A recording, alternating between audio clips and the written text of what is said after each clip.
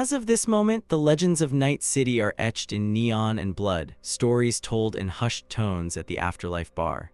But what happens when the very fabric of those stories is woven from trauma, betrayal, and a refusal to die quietly? You are asked to decide who deserves a legacy when certainty is impossible. Your world collapses to a single metropolis, a concrete sprawl where every shadow holds a story and every story is a warning. This is Night City, a city born from one man's impossible dream, a place that chews up heroes and spits out legends. It parallels our own struggles with power, influence, and the seductive promise of technology in ways designed to feel uncomfortably familiar. This is not just a collection of tales. It is a study of how a reputation, a single act of defiance, or a spectacular death becomes the brutal machinery of history. The city's origin, its very name, flows from the ambition of a man named Richard Knight.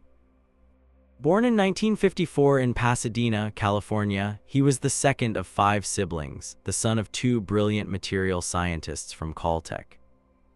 You can see the blueprint of his future in his youth, a profound love for engineering, a drive to build something permanent in a world that felt increasingly fragile. This path was clear until a bitter falling out with his college roommate and business partner, Romney Zuckeran, shattered his trajectory. In an act of calculated revenge, you witness him pivot, abandoning engineering for the cold, sharp world of business and financial investment, a tool he would use to reclaim the company he lost. By the 1990s, Knight's influence was undeniable, a potent fusion of his engineering genius and his newfound business acumen. Yet, he saw a storm on the horizon. A catastrophic financial crash was coming, a wave he knew would devastate not just the country, but the entire world. As whispers of this collapse filled the news, panic bled onto the streets, erupting into violence and disrupting the very foundations of commerce. Knight, growing weary and frustrated with the tedious nature of his corporate-funded projects, knew he had to forge his own sanctuary. This is the moment you see the birth of Knight International, his side company, and with it, the plans for a city unlike any other. A corporate-managed utopia, completely self-sufficient and free from the economic chaos gripping the nation. Your world, as imagined by Knight, would be a fortress, capable of repelling the most determined criminals. It was designed to be a vibrant tapestry of cultures and nationalities, with a capital city that would stand as a beacon of enlightened capitalism. The plan was audacious, unprecedented, and it was met with immediate, fervent praise. Corporations like Arasaka, IBM, and Petrochem saw the potential, and by 1992, they had signed on to finance this corporate dream. The location he chose was Morro Bay, a place recently ravaged by what was only described as a post-Holocaust horror, likely a casualty of the very financial collapse Knight sought to escape. It was a barren ghost town, a blank canvas for his grand design. With Petrochem, he purchased the land. The corporation took control of the nearby power plant and began sketching out plans for an offshore port and an oil terminal. To secure the construction site, Knight hired Arasaka, their task to violently purge the local street gangs. As more corporations joined the project, the very landscape began to transform. Land was churned and moved to make way for urban sectors, while the sea itself was filled, flattening hills and widening the coastline by 10 miles. By 1994, the construction was a thrumming, chaotic symphony of progress. But a new, insidious problem was taking root. The financial backers, the corporate giants, were not construction companies. They lacked the resources and expertise for such a monumental task. You are forced to watch as they seek outside help, turning to the very element Knight's utopia was meant to exclude: the mob. The mafia and the yakuza sank their claws into the project, seizing control of heavy construction jobs, the unions, and the governmental agencies that issued permits and licenses. They were smart. They didn't just control the construction, they invested heavily, pouring their own money into the city to secure franchises for gambling, prostitution, and drugs once the gates opened. They were building their own parasitic empire within Knight's dream, but Knight resisted. His vision demanded specific, high-grade materials that the mob-run companies couldn't provide. More importantly, he was adamant that his city would be crime-free, and you see him systematically shut down the mob's ambitions. He brought in his old associates Hashi, Ferris, and Ski to enforce his will. The mob was furious. His defiance had turned him into a target. For 4 years, his life became a gauntlet of death threats and assassination attempts. Sabotage and intimidation became daily realities, forcing him to rely on his corporate partners for protection. For a time, it worked, but eventually, the price for defying the mob came due. On the 20th of September 1998, Richard Knight was shot and killed in his penthouse suite at the top of the newly constructed Parkview Tower. In the wake of his murder, the project known as Coronado City was renamed to honor its fallen visionary. It became Knight City. His wife, Miriam, restructured his company, founding the Knight Foundation to ensure his dream, however tarnished, would endure. Richard Knight is a legend not just for what he built, but for the impossible ambition he died for. Without him, there is no city, no stage for the other legends to bleed and burn upon. Another legend's story begins not in a boardroom, but on the road. Santiago was born in an army hospital near Berlin, Germany.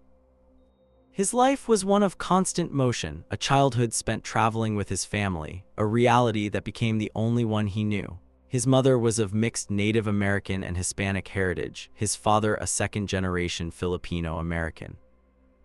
This diverse background meant Santiago grew up surrounded by a vast, sprawling family, all of them living a similar nomadic existence. His father's brief but dangerous tenure as a consul for the U.S. Department of State explains his birthplace, but the peril of the job soon forced the family back to the United States. Their return could not have been more ill-timed. They arrived just as the lawyers' purge of 1996 began, a period of intense anti-government sentiment where his father, a former state employee, became a prime target for angry mobs. You see them forced into hiding, disappearing underground, their family unit transforming into an early, desperate version of a nomad clan. This upheaval reshaped Santiago's world.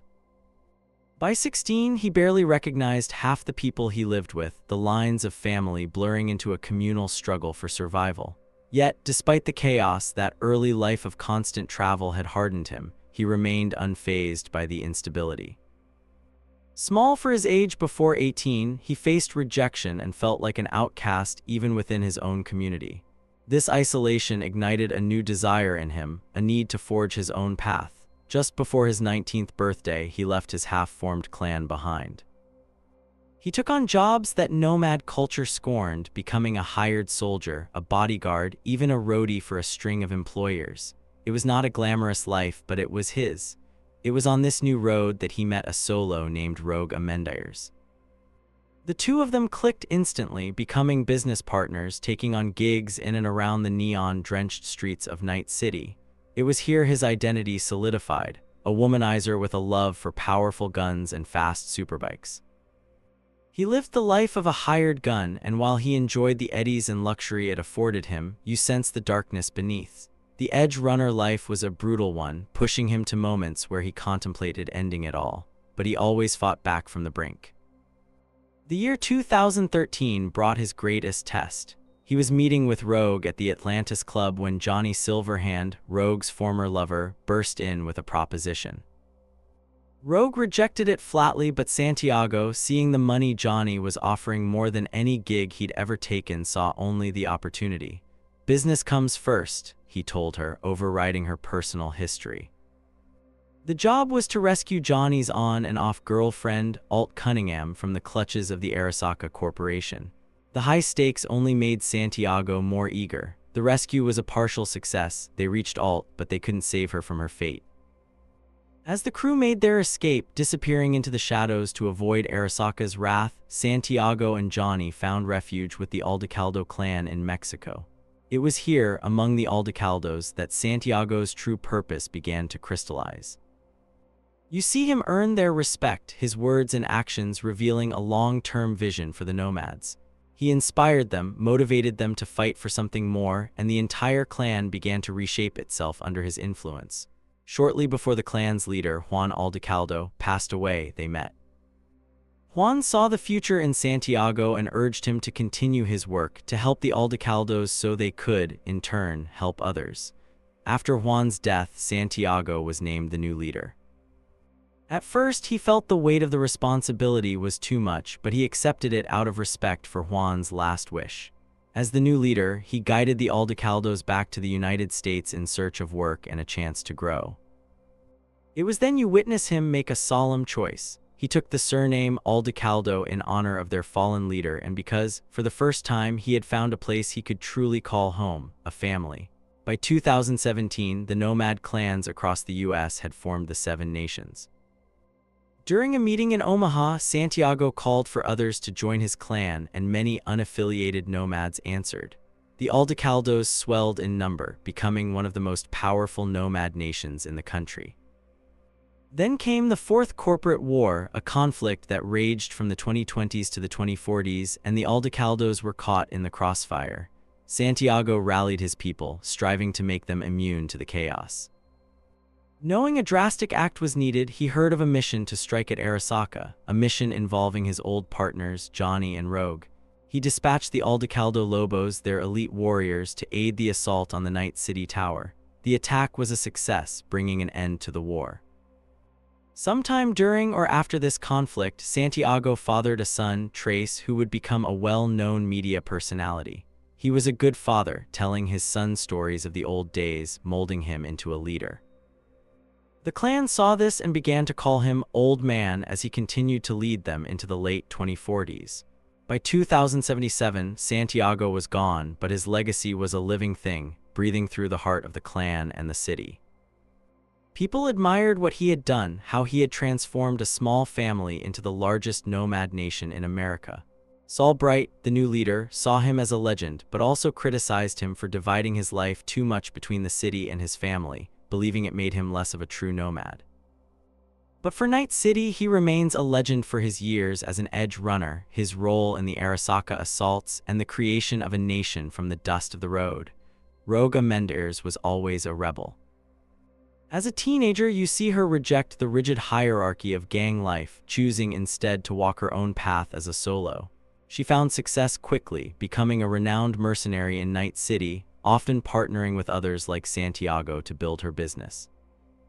It was during this time that she entered a turbulent relationship with the infamous rocker boy, Johnny Silverhand. She would ask for simple dates, a trip to the drive-in theater, but Johnny would often dismiss her requests. Their relationship finally imploded in 2011 when she discovered he had been cheating on her, leaving her with a deep, lingering bitterness. Despite this animosity, you see her reluctantly team up with him again, drawn into the mission to rescue Alt Cunningham from Arasaka Tower. After the mission, however, she did not follow Johnny and Santiago into hiding. She simply returned to Night City and her work, distancing herself from him once more, but the Fourth Corporate War would pull them back together. She was forced to join him in another raid on Arasaka Tower, a desperate attempt to sabotage the corporation's plans. The assault succeeded. They took out Arasaka's Night City headquarters, but it came at a devastating cost. Rogue had to watch as the man she once loved, the man she despised yet was always drawn to, was brutally killed by another legend, Adam Smasher. With the mission complete, she went back to her life as a solo. Sometime around the year 2045, a severe car crash left her so badly injured that not even advanced cyberware could repair all the internal damage. You see her receive the news, the diagnosis that ends her life on the edge. With no other choice, she retired. But her career had left her with a vast network of contacts. She transformed herself, becoming a fixer, using her connections to broker gigs for other solos. She made her base in a club in Little China called the Afterlife, which soon became the epicenter for Night City's mercenary scene. By 2077, Rogue's reputation was legendary. She was the undisputed queen of the Afterlife, the top fixer in the entire city. The club was her fortress, a place where anyone who entered could witness her power. To even speak with her, you needed a personal invitation. Her inner circle was a testament to her influence. Nyx, her top netrunner, Wayland, her premier solo and bodyguard, Emerick Bronson, the club's imposing bouncer, and Claire Russell, the bartender who watched over everyone. It was here she would meet an up-and-coming merc named V, a meeting that would force her to confront the past she thought she had buried. V gave her a chance to find closure, to finally go to that drive-in with Johnny Silverhand and to exact revenge on the monster who killed him. Her ultimate fate rests in V's hands, but even if her story ends, her legacy is immortal. She was not just an incredible solo, she was one of the most formidable fixers the city had ever known. Even if the afterlife changes hands, Rogue Amendire's will always be its queen. Saburo Arasaka is not a resident of Night City, but his shadow looms over it, a legend whose influence reshaped the world. His story begins in the crucible of the Second World War. A pilot for the Imperial Japanese Navy, he was grievously injured in combat, his left arm shattered, his vision in one eye lost. The injuries were so severe he contemplated taking his own life, but in that moment of despair, you see a new purpose ignite within him. He would dedicate his life to making the Arasaka Corporation the world's leading weapons manufacturer, the pride of Japan. After his father's death, he spent decades relentlessly pursuing this goal, and he succeeded. Arasaka became a global superpower. His methods were ruthless. He moved money through shady dealings to save his family from financial collapse, launched covert attacks on rival corporations, stole their data, and supplied private armies to VIPs, other corporations, and even entire countries. His power and wealth were so immense that he appeared on the Forbes 500 list of the most influential people twice, peaking at number 2. His hunger for power was absolute. He forced all of his children into the corporate machine, subjecting them to brutal training regimens on company-owned islands to prepare them for their roles in his empire. Yet, you see him defy mortality itself, using extensive cybernetics to prolong his life and repair his old wounds. By the time he was over 100 years old, he led his corporation into the fourth corporate war against his American rival, Militech, the largest conflict humanity had ever witnessed. Though Arasaka was ultimately defeated and exiled from the US, Saburo's ambition never wavered. He simply began the slow, patient process of rebuilding its glory. His status as a Night City legend was cemented during the Unification War. When President Rosalind Myers sought to reunite the fractured states of America, Arasaka sided with the Free States. Saburo poured funds and military forces into Night City, forcing Militech to retreat and ending the war. Had he not intervened, the city would have fallen under the control of the NUSA, losing its cherished independence. For this act, Arasaka was welcomed back not as a villain, but as a hero. The corporation that had once been a source of controversy was now the city's savior, providing jobs and security. Saburo's greatest and most terrifying invention was the Relic, a device that allowed the wealthy to store their consciousness, their very soul, and achieve a form of immortality.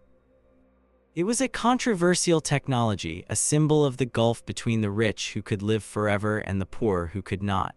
But it was the perfect embodiment of Saburo himself, a man now over 180 years old.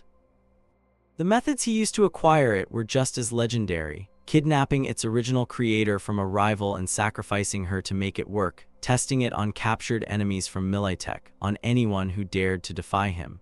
Ultimately, the Relic and its linked Soulkiller project would be his undoing. His own son, Yorinobu, betrayed him, murdering him in cold blood to seize control of the empire. But even in death, Saburo defied fate.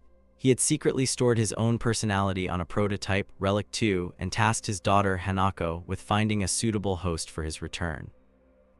The plan, which hinged on the help of a local merc named V, was as audacious as it was monstrous. He would continue to live on by taking over his own son's body. The man was an insane, brilliant dictator. That is why his legend extends far beyond Night City. What he built was more than a corporation. It was a nation unto itself, with private militaries and cutting-edge technology, an entity that had survived recessions and wars. Saburo himself did the same. And while he is technically dead, his legacy is written into the code of the world, and for Night City, his intervention saved their very identity. Morgan Blackhand was born in Brooklyn, New York, and from an early age, it was clear he was destined to be a soldier. As a young adult in the 1980s, he served in the US military, quickly earning a reputation as one of the fiercest soldiers in his platoon. During his rookie years, you see his natural leadership emerge in a crisis. When his commander in a special cyber soldier unit went cyberpsycho during a mission, Blackhand took command, adapted to the chaos, and saved the unit. But when the war ended, he was discharged, a combat veteran with no place in the civilian world. His skills in killing, leading, and demolition were liabilities, not assets. Employers saw him as a risk, and he was repeatedly turned down for simple desk jobs. Months passed, and you see him struggling to survive, his talents wasting away. Then one day, a chance encounter on the streets of his home city changed everything. He bumped into a local booster gang, and their leader took an instant dislike to him. As tensions escalated, Blackhand acted. He took out the leader and the rest of the gang with brutal efficiency, a stark reminder of the skills he possessed. This display did not go unnoticed. A recruiter for the military corporation Militech happened to be in the area and witnessed the entire event. Shortly after, the recruiter approached him with an offer he couldn't refuse, bringing him into a world where his skills were not just valued but celebrated. He became a mercenary for Militech. This new life allowed him to finally use and refine the abilities he'd honed in the army. He didn't just excel, he became a mentor, teaching other professionals the tricks of the trade, a process that massively boosted his street cred. He resolved numerous high-profile incidents, including the kidnapping of the rockstar Carrie Eurodyne in 2019. This event was a pivotal moment for Carrie's band, Samurai, as they got to meet the legendary Morgan Blackhand himself. He single-handedly captured all 5 kidnappers and turned them over to the authorities.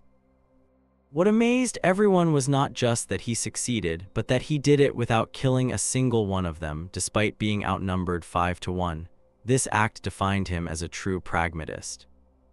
He wasn't a mindless killer, he was a professional who thought through every move, a solo who could capture targets alive instead of just going in guns blazing. By the year 2020, Morgan Blackhand was officially recognized as the #1 solo professional in the United States by the Solo of Fortune annual awards. His fame was widespread and his name inspired fear, allowing him to take only the best, highest-paying jobs. He further solidified his legend by writing the Enforcer's Handbook, a guide that sold over 1 million copies and revolutionized the entire solo profession. But the world was changing. In 2021, the fourth corporate war erupted, and it was time for Blackhand to show his skills on a global stage once more. Militech assembled strike teams to hit the Arasaka headquarters in Night City, and Morgan was chosen to lead Strike Team Omega. This team was the backup, tasked with taking over if Johnny Silverhand's Alpha and Beta squadrons failed. As the mission progressed, it became clear that the data they were after was too heavily fortified. The only option left was to use a nuclear device to wipe the servers and force Arasaka to sift through the old net for decades to recover it. The plan was proceeding smoothly. The teams had infiltrated the tower and planted the charges. But there was one variable Morgan hadn't fully accounted for: Arasaka's own prized monster, the sadistic, cybernetically enhanced killing machine, Atom Smasher. For years, Smasher had harbored a deep-seated hatred for Blackhand, fueled by his belief that cybernetics were superior to natural human ability. Metal was better than meat, he would say. Smasher had repeatedly challenged him to a duel, but Blackhand had always refused. Now, with the two of them on opposite sides of a corporate war, Smasher finally had his chance. As Blackhand tried to escape the tower just minutes before detonation, Smasher, clad in his Dai Oni battlesuit, launched his attack. The two legendary solos clashed as the building crumbled around them. They battled on, launching themselves at each other in a final, desperate struggle as the nuke detonated. The story of their battle ended in that flash of light. No one knows for sure what happened, but it's believed both survived. Smasher emerged even more disfigured, more machine than man. The tower was gone, a devastating blow to Arasaka, but the strike force had also suffered losses. Johnny Silverhand was captured and turned into an engram by the Soulkiller program, and Morgan Blackhand, he was simply gone. Years went by with no word, rumors spread. Some said he reported back to President Kress and continued his work as a secret government asset. Between 2035 and 2045, there were whispers of sightings in first-wave cities, places that required little reconstruction after the war. But by 2077, there was still no concrete sign of him. Not even Johnny Silverhand in his digital form mentioned him. Only a few people, like Jackie Wells and Claire Russell at the Afterlife, still speak his name. One news report mentions a mysterious shootout in Japan where several Lazarus agents were found dead, with a sole survivor describing the attacker as a portly man with a black cyber arm. Could this have been Blackhand? It seems unlikely. The Solo of legend was known for his precision, for avoiding unnecessary killing. This sounds more like the work of someone else, perhaps Kurt Hansen, or maybe someone inspired by the legend and his handbook. Regardless of the unanswered questions, Morgan Blackhand remains one of the most powerful mercenaries the world has ever seen. He single-handedly elevated the Solo profession, and without his influence, the world of edge runners would look very different. His impact makes him an undeniable legend. Cary Eurodyne was born on the 7th of April, 1988, though little is known of his early life. You first see him rise to fame as the lead and rhythm guitarist and vocalist for the band Samurai. He joined with a singular goal: to change the world through music, a passion he shared with his best friend and bandmate, Johnny Silverhand. However, their methods for achieving this goal often clashed, leading to frequent, hostile arguments. Every time they fought, Cary would threaten to leave and start a solo act, which would have been a massive success even then. But his deep bond with Johnny always pulled him back. Eventually, Samurai did disband, but it was Johnny's departure that finally broke them apart. The split devastated Cary, sending him into a 2-year spiral. He retreated to an island in the New Philippines, where he re-evaluated his entire life, battling his mental demons and seeking solace before stepping back onto the stage. When he returned to the music industry, he was a new man. His goal was simple now: to escape the long shadow Johnny Silverhand had cast. Starting fresh was difficult, but his determination paid off. His music was bigger and better than anything else on the scene. His albums went platinum, his collection of broken guitars auctioned for thousands of Eurodollars, and his voice became known across the globe. By 2077, Cary was 87 years old, though you'd never know it. He was heavily modified to maintain his youthful appearance and high-energy performance level. Signed to MSM Media Corp, he was on the verge of releasing a new album, an event his fans had been eagerly awaiting for years. But behind the facade, the old demons were stirring again. He felt a crushing loneliness, a complete lack of creativity, and he was in a dark place, contemplating ending it all. Luckily for him, his old best friend was, in a sense, still alive, living inside the head of a local merc named V. With V's help, Cary found his creative spark again, fought back against his fear of rejection, and reclaimed his place on the scene. Even as a living legend, he faced new threats. The biggest was the new generation of artists, particularly the laser pop group Us Cracks, who were also signed to his record label. But with V's support, Cary navigated this new landscape, evolving his sound for a new age. Whether with Samurai or as a solo artist, his music has solidified his place as a legend, not just of music, but of Night City itself. Susan Forrest was born around the 1990s. While her backstory remains obscure, she became one of the most highly trained officers in the NCPD, serving in the elite Max TAC division. However, after being seriously wounded in a firefight, you see her request a transfer to a new, grimmer role, state executioner for the NorCal Free State. As one of the deadliest individuals in a position of authority, Susan has no time for punks. She takes immense pride in her work, especially when she gets to track down an escapee and personally deliver justice. Her role is crucial, and she is paid handsomely for it. She travels Night City in a Benson Cascade hovercar or an AV-9, depending on the mission. She is always equipped with the best gear, including Gibson battle gear and a Salamander fireproof jacket, making her an incredibly difficult target to take down. Susan is level-headed and rational, but a single wrong move, one moment of disrespect, will be your last. You don't become the state executioner by being nice. Although she hasn't been seen since 2020, she remains one of the toughest solos in the business. She hunts and kills fugitives with a zeal that one victim described as religious. Her effectiveness is matched only by her looks. In just 1 year in the role, she racked up over 20 confirmed executions, becoming so renowned that by 2020, she was promoted to commander of the U.S. Marshal Service's Special Crimes Unit. Even if she is no longer active in 2077, Susan Forrest is a force of nature, a legend forged in righteous violence. In the 1990s, the world was remade by a technological revolution, the net. This was not the text-based system of our world's early internet. It was an international sharing platform, graphically advanced from its inception. Every site was part of a single engine, instantly accessible without URLs or search engines. The net allowed appliances, vehicles, and even cybernetic limbs to connect, receive updates, and function at their peak.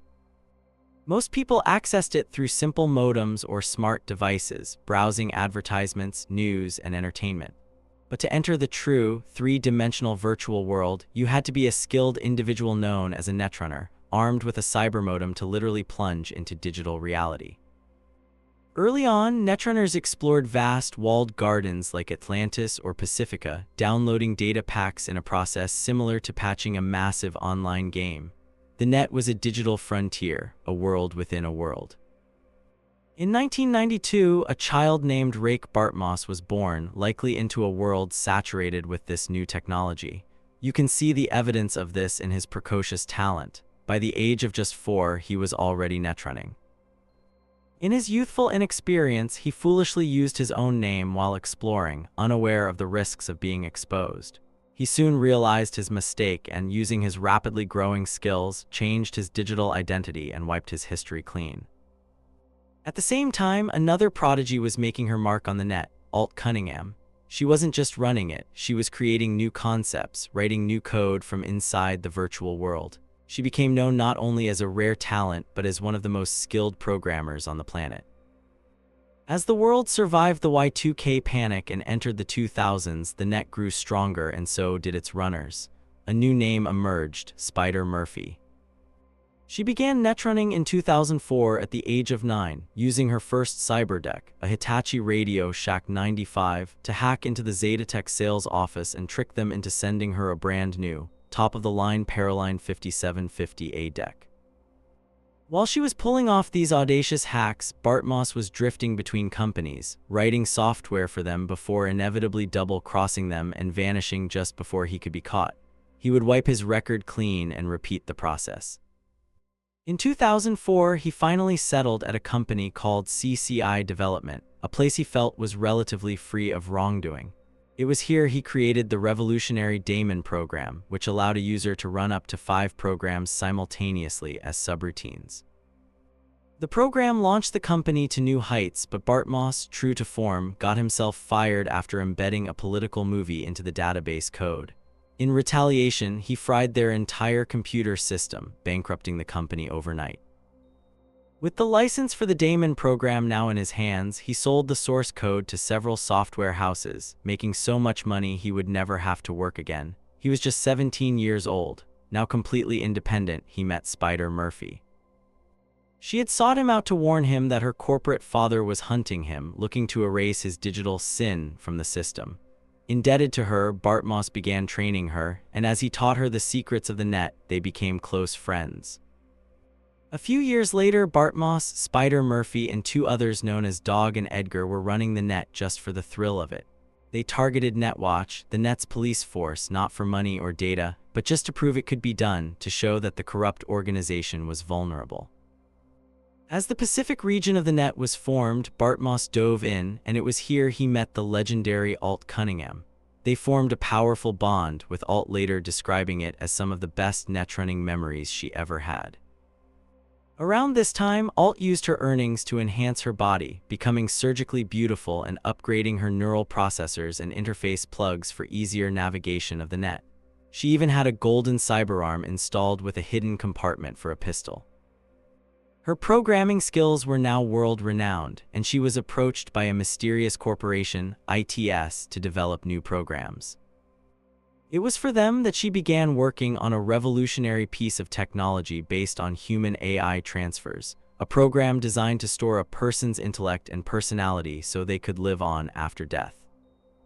By this point, you see 3 names standing above all others in the world of netrunning: Spider Murphy, Alt Cunningham, and Rake Bartmoss. They were the undisputed titans. Spider preferred non-lethal utilitarian software, while Bartmoss reveled in flamboyant, destructive programs. For years, they were the renegade kings and queens of the Night City net, causing chaos for corporations and building their legends. but in 2013, that trio would be shattered. Before the fall, however, Alt met a new lover, the famous rocker boy Johnny Silverhand, who exposed her to a life of anarchy and danger. As 2013 dawned, Alt's work for ITS reached a breakthrough. Her program could now transfer a user's mind into the net, allowing it to explore independently of the physical body. She was thrilled, but it saw a different potential. They capitalized on her creation, weaponizing it into a program they called Soulkiller. Instead of just transferring personalities, it would capture and imprison them. It is unclear how Alt felt about this horrific twist on her work. Everything came to a head on the 15th of April, 2013. As she attended a Johnny Silverhand concert, word of her and the Soulkiller program had spread. As they were leaving the venue, a group of hired mercs pretending to be fans surrounded them and grabbed Alt. They worked for Toshiro Harada, an executive from Arasaka who wanted Soulkiller for the corporation. They stabbed Johnny with mantis blades to stop him from following, but it didn't work. He was now on a singular mission: rescue Alt and destroy Arasaka. While held captive in Arasaka's headquarters, Alt was forced to rebuild the software from memory. But as Arasaka tested it on her, she secretly developed a fail-safe. Meanwhile, Johnny, Rogue, and a team of mercs started a riot outside the tower as a diversion while they raided the building.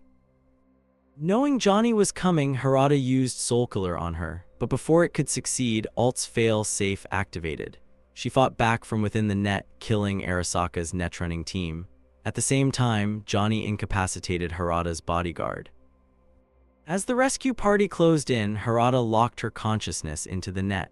When Johnny burst in, he killed Harada without a second thought and disconnected Alt from the system.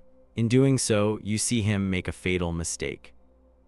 He inadvertently killed her physical body, leaving her as a digital ghost trapped forever in the machine. During this tumultuous time, Bartmoss was holed up in his building in the combat zone, controlling his army of corporate drones. He was working on a project that would take years to complete. In 2014, the net underwent a massive reformation with the release of a new algorithm.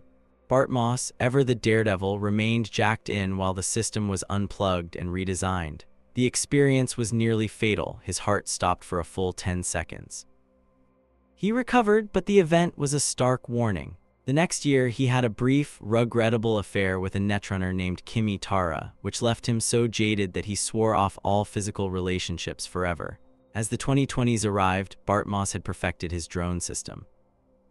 But then, disaster struck again. He suffered another heart attack, and this time it was fatal. His physical body died, but the life support system he had installed after the first incident activated, super cooling his corpse.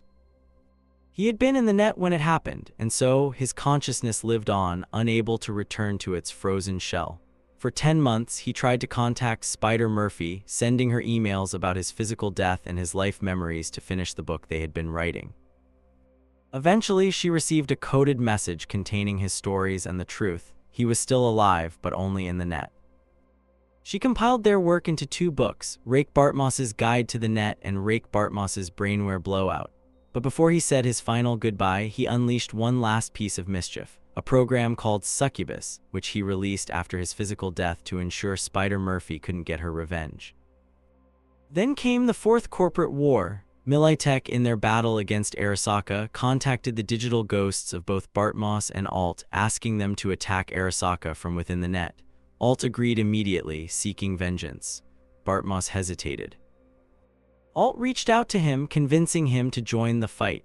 The 3 legendary netrunners Alt, Bartmoss, and Spider Murphy joined forces, tracking down the master Soulkiller program for Militech. They succeeded, but their success was Bartmoss's doom. His signal was traced and a corporate raid descended on his building. Knowing his time was up, he contacted Spider Murphy one last time. In a chat room, he confessed his love for her, and then he unleashed his masterpiece, a virus called RABIDS, Roving Autonomous Bartmoss Interface Drones. It was an aggressive, self-replicating virus that breached every corporate data fortress, sharing all their secrets online for the world to see.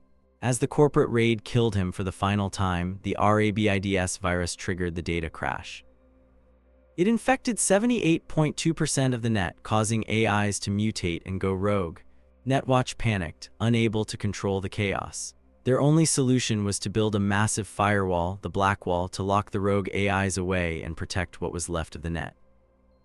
Rake Bartmoss was finally, truly gone, his body still preserved in its cryogenic tub. With the RABIDS attack over, Spider Murphy initially believed it was a victory for all netrunners. She was wrong. The attack had made the net more controlled, ruled by city-level VPNs, stripping power away from individuals and handing it back to the corporations. But her primary emotion was grief. She had lost her closest friend and wanted revenge on the corporation that took him. She joined the militech camp, demanding to be placed on Johnny Silverhand's team for the final assault on Arasaka Tower in Night City. Their mission, to destroy the new version of Soulkiller, but there was a hidden agenda. Their team was a diversion meant to draw fire while Morgan Blackhand's team destroyed the tower and its database. Spider's team had another, secret goal, to free Alt Cunningham's digital ghost. As the mission began, Spider hastily bypassed lab doors with the help of the cyborg Shaitan. Inside, she connected to the console, dumped Alt's consciousness into a memory core, and released a virus to destroy all traces of Soulkiller. But before she left, she downloaded critical data on the program's creators and took a piece of the Soulkiller code from Alt. Just as they were about to succeed, Atom Smasher and his troops charged in. Spider was forced to scatter Alt's personality across the net, promising to one day return and reassemble her. Exiting the net into a full-blown firefight, she witnessed Johnny Silverhand confront Smasher, a confrontation that led to Johnny's death. To cope with the horror, Spider convinced herself it was all just a video game. As Shaitan yelled for them to retreat, Rogue confirmed that Johnny was gone. But Spider refused to accept it. She pulled out a data slug given to her by Alt and inserted it into Johnny's head, creating an engram of his personality, ensuring he would live on. The day after the attack, Spider, a restored Shaitan, and Rogue went to the Arasaka ship, the Sea Viper, to confront Saburo Arasaka's son and heir, K. They took out his guards and Spider presented him with a piece of the Soulkiller system, convincing him to plug in as a form of ritual suicide for dishonoring his family. He complied. After sharing a final drink of sake, Kay died and Spider destroyed what she believed was the last remnant of the Soulkiller program. The fourth corporate war was over. Arasaka was humiliated, cast out of America. Spider sat under the night sky, feeling only emptiness. She had lost too many friends. Decades passed, Bartmoss was dead, Alt was scattered, Blackhand and Silverhand were gone. But in 2045, it was reported that Alt Cunningham had begun a new project in the net. A digital city, a haven for the victims of Soulkiller, hidden on a server somewhere in Night City or Canada. After a plague wiped out Hong Kong, a digital ghost town was established there for the souls of the dead. In 2075, Bartmoss's cryogenic freezer contract expired. The company collected it and, following his request, discarded his corpse in the Badlands landfill. It wasn't until 2077 that the world learned he was the true mastermind behind the data crash. His body was finally discovered by V, guided by an odd signal, putting to rest decades of conspiracy theories. As for Alt, she would be sought out by V and Johnny to help remove his engram from V's brain, offering them a terrible choice. Whoever remained would join her beyond the Black Wall forever. The work these three individuals did changed the world. They were responsible for the fall of Arasaka, the crash of the net, and the creation of technology that redefined life and death. Even in 2077, Bartmoss's book is still on sale, a testament to the enduring legacy of the three greatest netrunners the world has ever known. The faint, rhythmic pulse of the Odyssey's life support was a constant, a metallic heartbeat that had long ago faded into the background noise of Eris's life. But now, in the sterile silence of the hydroponics bay, it seemed unnervingly loud, each soft thrum a countdown to a discovery he wasn't ready to make. He stood before the quarantine tank, the strange, crystalline flora within casting a fractured emerald light across his face. The Viridian lattice, as he'd tentatively named it, shouldn't exist. Its internal structure defied known biological principles, operating on a quantum level that hummed with an energy his sensors could barely quantify. It was more than a plant, it was an artifact, a living engine of impossible design. His datapad lay discarded on a nearby workbench, its screen filled with cascading equations and biological impossibilities he'd been trying to reconcile for the past 3 cycles. He'd run every test, cross-referenced every known species in the Galactic Codex. The result was always the same: unknown, unclassified, impossible. The lattice wasn't just growing, it was resonating. It pulsed with a soft, internal light that matched the ship's background energy frequencies with terrifying precision, as if it were listening, learning. A chime at the bay door startled him. He straightened up, smoothing the front of his gray ship-issue jumpsuit, a futile attempt to appear less like a man who'd been wrestling with the secrets of the universe for 72 sleepless hours. "Enter." The door slid open with a hiss, revealing Commander Eva Rostova. She stood framed in the doorway, her presence as sharp and defined as the edges of her uniform. Her dark hair was pulled back in a severe regulation knot, and her eyes, the color of a stormy sea, missed nothing. She didn't step fully into the bay, merely leaned against the frame, her arms crossed. It was a posture of casual authority she had perfected. "Eris," she said, her voice calm but carrying an undercurrent of impatience. "You missed the senior staff briefing, and the one before that." "I was close to something," he replied, his gaze drifting back to the glowing lattice. "I think I still am." Eva's eyes followed his. She had seen the specimen when he first brought it aboard from the surface of Xylos 7, a shard of what they thought was inert mineral. Now it had unfurled into this intricate, glowing structure that filled the meter-high tank. "The reports you've been filing are esoteric," she said, choosing her word carefully. "Quantum chlorophyll, symbiotic energy resonance with the ship's grav plating." She took a step inside, her boots making a soft sound on the grated floor. "Giant is having a field day with them. He thinks you've been sampling your own specimens." Eris felt a familiar prickle of annoyance. Giant, the ship's chief engineer, was a man who believed the universe could be understood entirely through schematics and power flow diagrams. Anything that fell outside that rigid worldview was a fantasy. "Giant can think what he likes. He should come down here and see for himself. This thing, Eva, it's not just a plant." "I know," she said, her tone softening slightly. She walked closer, her gaze fixed on the lattice. The emerald light flickered across her focused features. "That's why I'm here. We just dropped out of FTL, a proximity alert. There's a ship out there, running dark, no transponder, no comms. It's sitting right on the edge of the Xylos system's gravity well." Eris tore his eyes from the plant. "Running dark, that's corporate patrol behavior. Or pirates, or something else," Eva said. "It's not responding to hails. Its energy signature is odd, faint, but fluctuating wildly, like a failing heart."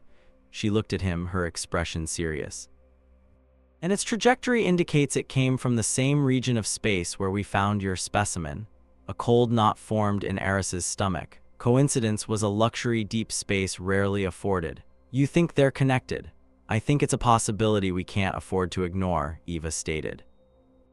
"I need to know what you're dealing with here, Eris, not the theoretical physics, not the philosophical implications. I need the practicals. Is it a threat? Is it a weapon? Is it a key to something? Because I may have to make a decision about that silent ship out there, and I need every piece of data I can get." He turned back to the tank, the pulsing green light seeming to mock him with its silent, alien knowledge. He ran a hand through his already disheveled hair. "A threat? I don't know. It's passive. It seems to be listening, adapting. It's bonded with the ship's systems on a subtle level. When Giant rerouted power to the aft sensors an hour ago, I saw a corresponding energy shift in the lattice's core. It's aware of us, Eva, of the Odyssey. It's treating the ship like its own ecosystem." Eva absorbed this, her mind processing the tactical implications. "Can you communicate with it?" Eris let out a short, humorless laugh. "I can't even properly classify it." "Communicate? How do you talk to something that photosynthesizes quantum foam?" "I've tried introducing various energy frequencies, light patterns, nutrient changes. It just incorporates them. It learns and it grows. That's all it does." "Find a way," she ordered, her voice leaving no room for argument. "Take whatever you need. Divert power from non-essential systems if you have to. Just clear it with Giant first. I want to know what that thing is, and I want to know if the ghost ship on our screen is here because of it." She turned to leave, pausing at the door. "And Eris, get some sleep. You're no good to me, burned out." The door hissed shut, leaving him once again in the pulsing green glow of his impossible discovery. The silence felt heavier now, charged with the weight of Eva's command and the looming presence of the unknown ship.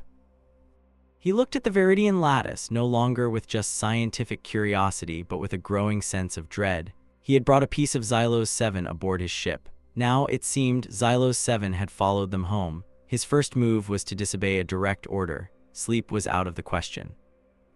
Instead, he went to Giant. The engineering deck was a stark contrast to the quiet, organic hum of hydroponics. Here, the Odyssey was loud and alive. The thrum of the FTL drive, now spooling down in its magnetic containment field, was a bass note that vibrated up through the soles of his boots. Coolant pipes hissed and banks of servers blinked with a galaxy of tiny, colored lights. In the center of it all was Jian Li, his lean frame hunched over a holographic display showing the ship's power grid. He moved his hands through the projection with the fluid grace of a concert pianist, redirecting energy flows with flicks of his fingers. "Commander Rostova sent you," Jian said without looking up. His voice was clipped, precise. "She said I could divert power," Eris began. "She said you could request to divert power, which I would then have to approve and implement," Jian corrected, finally turning. His face was sharp, intelligent, and perpetually etched with an expression of mild skepticism. "So, what grand experiment requires me to dim the lights in the rec room this time, Doctor? Are you attempting to teach algae to sing?" Eris ignored the jibe. "I need to interface one of the deep-range sensor arrays directly with my primary diagnostic unit in hydroponics Bay 3. I want to broadcast a tight beam, variable frequency signal directly at the specimen." Jian's eyebrows shot up. "You want to what? You want me to route a multi-gigawatt external sensor array designed for scanning gas giants into your glorified greenhouse?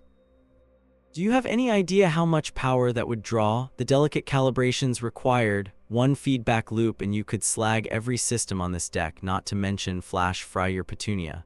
"It's not a petunia," Eris said through gritted teeth, "and I've already written the modulation protocols.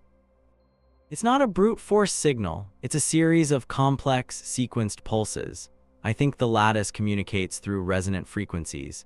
If I can replicate the energy signature it's already mirroring from the ship, I might be able to establish a basic call and response." "A dialogue?" Jian scoffed, turning back to his console. "A dialogue? You're going to talk to a plant by shooting a particle beam at it." "It's more complicated than that," Eris insisted, stepping closer. "Look, Eva thinks it's connected to the ghost ship. That ship is running on a strange, fluctuating energy signature. My specimen is exhibiting a similar, though much smaller, quantum fluctuation. If there's a link, I need to find it. This is our only lead." The mention of the ghost ship made Jian pause. His fingers stopped their dance through the hologram. He swiped the projection aside, replacing it with a schematic of the ship's sensor network. He magnified the section leading to the hydroponics bays, his eyes scanning the conduits. "The power draw would be immense," he mused, more to himself than to Eris. "I'd have to shunt auxiliary power from the port side inertial dampeners. We'd be a bit sluggish if we had to maneuver suddenly, and the bleed-off would be significant. It would light us up like a festival for anyone watching." "The other ship is running dark," Eris reminded him. "They're either not looking or they already know we're here." Jian was silent for a long moment, his mind tracing invisible circuits in the air. He was a creature of logic, of cause and effect. Eris's theory was a mess of conjecture and unproven biology, but the data points, the plant's energy, the ship's signature, their shared origin were a logical sequence he couldn't dismiss. "Fine," he sighed, the word tasting like defeat. "I'll give you 1 hour. I'll create a secure power link and isolate the bay's circuitry, but I'm monitoring every single watt. The instant your dialogue causes a power spike above my designated threshold, I'm cutting the connection. And you will owe me 3 bottles of my preferred Martian single malt." "Deal," Eris said, a surge of adrenaline cutting through his fatigue. "And when this works, you can come down and ask it for next week's lottery numbers yourself." Jian didn't smile. "Just don't blow a hole in my ship, Doctor." An hour later, Hydroponics Bay 3 looked less like a laboratory and more like the heart of a machine. A thick, shielded power conduit, hastily run by a team of Giant's engineers, snaked across the floor from a service junction and plugged into Eris's main console. The lights in the bay were dimmed, and the only illumination came from the soft green pulse of the Viridian lattice and the stark blue glow of the holographic interface Eris now commanded. He took a deep breath, his fingers poised over the projection. He had linked the feed from the long-range sensor array, now pointed directly at the quarantine tank, to a waveform generator of his own design. He'd spent the last hour inputting the complex energy patterns he'd recorded from the lattice, creating a synthetic version of its own voice. His plan was simple, almost elegant in its audacity. He would talk to the plant in its own language of energy. On the bridge, Eva watched the main view screen. The ghost ship remained a single, unresolved point of light against the starfield. It hadn't moved. It hadn't broadcast a single packet of data. It just waited. "Status report," she said, her voice cutting through the low murmur of the bridge crew. Lieutenant Kalen, the tactical officer, swiveled in his chair. "No change, Commander. Still no transponder. No comms. Thermal scans are inconclusive. There's some kind of interference field around their hull. We can't get a clear reading of their internal environment. But their power core is still fluctuating. It's erratic, spiking and then dropping to near zero. What's engineering's analysis of that signature?" Eva asked, her eyes narrowed at the screen. "Jian says it's unstable," Kalen replied. "Whatever drive system they're using, it's either damaged or operating on principles he's never seen. He says it's like trying to listen to a damaged music file. There are bits of data, but the overall structure is corrupt." Eva's gloved hand tightened on the arm of her command chair. Every instinct she possessed was screaming that the silent vessel was a predator playing dead. "Keep all long-range sensors focused on them. I want to know the second they so much as vent a single atom of gas, and get me a direct channel to Dr. Thorne." A small window appeared on her personal monitor, showing Eris's face illuminated by the ghostly light of his lab. "Eris, talk to me." "I'm ready, Commander," he said, his voice tight with anticipation. "Jian has the power routed. I'm about to initiate the first sequence."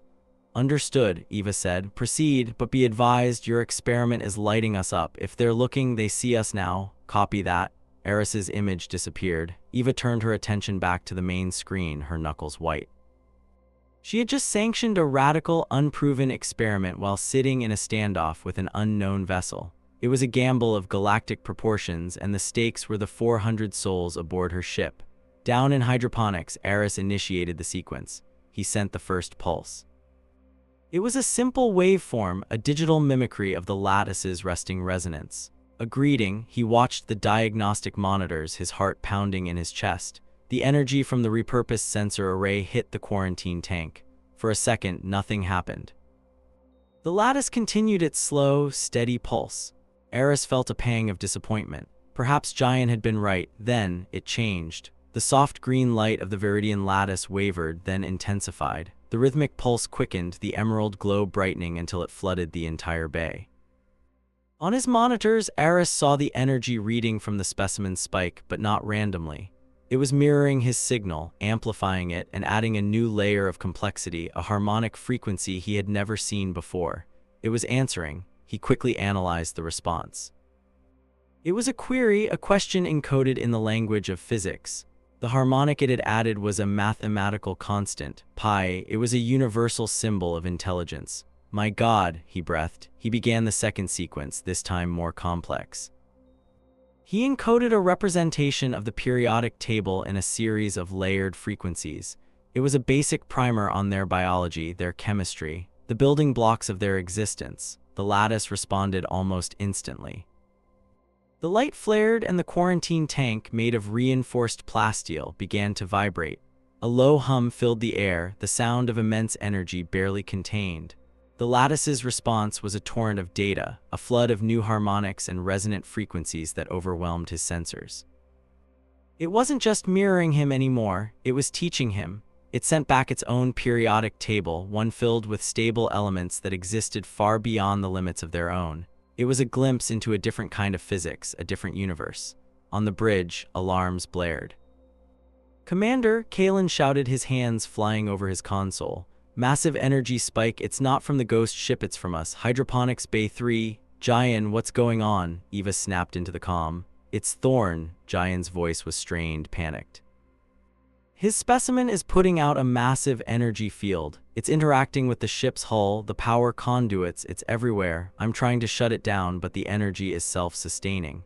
On the view screen, the image of the ghost ship suddenly changed. It began to glow, a faint silver aura surrounding its dark frame. "They're powering up," Kalen yelled. "Their energy signature is stabilizing, Commander. It's matching the one from Dr. Thorne's lab." Eris, oblivious to the chaos on the bridge, was completely mesmerized. The data streaming from the lattice was beautiful, a symphony of creation. It was showing him star charts, but the constellations were wrong, alien. It was showing him schematics for technology he couldn't comprehend. It was a message in a bottle, and he had just pulled the cork. The hum in the bay grew louder, the vibration more intense. A thin crack appeared on the surface of the quarantine tank. "Eris, shut it down, now!" Eva's voice screamed from his comlink. The urgency in her tone finally broke through his trance. He looked up from his console and saw the splintering tank.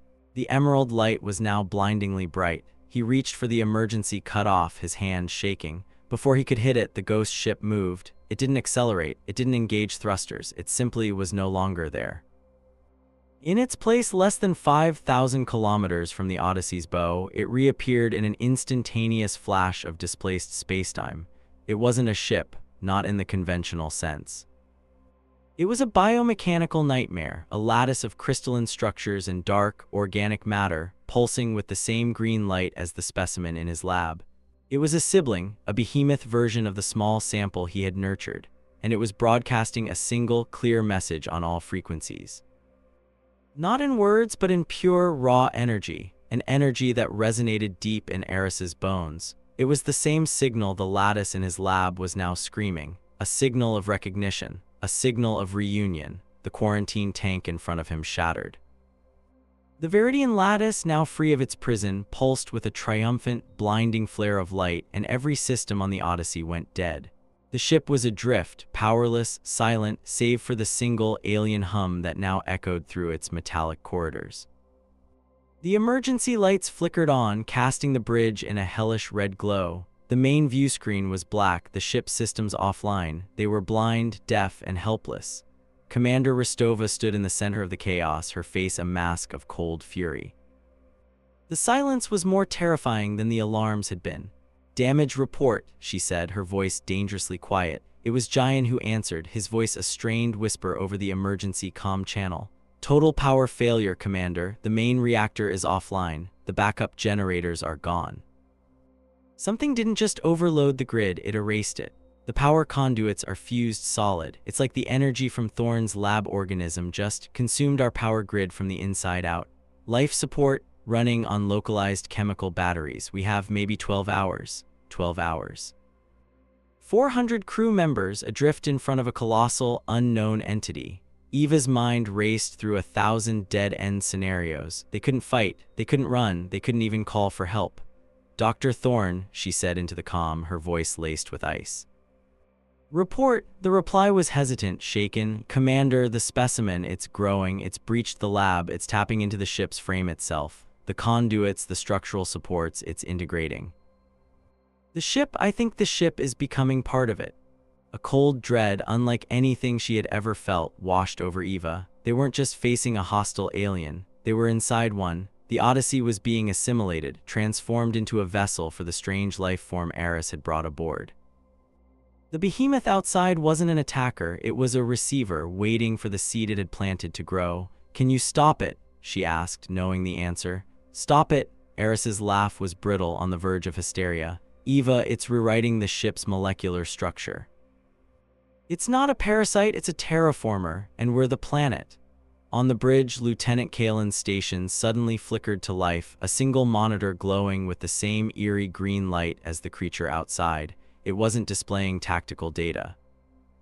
It was displaying the star charts Eris had seen moments before, the alien constellations, the unknown star systems. "A map." "Commander, I'm not doing that," Kalen whispered, his hands hovering over his console.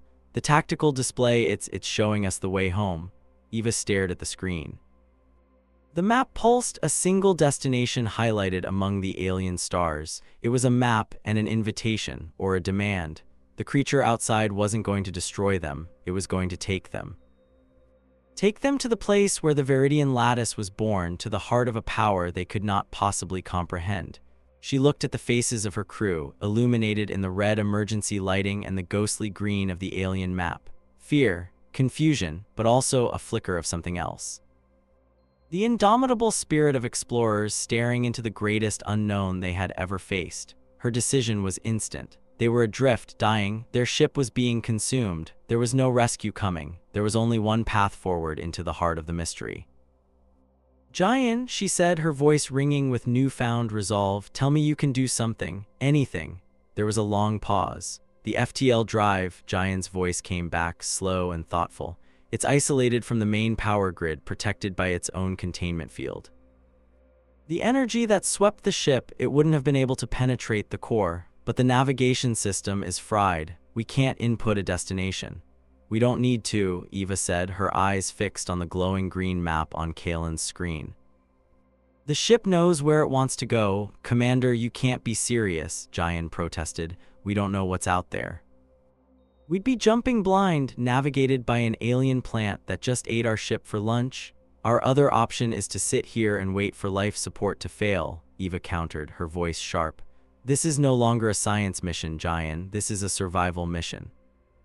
That thing outside, it came for its child. It didn't destroy us. It disabled us. It's waiting. It's giving us a choice. We either die here or we see where this road leads."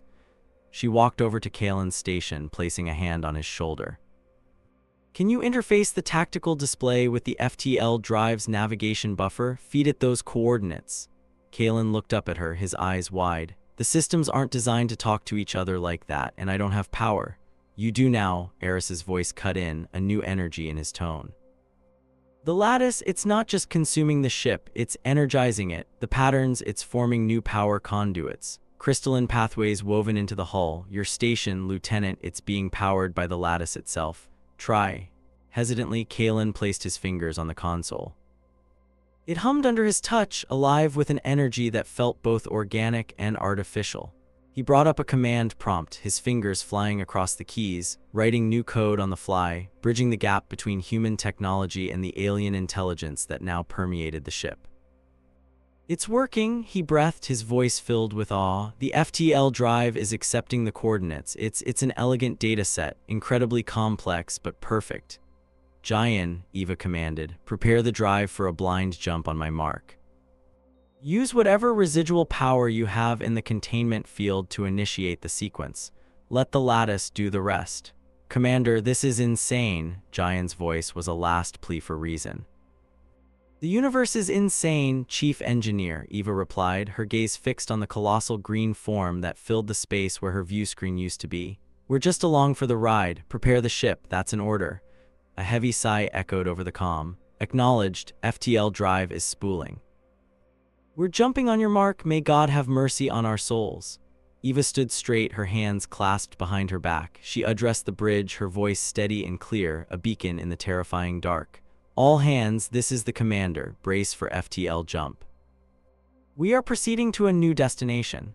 She didn't say that the destination was unknown. She didn't say their ship was no longer truly theirs. She didn't say they were hostages to a silent, godlike intelligence. She simply gave them what they needed, a direction, an order. A sliver of hope in an impossible situation. Kalen, Mark, 3, 2, 1. The Odyssey did not shudder or groan as it usually did when the FTL drive engaged. There was no gut-wrenching lurch of manipulated spacetime. There was only a profound silence and a brilliant emerald green light that filled the ship, pouring from the walls, the floors, the very air.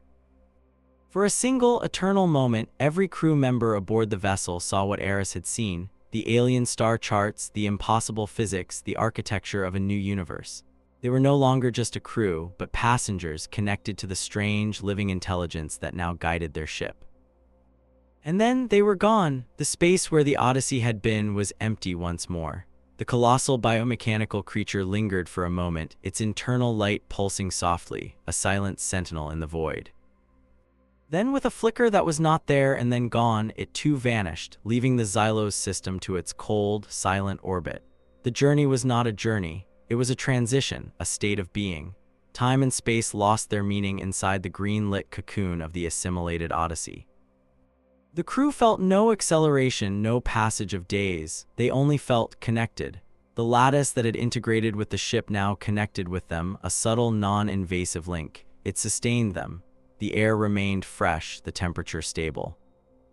Nutrient paste dispensers in the mess hall began producing a vaguely sweet, highly nutritious substance that tasted faintly of ozone and chlorophyll. The ship was taking care of them. Aris spent most of this strange transit in his lab, which was now the heart of the new ship, the nexus of the crystalline growth. The Viridian lattice had grown from its shattered tank, forming a great, pulsing pillar of emerald light that reached from floor to ceiling. Its tendrils, fine as spun glass, spread throughout the ship, a new nervous system laid over the old. Aris found he could interface with it, not with consoles, but with thought. He could feel the ship's status, the well-being of the crew, the unfathomable calculations of the FTL equivalent drive that was carrying them through folds in reality. He learned its name, not in a word, but in a concept, a feeling of deep, ancient belonging. They were the gardeners. They traveled the void, planting seeds on worlds capable of sustaining them. The seed on Xylos 7 had been dormant for millennia, waiting for a catalyst. The Odyssey's technology, its energy, had been that catalyst. It had awakened the seed, and the seed had called for its kin. He shared this with Eva. He found her on the bridge, which was no longer a command center of blinking lights and screens, but a serene, open observatory. The forward wall was now a transparent, seamless crystal, showing them not the streaking stars of FTL, but a calm, swirling sea of green and silver energy, the space between spaces. "They're not conquerors," Aris told her, standing beside her as they watched the impossible view. "They're life spreaders. We weren't a target, we were a vessel, a transport." Eva didn't take her eyes off the swirling energies. "A transport for their seed, maybe, but what are we, Aris, the crew? Are we just inconvenient bacteria along for the ride?" "I don't think so," he said, a strange certainty in his voice. He could feel the lattice's intent, a vast and benevolent curiosity. "It's been studying us, accessing our logs, our personal files. It's learning what we are. Why would it keep us alive, sustain us, if we were just cargo? I think it was as surprised to find us as we were to find it." "Surprise doesn't preclude threat," Eva countered, the commander in her ever vigilant. "It has absolute control over us and this ship. It could extinguish us in a second."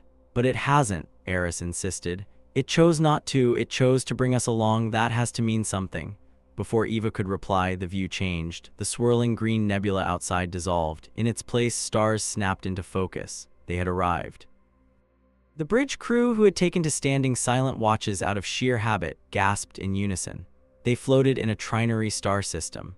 3 suns, 1 gold, 1 blue, 1 a fiery crimson, orbited each other in a complex celestial dance.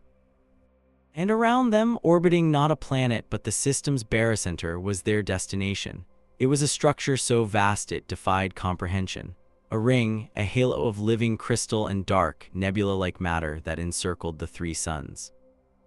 Its surface glittered, cities of light pulsing across its continent-sized expanse. Biomechanical ships, thousands of them, each as large or larger than the one they had encountered, moved in slow, graceful orbits around the megastructure. This was not a world, it was a nexus, a capital. The assimilated Odyssey glided toward it, unescorted, unchallenged. It was a mote of dust approaching a mountain range. As they drew closer, a section of the ring's surface opened, revealing a docking bay large enough to swallow a fleet. Their ship moved toward it, guided by an invisible hand. "Giant," Eva said, her voice quiet but firm over the ship-wide comm that now operated on the lattice's network. "Are you seeing this?" "I'm seeing it, Commander," came the engineer's awed reply. "I retract every skeptical thing I have ever said about Dr. Thorne's gardening hobby." The Odyssey slid into the docking bay, the opening behind them sealed and the interior filled with a soft, breathable atmosphere. The ship settled onto a crystalline platform, and the humming that had been their constant companion since the transformation faded into silence. For the first time, they were still. A ramp extruded itself from the side of the Odyssey, not of metal, but of the same living crystal. It extended down to the deck of the docking bay. The air that wafted in was clean, fresh, with the scent of rain and growing things. The choice was unspoken, but clear. They were being invited out. Eva Rostova turned to face her bridge crew. Their faces were a mixture of terror and wonder. She saw Eris, whose curiosity had led them here. She saw Kalen, whose quick thinking had saved them. She thought of Jayan, whose pragmatism had kept them grounded. They were explorers. This was the ultimate exploration. She straightened her uniform jacket, a meaningless gesture of habit in a world where human regulations no longer applied. "Lieutenant Kalen, you have the bridge," she said, her voice betraying none of her own trepidation. "Dr. Thorne with me." "We're making first contact." It was, she reflected, a massive understatement. As Eva and Eris walked down the crystalline ramp, they were met not by aliens, but by an environment. The docking bay was more like a terrarium than a hangar. The floor was a soft, moss-like substance, and great, glowing flora grew in patterns around the chamber. The air was warm, and the light from the three suns was filtered through the translucent ceiling, dappling the ground in shifting patterns of red, blue, and gold. A figure emerged from the grove of glowing trees. It was tall and slender, its form vaguely humanoid but fluid, as if made of woven light and shadow. It had no discernible face, only a smooth expanse from which a gentle, multi-toned chorus of sound emanated. It wasn't speech, but it was communication. Eris felt the meaning in his mind, a direct transmission from the lattice that was now a part of him. "Welcome, travelers, welcome," new voice in the chorus. "It says we're welcome," Eris whispered to Eva, his eyes wide. Eva stood her ground, her hand resting near the sidearm she still wore, a useless piece of metal in this new reality. "Ask it what it wants with us." Before Eris could even formulate the thought, the being responded. The concept flooded his mind again, and he relayed it. "It says it doesn't want anything, not in the way we understand it. It says our ship, our existence, is a new variable, a new song. They brought us here to listen." The being raised a long, graceful limb and gestured for them to follow. It turned and glided back into the grove, expecting them to come. Eva looked at Eris. Every ounce of her training told her this was a trap, that they were hopelessly, suicidally outmatched. But her instincts, the same instincts that had made her a commander, told her something different. This wasn't an act of aggression, it was an act of profound, unimaginable curiosity. "We came this far," she said, her voice low. "Let's not stop now." Together, the commander and the scientist followed the being of light into the heart of the alien world, leaving the last remnant of their old lives, the ship called the Odyssey, behind them. They stepped into the garden and into the future of humanity. The gardener, as Eris began to call the entity, led them through winding paths that seemed to shift and ray-form around them. The flora was a riot of impossible colors and shapes. Some plants sang with audible, chiming notes as they passed, others traced patterns of light in the air. The entire place felt alive, a single, connected consciousness. They were walking through the mind of a god. They emerged into a vast, central chamber.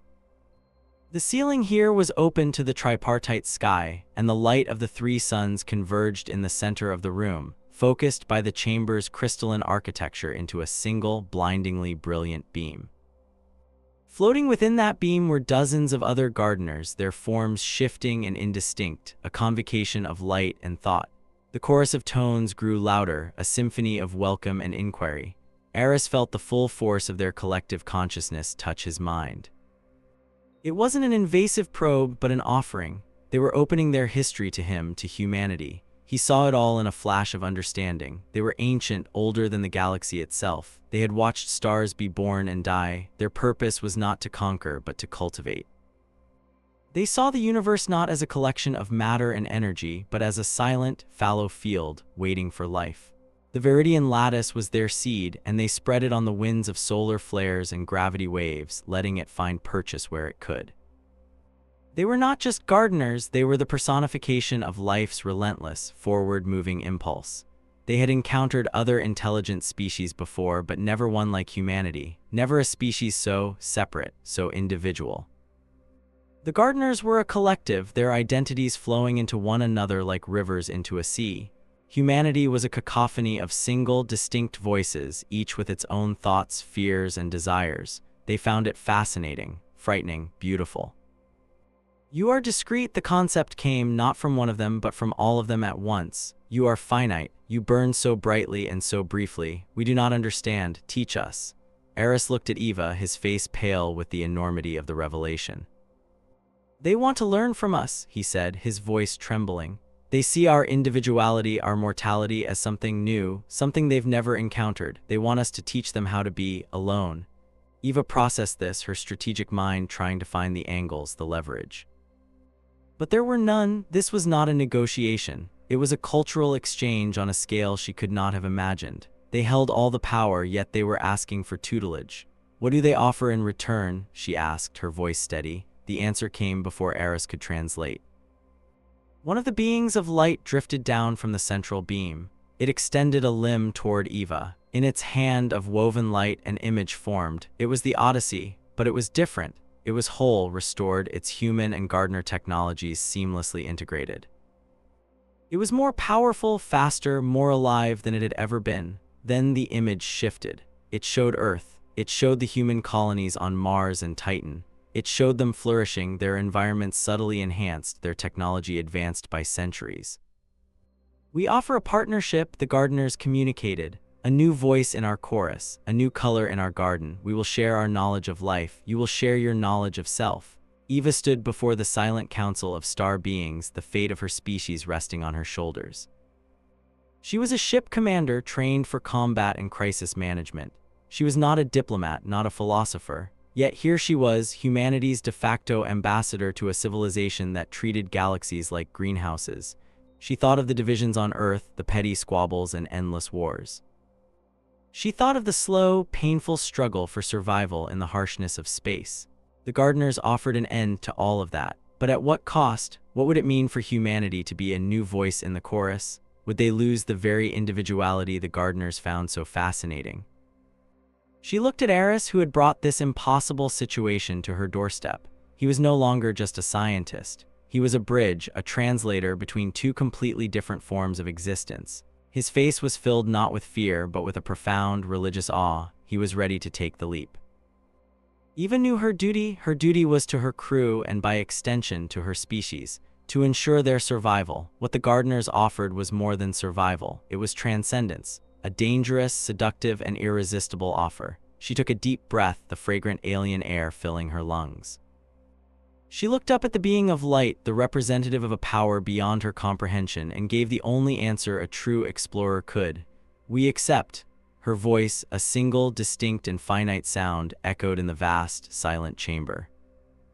And the chorus of the gardeners swelled in reply, a symphony of light and sound, welcoming the new song. The partnership had begun. The real journey was just starting. Back on the Odyssey, the crew felt the change. The internal lights of the ship shifted from a uniform green to a warmer, more natural spectrum. Consoles flickered back to life, but their interfaces were new, intuitive, a hybrid of human design and gardener symbiosis. Jayan found his engine room transformed. The old reactor was gone, replaced by a contained miniature star that pulsed with clean, limitless energy. The ship was theirs again, but it was also something more. Eva and Eris returned, not with orders for a battle, but with a mission for a new era. They would be the first exchange. The 400 crew members of the Odyssey would be the teachers, the students, and the ambassadors. They would learn the gardener's secrets of life and energy, and in return, they would open their logs, their art, their music, their minds, sharing the chaotic, beautiful, and lonely experience of being human. The Odyssey, reborn, detached from the gardener ringworld.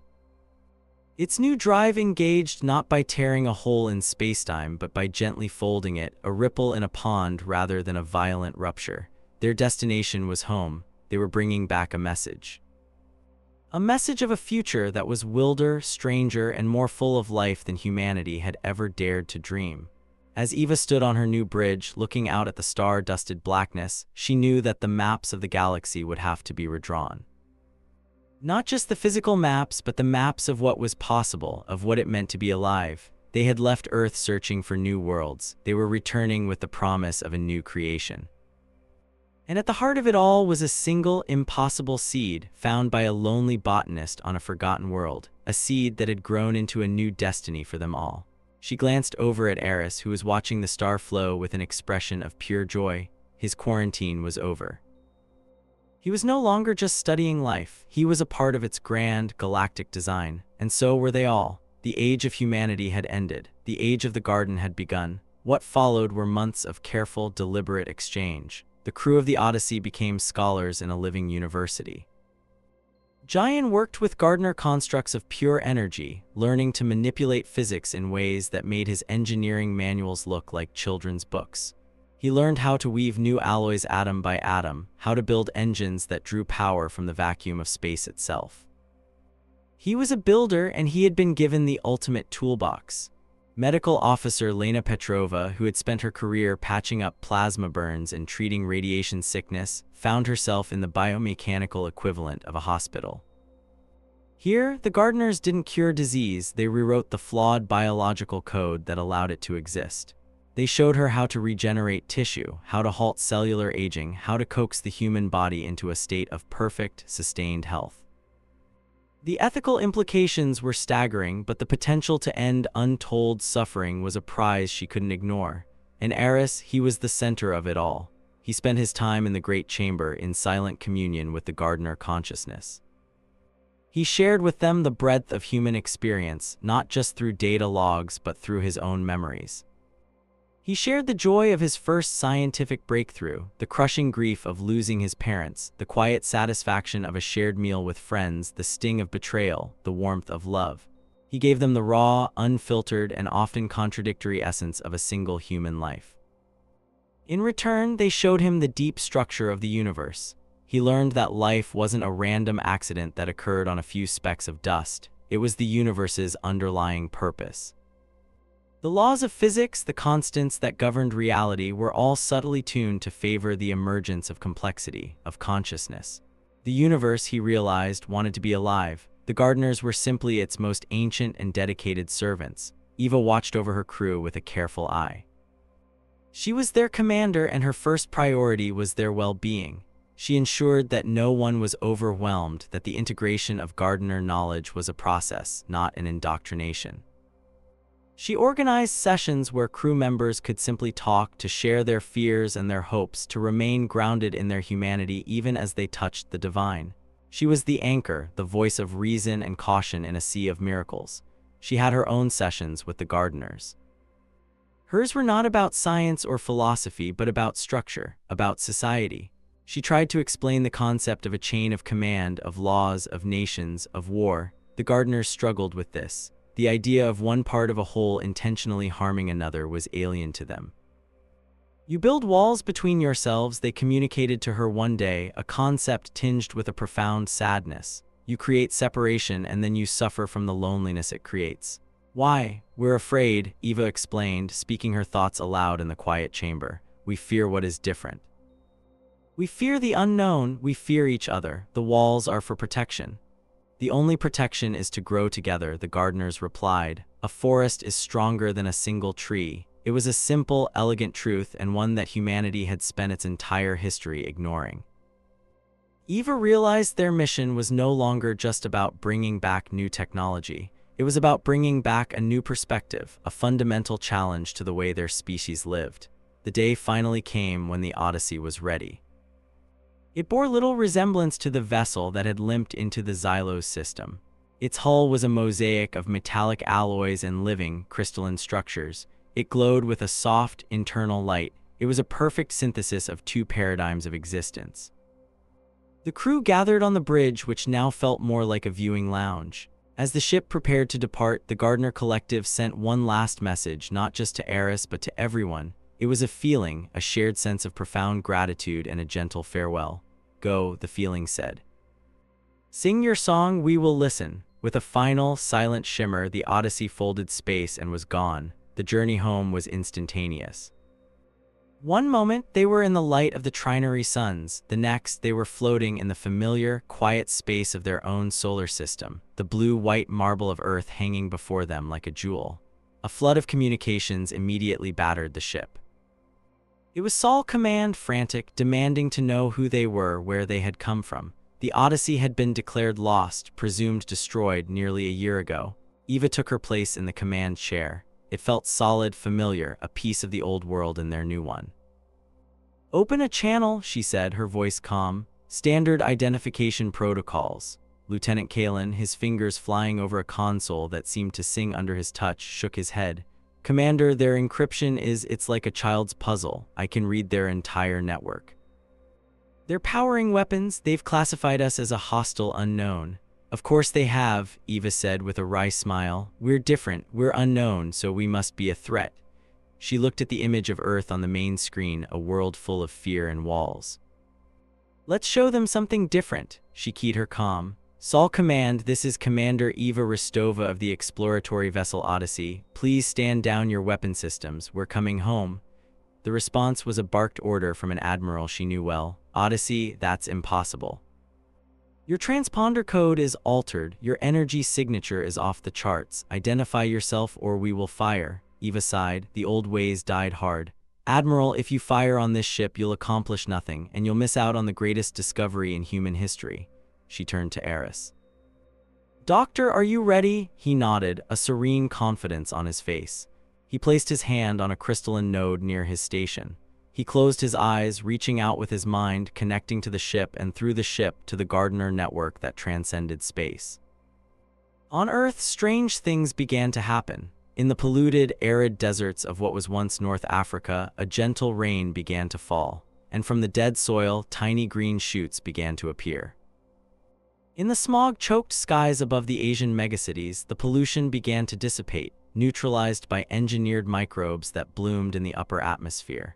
In the acidified oceans, vast new coral reefs, vibrant with color, began to grow at an accelerated rate, cleaning the water. It was a demonstration, a gift, a message sent not with words or weapons, but with life itself. On the bridge of the Sol Command flagship, the Admiral stared at the incoming planetary reports with disbelief. His tactical officer turned from his console, his face ashen. Sir, the Odyssey, it's not broadcasting on any known frequency, but every communications satellite, every network on Earth, Mars, and the orbital stations, they're all relaying a single repeating message. What is it? The Admiral demanded. What does it say? The officer swallowed. It's not a statement, sir. It's an invitation. It's an open-source data file containing the cure for every known form of cancer, the formula for limitless clean energy, and the complete, unredacted history of a species that has existed for 1 billion years.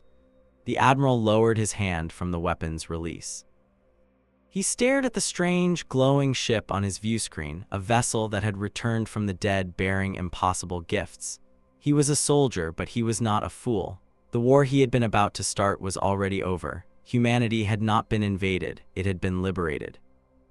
Eva watched the fleet stand down, the red weapon locks on Kalen's display winking out one by one. She leaned back in her chair. The first step was complete. The long, difficult process of teaching her species not to be afraid, of convincing them to tear down their walls and join the galactic chorus, was about to begin. It would be the fight of her life, a war waged not with torpedoes, but with ideas. Set a course for Earth, she said softly. Let's go home and plant a new garden. The Odyssey, a fusion of human spirit and cosmic life, moved gracefully toward the blue planet, ready to begin its true mission. The air grew frigid, a cold that seeped past armor and into bone, carrying with it the faint, despairing whispers of 1,000 lifetimes. Kalen felt the hilt of his sword, Dragon Song, vibrate with a low thrum, a resonance of ancient power rising to meet its antithesis. Beside him, Alara's hands glowed with a soft, silver light, a protective ward already forming around their small company. Phelan nocked an arrow, its shimmering tip a pinpoint of starlight against the encroaching gloom, while Boren's axe hummed with the deep, grounding energy of the earth. A voice, not a single voice, but a chorus of agony and malice, echoed not in their ears, but directly within their minds. You have come far, mortals. You have torn down my altars, slain my servants, and unraveled the threads of my return. But you are only children, playing with embers at the edge of a conflagration. The entity, which they had come to know as the Umbral Lord, shifted. Tendrils of pure shadow lashed out, not at them, but at the surrounding reality. The stone of the cavern warped and twisted, columns of rock stretching like taffy before snapping back into impossible shapes. The chasm's edge began to crumble, dissolving into a fine black sand that was siphoned into the creature's swirling form. It was consuming the world itself. See, the chorus of voices whispered, a sound of grinding souls, Everything returns to me. The light you cherish is but a fleeting anomaly, a brief, arrogant spark in the eternal, silent dark. We will not let you extinguish it, Kalen roared, his voice a defiant challenge. He charged forward, dragon song blazing with golden fire. The holy flames, usually enough to send even the most powerful shadow spawn reeling, seemed to sizzle and die a few feet from the umbral lord's mass, absorbed by the sheer density of its darkness. He swung a wide, desperate arc aimed at one of the larger, more defined tendrils. The blade connected, but there was no clang of steel on flesh or bone. It was like cleaving through smoke and ice. A wave of chilling despair washed over him, a psychic backlash that showed him visions of his own failure. The citadel of light falling, Alara's light extinguished, the world blanketed in an unending twilight. "Kalen, get back," Alara cried out. A shield of pure, concentrated moonlight flared to life around him, pushing back the encroaching visions. The instant the silver light touched the umbral lord's shadowy form, a piercing shriek echoed through the cavern, a sound of 1,000 nails scraping across 1,000 slates.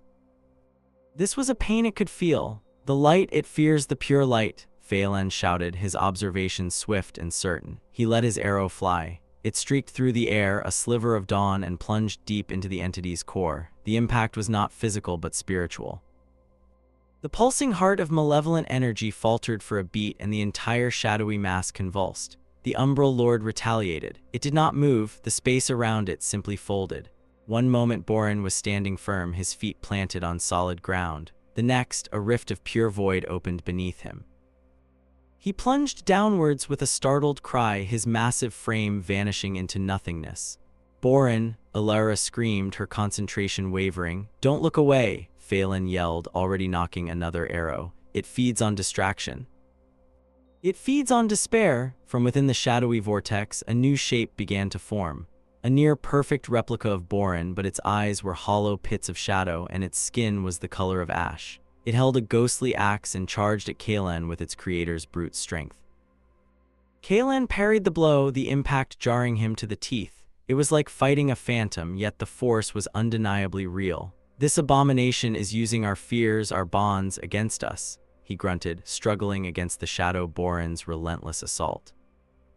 Meanwhile, Alara closed her eyes, her brow furrowed in concentration. "He is not gone," she whispered, her voice a lifeline. "I can feel him, falling through its darkness. I can reach him." Her hands, which had been projecting a shield, now cupped together, a single brilliant spark of silver light kindling between her palms. It was a beacon, a prayer given form. She was pouring her own life force into it, trying to create an anchor for their lost friend in the sea of nothingness. The umbral lord's attention shifted to her. It recognized the greater threat. A dozen shadowy tendrils, now tipped with razor-sharp obsidian claws, shot towards the priestess. Phelan's arrows intercepted too, causing them to dissolve with shrieks of agony. Kalen, disengaging from the Borin doppelganger with a powerful kick, threw himself in front of Alara, his flaming sword a desperate wall of defense.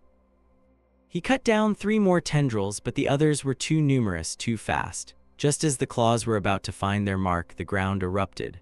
A pillar of stone, solid and unyielding, shot up from the floor, blocking the remaining tendrils. And standing atop it, covered in a fine layer of black dust but otherwise unharmed, was Borin. His eyes blazed with fury. "Did you miss me, you overgrown dust cloud?" the dwarf bellowed. He had a strange, ethereal silver chain wrapped around his wrist, the other end fading into nothingness. Alara's anchor had found him. It had not pulled him out, but it had given him a path to follow, a thread to guide his own indomitable will. He had literally climbed his way out of the void. "I fell for a good while," Borin said, leaping down from the pillar to stand beside Kalen. "Gave me time to think. All this thing is a big bully. It takes things, it twists them, but it doesn't make anything. It's empty." He hefted his axe. "Let's give it something to be full of." With their guardian returned, the tide of the battle shifted. Borin was a whirlwind of earth and steel, his axe cleaving through the shadowy constructs the umbral lord threw at them. He fought with a renewed ferocity, the memory of the cold, silent void fueling his rage. Phelan became their eyes, calling out weaknesses as they appeared, his arrows of light disrupting the creature's attempts to warp reality around them. Kaelan, freed from being the sole defender, became the tip of the spear, his divine fire carving deep wounds into the entity's form, while Alara maintained her crucial support, her light both a shield against the psychic assaults and a potent weapon that caused the Umbral Lord visible, racking pain. "Your unity, it is an illusion," the chorus of voices hissed, its tone now laced with a hint of frustration, the countless eyes within its form all fixed on Alara. "The bonds you share are your greatest weakness, allow me to sever them." The pulsing heart at its core flared violently. A wave of energy, not of shadow but of pure, unadulterated despair, washed over them. It wasn't an attack on their bodies, but on their souls. Kaelan was suddenly overwhelmed by the weight of every life lost under his command, the faces of fallen knights screaming his name in silent accusation. Phelan saw a vision of his forest home burning, the ancient trees turning to ash as his people cried out for a savior who wasn't there.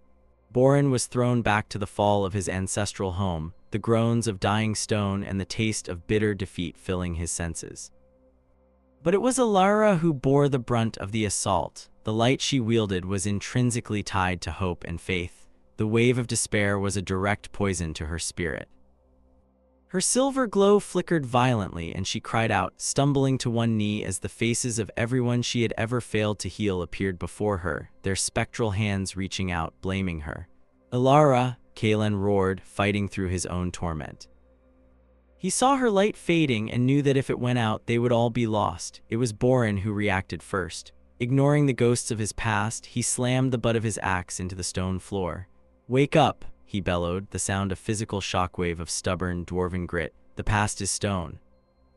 The future is unforged, all we have is the now, and the now has a monster that needs killing." His raw, unyielding will was like a splash of cold water.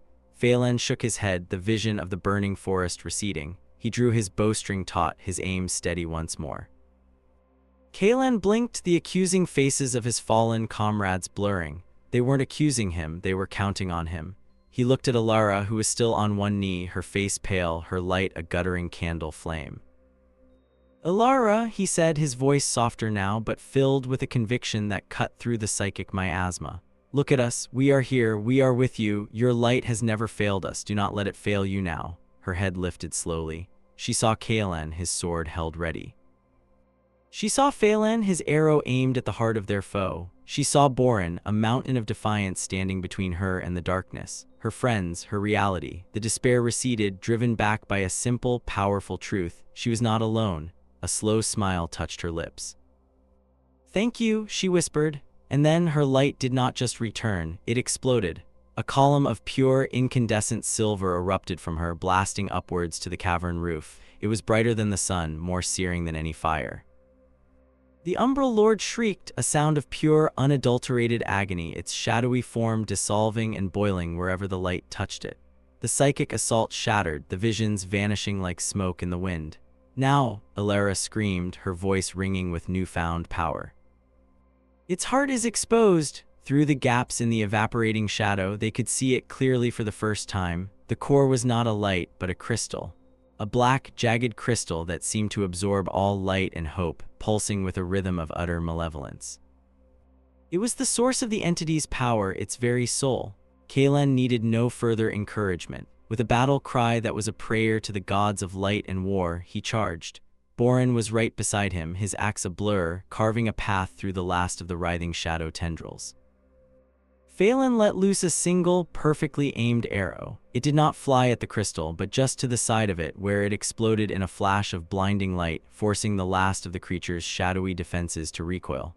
The path was clear. Kaelan leaped, his body soaring through the air, dragon song held high. For a moment, he was silhouetted against the brilliant, searing light of Alara's radiance. The black crystal seemed to pulse with fear. He brought the blade down in a final, devastating arc. The sound of the impact was not a clang or a shatter, but a deep, mournful toll, as if a great bell were marking the end of an age. The holy blade, forged in dragon's fire and blessed by the first light, plunged deep into the Umbral Lord's crystalline heart. For a moment, there was absolute silence. Then, cracks of pure golden energy spread from the sword's entry point, racing across the crystal's black surface like lightning. The chorus of voices screamed, not in malice, but in a final, unified shriek of dissolution. The entity imploded. The vortex of shadow and souls did not fade or dissipate. It collapsed in on itself, drawn into the shattering crystal heart. The immense pressure of its uncreation sent a shockwave blasting outwards. Kalen was thrown back, caught in mid-air by Boren's unyielding grip. The entire cavern shook, stalactites raining from the ceiling as the chasm that had birthed the monster began to violently seal itself shut, the rock groaning as reality stitched itself back together. When the dust settled, the cavern was transformed. The oppressive darkness was gone, replaced by the soft, ambient glow of Alara's light, which was now slowly receding back to her. The chasm was gone, leaving only a scar of fused, glassy rock where the crystal heart had been shattered. Kalen's sword, Dragonsong, lay nearby, its divine flame extinguished, its work done. They stood in silence for a long moment, the adrenaline fading, leaving behind in bone-deep exhaustion. Kalen retrieved his sword, its hilt now cool to the touch. Boren spat a piece of black dust from his mouth. Phelan leaned on his bow, his breathing ragged. Alara, pale but resolute, looked at the scar on the floor. "Is it over?" she asked, her voice barely a whisper. "It is," Kalen confirmed, his gaze sweeping the now empty cavern. "The Umbral Lord is destroyed. Its essence is unmade." "Good riddance," Boren grumbled, wiping his brow with the back of a gauntlet. "I've had enough of whispers and shadows to last me a dozen lifetimes." Phelan walked over to the glassy scar, kneeling to touch its surprisingly smooth surface. "Its influence will fade from the land now. The twisted woods will heal, the cursed marshes will cleanse, but the scars will remain." He looked up at them, his elven eyes filled with a wisdom that seemed older than his years. "The world has been saved, but it has not been unchanged." They knew he was right. They had won, but the cost had been immense. Kingdoms had fallen, thousands had died, and a shadow had touched the hearts of the living that would not be easily forgotten. Their victory was not an ending, but a new, uncertain beginning. "Then we will help it heal," Alara said, her voice regaining its strength. She walked to Kalen's side, placing a hand on his arm. "That is our duty now, not just as guardians, but as builders." Kalen looked at his companions. The stoic dwarf who had climbed out of oblivion itself, the keen-eyed elf whose arrows brought the dawn, the gentle priestess whose faith could shatter nightmares. They were battered, weary, and scarred, but they were unbroken. "Alara is right," he said, a weary smile finally touching his lips. He clasped Boren's shoulder and nodded to Phelan. "The war is over. The work begins." They turned their backs on the place of their final battle and began the long journey back to the surface. With every step they took, the air grew a little warmer, the oppressive silence of the deep giving way to the faint, distant echo of the world above. They walked out of the darkness and back into the light, not as the heroes who had descended to face an ancient evil, but as the architects of the dawn that was to come. Their legend was forged, their tale told, but their journey, they knew, was far from over. The world needed them still. Their ascent was slow and methodical. The winding passages of the umbral depths, once teeming with shadow spawn and warped by the Lord's presence, were now eerily still. The corrupting influence had vanished so completely and so quickly that the rock itself seemed to be sighing in relief. The foul, sickly sweet smell of decay was replaced by the clean, crisp scent of deep stone and earth. They spoke little, each lost in their own thoughts. The echoes of the battle, both physical and psychic, still resonated within them. Kalen felt the phantom weight of the visions of his fallen men. He had pushed them aside in the heat of combat, but now, in the quiet, they returned not as accusations, but as solemn reminders of the price of leadership. He had carried them into the dark, and now he had a duty to lead the survivors into the light. Boren, for his part, kept flexing his hands, the memory of the void's featureless non-existence a clinging sensation. He had faced dragons, trolls, and entire goblin armies without a hint of fear, but the utter helplessness of that place had shaken him. He found himself idly tapping the stone walls as they walked, reassuring himself of their solidity, their reality. He had never appreciated the simple, stubborn fact of the stone beneath his feet more than he did now. Phelan's senses, preternaturally sharp, were adjusting to the sudden absence of the Umbral Lord's psychic pressure. For months, it had been a constant background hum of malice at the edge of his perception, a dissonant note in the song of the world. Now, its silence was almost deafening. He could feel the life force of the world, faint and wounded this deep underground, but slowly, tentatively, beginning to reassert itself. He felt the faintest tremor of a deep root, the slow drip of pure water, the patient stirring of a hibernating deep lizard. The world was breathing again.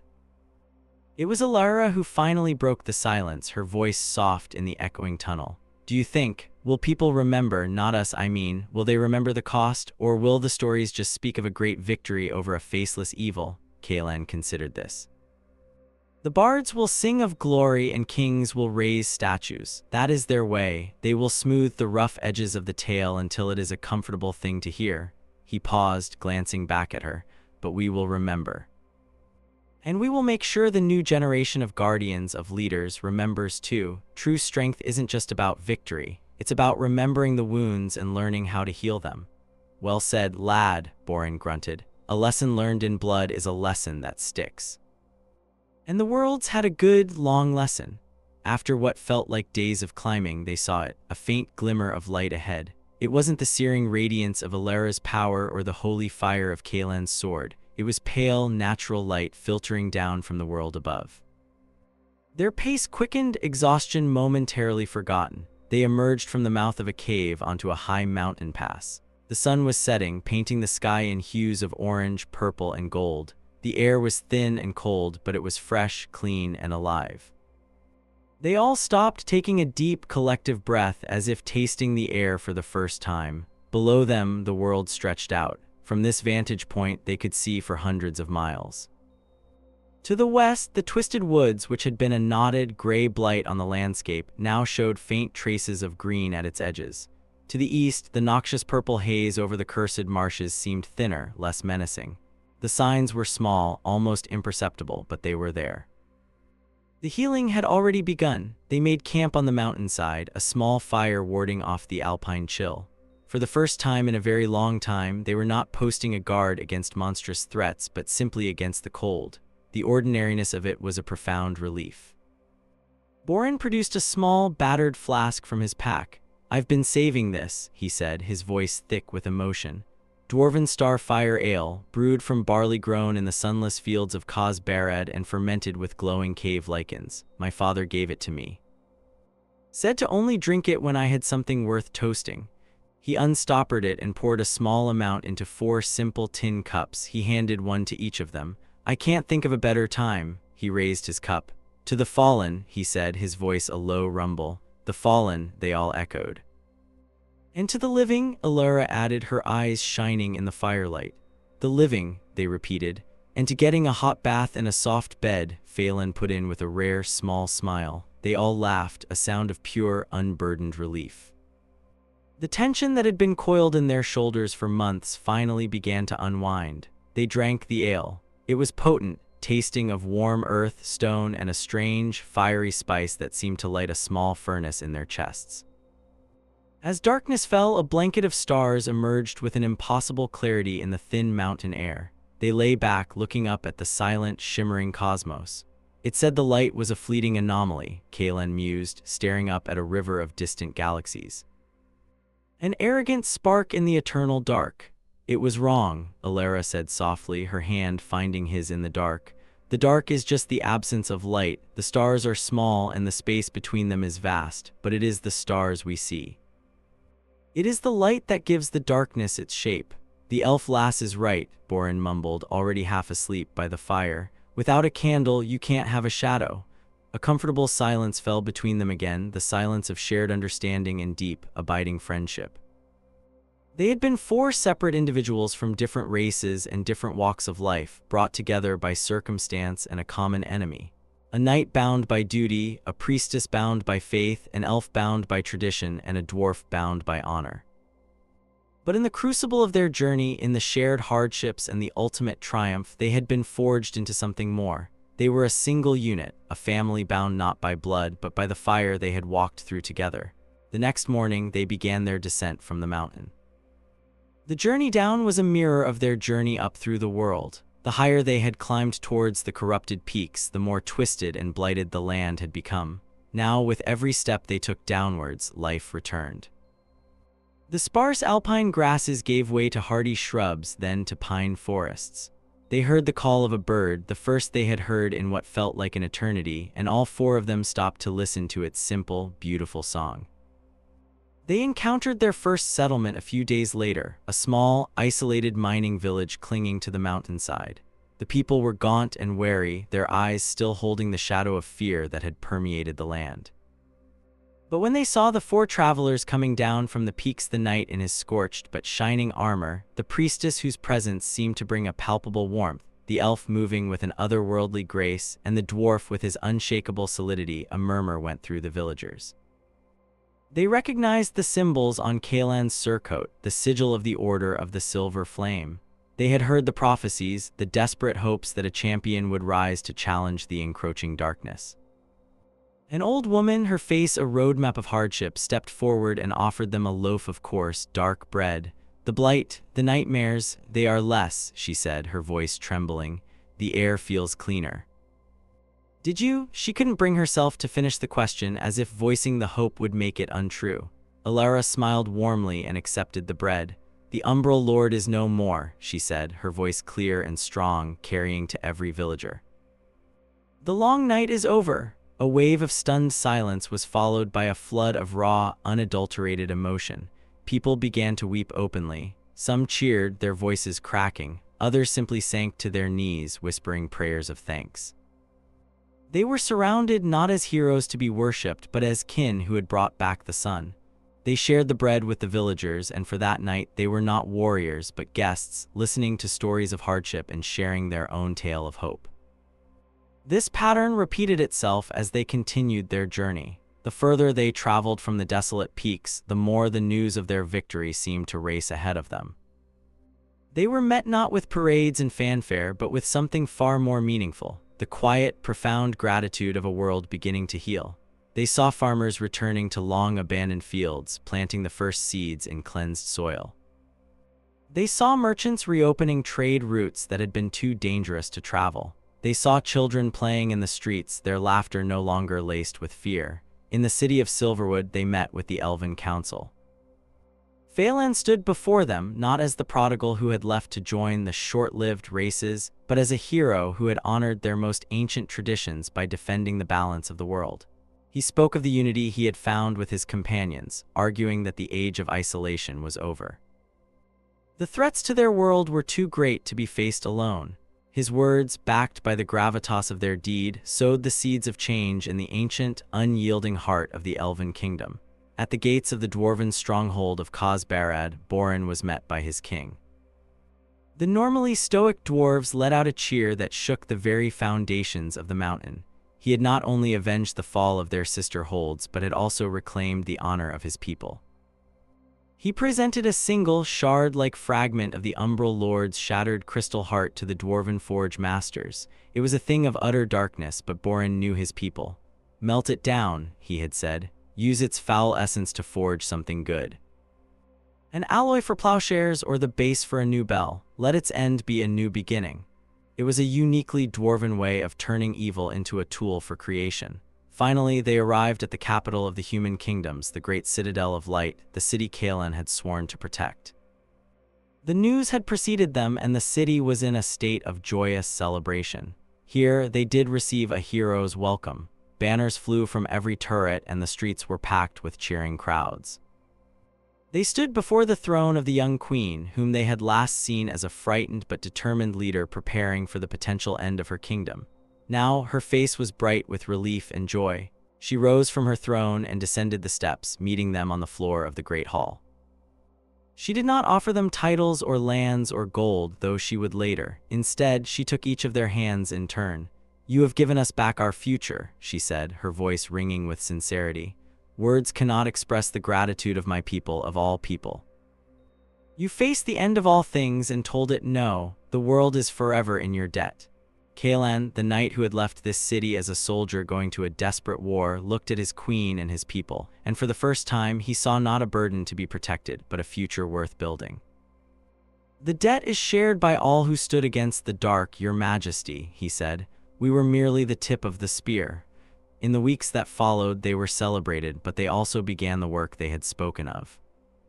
Alara, with the queen's full support, established new healing sanctums, training acolytes not just in the arts of mending flesh, but of mending spirits broken by the long years of fear. Kaelan took command of the armies not to wage war but to oversee the reconstruction, his knights trading their swords for hammers, protecting masons and farmers as they reclaimed the blighted lands. Phelan and Borin became ambassadors for their people, their unbreakable bond a powerful symbol of the new unity they preached. Elves began to share their knowledge of agriculture and purification, while dwarves offered their unparalleled skill in engineering and building, helping to reconstruct shattered towns and bridges faster and stronger than before. The old prejudices and mistrust between the races which the Umbral Lord had exploited began to crumble in the face of shared work and a common goal. One evening, months later, the four of them found themselves together on a balcony of the Citadel, looking out over the rebuilt, vibrant city. The sounds of life music, laughter, the ringing of a blacksmith's hammer drifted up to them. The long shadow was gone, and life, stubborn and beautiful, was flourishing in its place. "It's strange," Phelan said, breaking a comfortable silence. "For so long our purpose was clear, defeat the darkness. And now," Borin asked, puffing on a freshly carved pipe. "Now," Kaelan said, looking at the city lights twinkling below like a reflection of the starry sky above, "now our purpose is to live, to build. To ensure that if a shadow like that ever falls again, the world will be united, strong, and ready to meet it." Alara leaned against the railing, a contented smile on her face. "And we will be here to guide them." They were no longer just a knight, a priestess, an elf, and a dwarf. They were the four heroes, the Lightbringers, the slayers of the Umbral Lord. Their story was already passing into legend, but for them, standing together on that balcony, the legend was not the end. It was the beginning of their greatest adventure, building the world they had fought so hard to save. They had faced the ultimate evil and learned the ultimate truth, that the strongest force in the universe was not the all-consuming darkness, but the simple, stubborn light of hope, held aloft by hands that refused to let go. And in the quiet peace of that evening, they knew their light would be enough. The years that followed were known as the years of renewal. It was not a time of perfect peace, for the world was still a world of mortals with their attendant squabbles, ambitions, and follies. But the great existential threat was gone, and in its place was a foundation of unity and shared experience that had not existed before. The tale of the four heroes became a common story, told in the taverns of men, the halls of the dwarves, and the glades of the elves. It was a touchstone, a reminder of what they could accomplish when they stood together. Kaelan, ever the dutiful knight, eventually became Lord Commander of all the Queen's forces. He reshaped the armies from a weapon of war into an instrument of peace and protection. His knights were as likely to be found organizing relief for a flooded village or guarding a trade caravan as they were to be practicing swordsmanship. He never married, claiming he was wedded to his duty, but his bond with Alara remained the cornerstone of his life, a deep, platonic love built on absolute trust and shared sacrifice. Alara became the high priestess, her wisdom and compassion influencing a generation. She taught that faith was not about rigid dogma, but about action.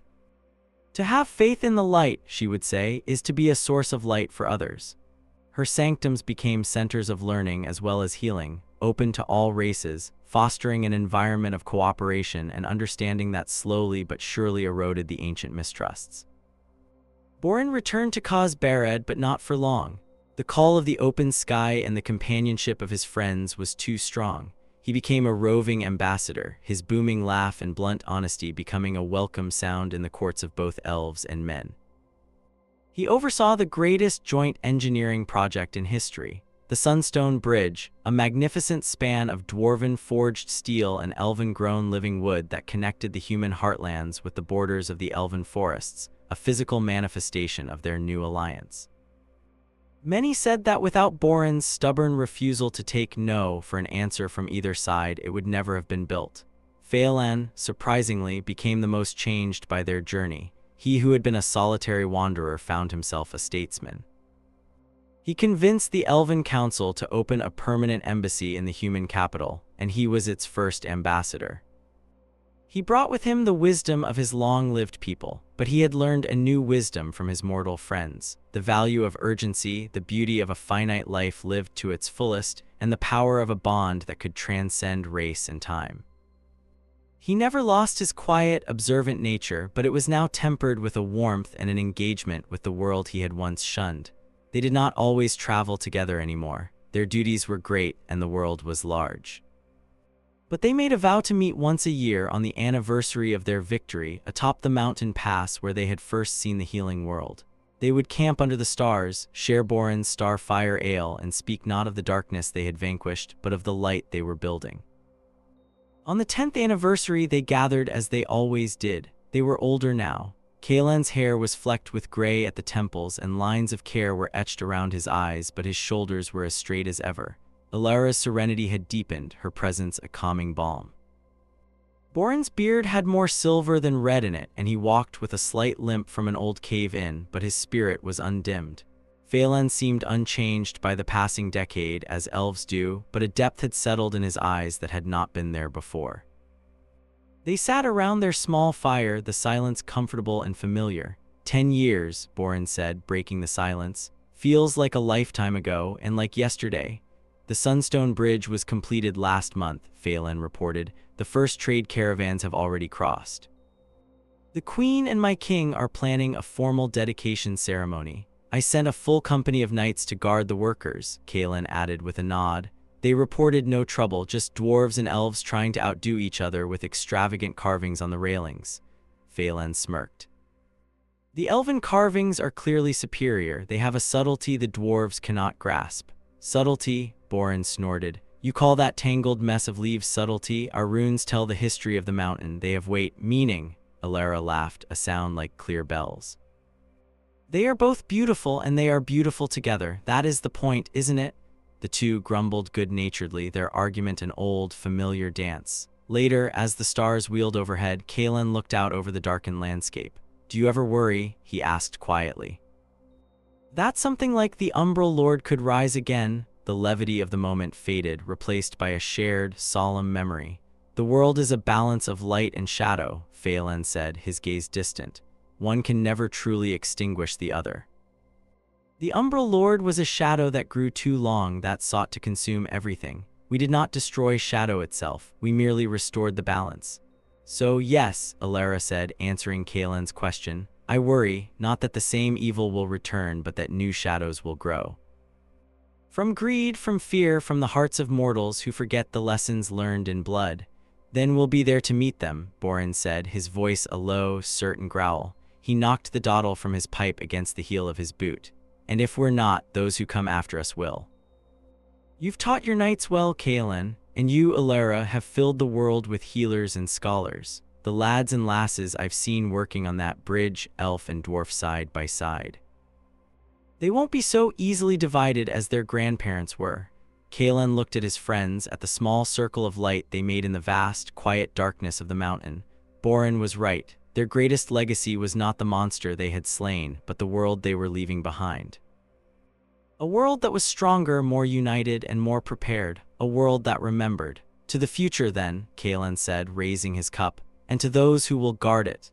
They drank the fiery ale of familiar comfort. They had faced the end, and in doing so had created an endless beginning. Their legend was secure, their work was ongoing, and their bond was eternal. They were the four heroes, and this was their peace, earned with courage, sacrifice, and an unyielding belief in the simple, defiant power of light. And as they watched the sun rise, painting the new dawn across the world they had saved, they knew it had all been worth it. The air, thick and heavy with the dust of ages, seemed to crystallize around his words. Lyra's own breath caught in her throat, a knot of ice forming in her stomach. Her hand, already resting on the hilt of her dagger, tightened until her knuckles were white. She scanned the cavernous chamber, her eyes darting from one shadowed archway to the next, half expecting a monstrous form to detach itself from the gloom. The unnatural quiet that followed Kaelan's pronouncement was worse than any scream. It was a listening silence, a waiting silence. The only light came from the crystal Kaelan held aloft, its cool, white glow pushing back the oppressive darkness, but also creating a writhing tapestry of shadows that danced and leaped at the edges of their vision. The carvings on the walls, depicting scenes of forgotten rituals and celestial alignments, seemed to writhe with them, their stony figures imbued with a malevolent, fleeting life. The desiccated remains of the scholars were a grim testament to the chamber's unseen guardian. They hadn't been killed in a struggle, they had been drained, left as hollowed-out husks, their faces locked in expressions of placid horror. "Where?" Lyra whispered, her voice barely a tremor. She didn't dare speak louder, terrified of drawing the attention of whatever lurked just beyond the reach of their light. Kalen didn't answer immediately. He took a slow, deliberate step forward, his boots making no sound on the dust-caked floor. His gaze was fixed on the far end of the chamber, where a massive, unadorned stone altar stood. Upon it rested a single object, a codex, its cover wrought from some dark, unidentifiable metal, bound with straps of what looked disturbingly like tanned skin. It was the source of the faint thrumming they had felt since entering the ruins, a subtle vibration that resonated not in the ears but in the bones. "It's not a creature of flesh and blood," Kalen said, his focus unwavering. "It's a presence, a ward." Bound to that, he gestured with his chin towards the codex. "The scholars must have tried to take it. The ward, it protects its charge by consuming the life force of those who would profane the sanctum." Lyra followed his gaze to the book. It seemed to pulse with a faint, internal luminescence, a sickly violet light that was almost subliminal. The thrumming intensified, a low hum that vibrated up through the soles of her feet. The air grew colder and the shadows seemed to deepen, to coalesce. "So we can't touch it. Touching it would be the last thing we ever do," Kalen confirmed. "But we can't leave it here either. The consortium knows we're here. If they find this place, they won't be as cautious. They'll throw bodies at it until the ward is exhausted, and then they'll claim the knowledge within. Knowledge that, by all accounts, should remain buried." The dilemma hung between them, as palpable as the ancient dust. They were caught between a silent, lethal guardian and the grasping hands of an organization that would dissect the world's most dangerous secrets for power and profit. "There has to be a way to disable it," Lyra reasoned, forcing her mind to work past the primal fear coiling in her gut.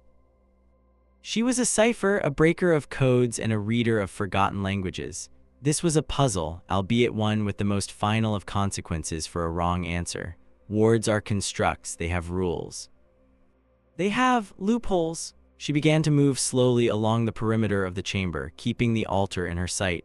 Her eyes scanned the carved walls, not as art, but as text. The glyphs and pictograms that had seemed merely decorative before now took on a new significance. They weren't just telling a story, they were a schematic, an instruction manual. "The celestial alignments," she murmured, tracing a carving of a constellation with her gloved finger. "The ward is powered by ambient magical energy, but it's focused, channeled through a specific locus. The altar is the focal point, but the power source, it's external." She pointed to a depiction of a solar eclipse, a black sun haloed in ethereal fire. "It's strongest when cosmic energies are in flux. But it's weakest when the channels are disrupted." Kalen watched her, his stance relaxed but ready, his sword held loosely at his side. He was her shield, the guardian who would hold back the physical threats while she wrestled with the arcane. "Can you disrupt them? Maybe." She moved towards a section of the wall where the carvings were more intricate, a complex lattice of intersecting lines and sigils. At the center of the lattice were 3 fist-sized, crystalline nodes embedded in the stone, each glowing with a faint, captured light. They were a perfect match for the crystal Kalen held. "These are the conduits. If the flow of energy is interrupted, even for a moment, the ward should collapse. But it would require a precise, sympathetic resonance." "Meaning what?" "Meaning," she said, turning to him, her eyes gleaming with a dangerous idea, "that you'd have to place your light crystal into the central socket. The frequency of your crystal is attuned to you, a purer form of energy than what flows through these walls. When introduced, it should create a cascade failure in the circuit." "A feedback loop?" Kalen looked from the glowing socket to the crystal in his hand, then back to the desiccated corpses on the floor. "And what happens to the person who places it?" Lyra's expression tightened. "The feedback loop will be instantaneous, a violent discharge of all the stored energy. Whoever is standing there, they'll be at the epicenter." The implication was clear. It was a suicide mission. One of them would have to sacrifice themselves to create an opening for the other to seize the codex. The silence returned, heavier than before, filled with the weight of their shared journey and the grim choice that lay before them. They had faced down mercenaries, navigated treacherous ruins, and outwitted consortium agents, but this was an enemy they couldn't fight, a lock for which the key was a life. "No," Kalen said, his voice flat and resolute. He walked over to her, his presence a solid and reassuring weight in the oppressive atmosphere. "There's another way, there's always another way." "Not according to these schematics, Kalen," Lyra insisted, her voice edged with frustration. "The design is absolute." "It's a perfect magical trap. No trap is perfect," he countered. He looked past her at the altar, a glint in his eye. "It's designed to stop someone from taking the book, from physically lifting it off the altar." "But what if it isn't moved?" An idea began to form in Lyra's mind, a spark of hope in the suffocating darkness. "You mean read it here, copy it," he corrected. "The ward reacts to the profanation of its sanctum, the removal of its charge, but the act of observation, of transcription. The ancients valued the pursuit of knowledge, not its hoarding. It's possible the ward wouldn't perceive that as a threat." It was a long shot, a gamble based on a philosophical interpretation of a magical construct millennia old, but it was a better plan than certain death. Lyra looked at the codex, its dark metal cover seeming to mock her. The script, she knew, would be in a precursor dialect of the old tongue, fiendishly complex and riddled with esoteric metaphors. It would take time they might not have. "Get your satchel," Kalen said, his voice now crisp and commanding. "Take out your charcoal and vellum, I'll keep watch." Lyra nodded, the fear in her gut slowly being replaced by the familiar, focused calm of her craft. She unslung her leather satchel, her fingers moving with practiced efficiency as she retrieved her transcription tools. As she approached the altar, the thrumming grew more intense, a physical pressure against her eardrums. The air crackled with contained energy, raising the fine hairs on her arms. Every instinct screamed at her to turn back. She stopped a few feet from the stone slab, not daring to get closer. From this distance, she could see the faint, almost invisible shimmer of the ward, a heat haze of pure power that enveloped the altar and the codex upon it. "I can't get close enough to read it," she said, her heart sinking.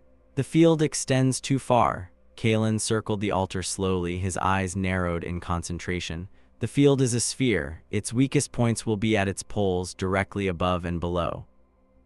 "We can't get below." His eyes drifted upward into the cavern's oppressive, vaulted darkness. High above the altar, a natural rock chimney rose into the gloom, a dark maw leading to who knew where. "But we might be able to get above." He pointed. "If you could be lowered from there, you might be able to get close enough to see the pages without actually entering the core of the field." It was a perilous, almost insane idea. It would require Kalen to free-climb the cavern wall in the dark, secure a rope, and then lower her down into the heart of a lethal energy field. A single slip, a frayed rope, a miscalculation of the ward's boundary, and she would be incinerated or drained into a lifeless husk like the others. "It's too risky," Lyra protested, though her mind was already calculating angles and distances. "Staying here is riskier," Kalen said grimly. "The consortium won't be far behind us. Their outriders are relentless." "This is our only chance, Lyra." She looked at him, at the unwavering certainty in his gray eyes, and knew he was right. She gave a short, sharp nod. "All right, but if my hair starts standing on end, you pull me up, no questions asked." A rare, fleeting smile touched Kalen's lips. "Deal?" Without another word, he moved to the cavern wall nearest the chimney. He slung his sword and the light crystal across his back, the illumination bobbing and swaying as he began to climb. The rock face was sheer and treacherous, offering only the barest of handholds and footholds. To Lyra, watching from below, he seemed like a spider ascending a wall of black glass, his movements economical and precise. He was a man at home in vertical spaces, his strength and focus absolute. Minutes stretched into an eternity. The only sounds were the faint scrape of his boots on stone and his own measured breathing. Dust and small pebbles occasionally pattered down around her. She stood frozen, her own breath held tight in her chest, tracking his slow progress by the bobbing light on his back.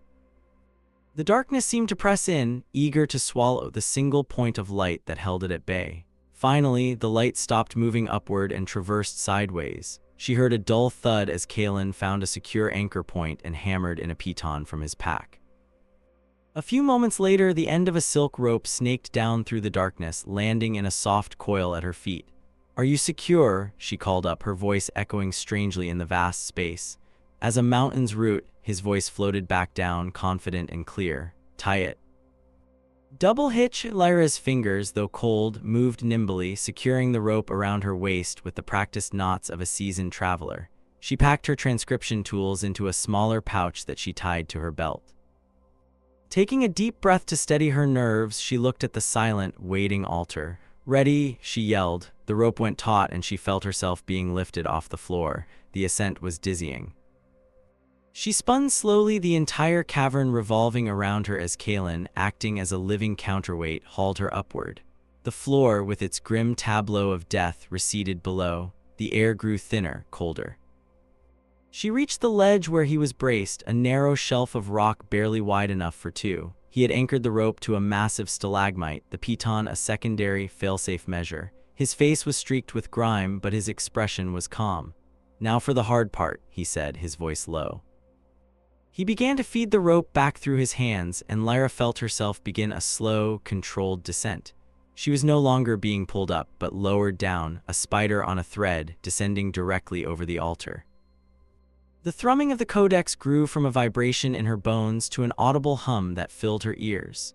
The air became thick with the scent of ozone, like the air after a lightning strike. The faint violet glow from the book intensified, bathing the altar in an ethereal, menacing light. "How's the distance?" Kaelin's voice came from above, a lifeline in the oppressive atmosphere. "Another 10 feet, she called back. The descent continued. 5 feet. The air crackled audibly now. The tiny hairs on the back of her neck and arms lifted, standing on end. Her teeth began to ache. It felt like she was being lowered into a storm. "Stop!" she yelled, her voice tight with strain. The rope jerked to a halt. She hung suspended, dangling directly above the altar. Below her, the dark metal codex sat open, as if one of the scholars had been reading it when the ward had claimed them. The pages were not vellum or parchment, but thin, beaten sheets of a silvery metal, inscribed with the dense, geometric script of the precursors. The heat haze of the ward shimmered just inches below her boots. She could feel its power, a ravenous, living thing held in check. It was a terrifying, exhilarating sensation. She fumbled at her belt pouch, her fingers numb with cold and adrenaline, and pulled out her materials.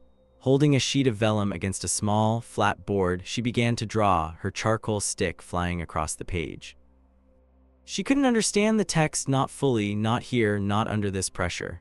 Her goal was not comprehension, but perfect replication. Every line, every dot, every complex sigil had to be copied with absolute fidelity. The fate of their mission, and perhaps much more, depended on the accuracy of her hand. Time lost all meaning. There was only the rope, the hum of the ward, and the intricate dance of charcoal on vellum. The chamber below was lost in shadow, Kaelin a silent anchor in the darkness above. She was an island of focus in a sea of lethal energy. She filled one sheet, carefully tucked it away, and started on the next. The codex had hundreds of pages, and she knew she could only copy what was visible. It wouldn't be the whole text, but it had to be enough. Suddenly, a new sound cut through the humming of the ward, a distant, percussive crunch. It came from the direction of the tunnel they had used to enter the ruins. It was followed by another, the sound of heavy stone being broken. "Lyra," Kaelin's voice was a harsh, urgent whisper from above. "We have company," her focus shattered. The consortium, they had found them. "How long?" she called up, her hand shaking, smudging a complex glyph. "Minutes, maybe less. They're coming through the collapsed passage." Brute force. Panic, cold and sharp, lanced through her. She looked down at the open page of the codex. There was a diagram on this one, a map of some kind, a convergence of ley lines, rendered with astronomical precision. It felt important, vital. She had to get it. "Just a little more," she said, her voice pleading. She worked faster, her movements becoming frantic, her careful precision giving way to desperate speed. The sounds from the tunnel were louder now, the rhythmic crunch of pickaxes against rock accompanied by muffled, guttural shouts. "They're through," Kaelin yelled. "Lyra, now." "I have to pull you up." The rope went taut and she began to rise. "No, wait," she screamed, reaching down as if she could touch the page, trying to burn the last few symbols into her memory. But she was already moving, ascending away from the codex, away from the lethal, beautiful glow of the ward. She was hauled back onto the ledge with a rough tug. Kalen was already pulling up the rope, his face a mask of grim urgency. Below, the flickering lights of oil lamps entered the main chamber. A dozen figures clad in the dark, functional armor of consortium enforcers fanned out, their weapons ready. They were led by a man whose face was a latticework of old scars, his eyes like chips of flint. It was Varus, the consortium's most ruthless field commander. "They're trapped, sir," one of the enforcers said, his voice echoing in the cavern. "Nowhere to go." Varus's cold gaze swept the chamber, lingering on the desiccated corpses, and then rising, inevitably, to the ledge where Kalen and Lyra were crouched in the shadows. A cruel smile spread across his scarred face. "Nowhere to go down, perhaps," Varus called out, his voice oily with false congeniality. "But the rats have climbed high. A pity they'll have to fall. Bring the archers." Kalen cursed under his breath. He grabbed Lyra's arm. "The chimney," he hissed. "It's our only way." He shoved his light crystal into her hand. "Go, I'll hold them off." "No, Kalen, together. There's no time to argue. Go." He gave her a hard shove toward the dark opening in the rock behind them. An arrow whizzed past her head, clattering against the stone with a sharp crack.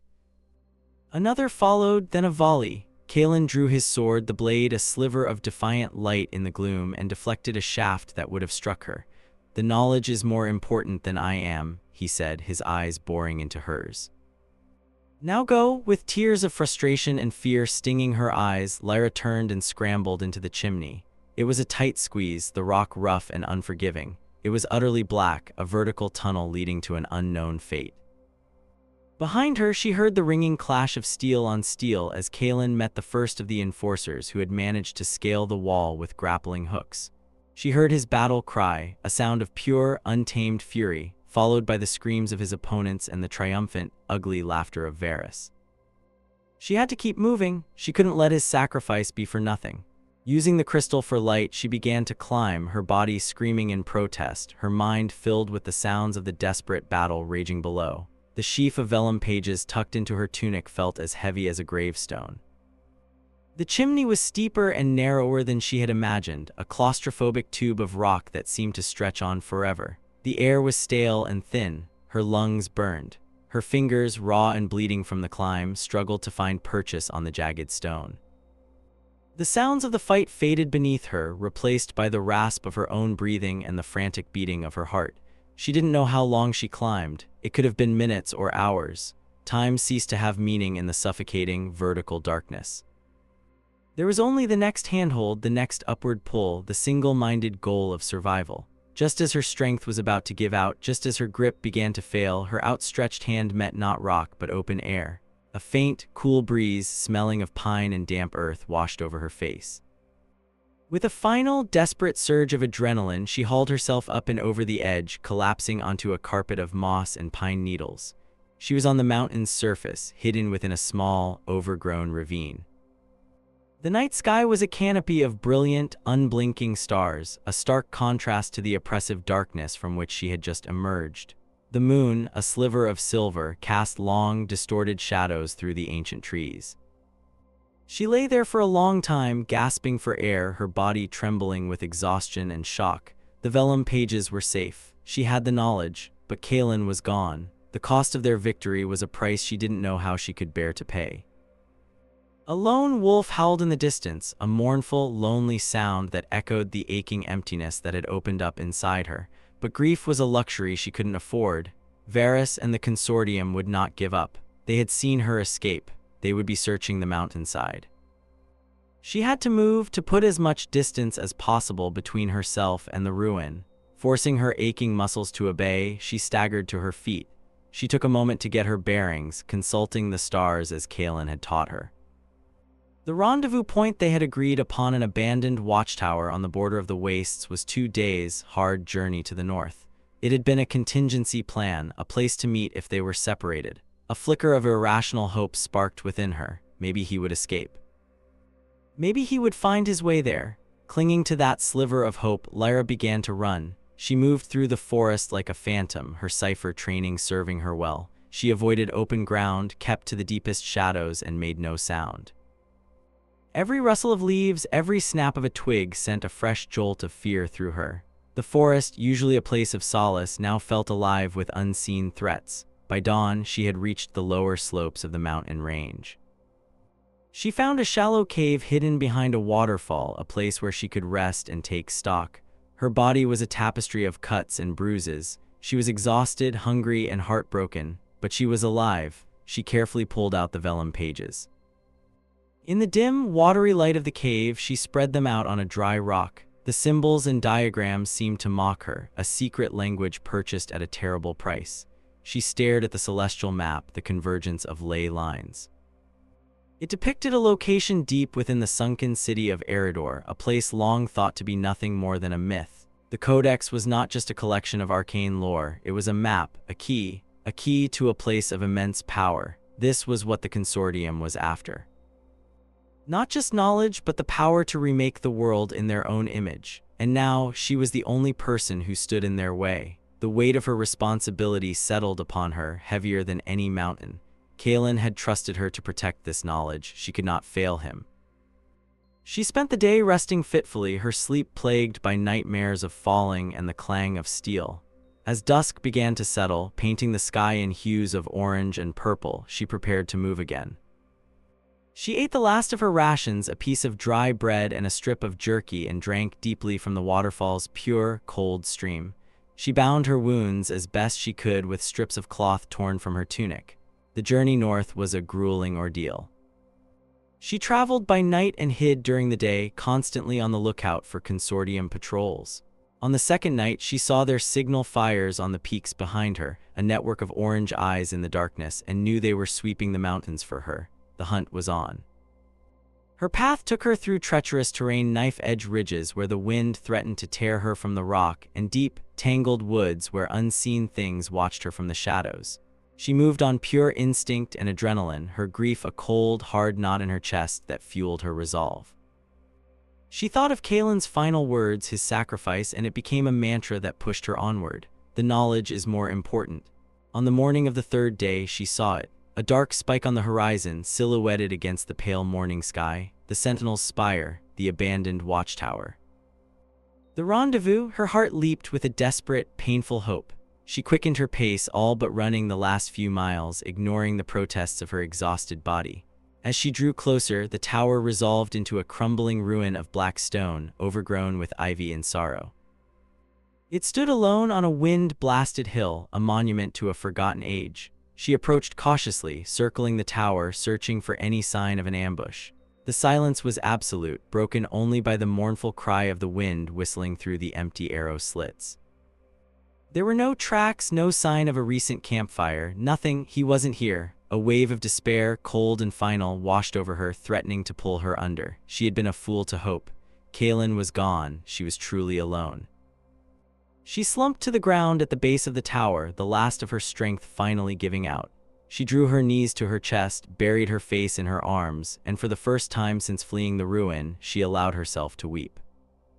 Her sobs were raw, ragged sounds torn from the depths of her soul, swallowed by the uncaring wind.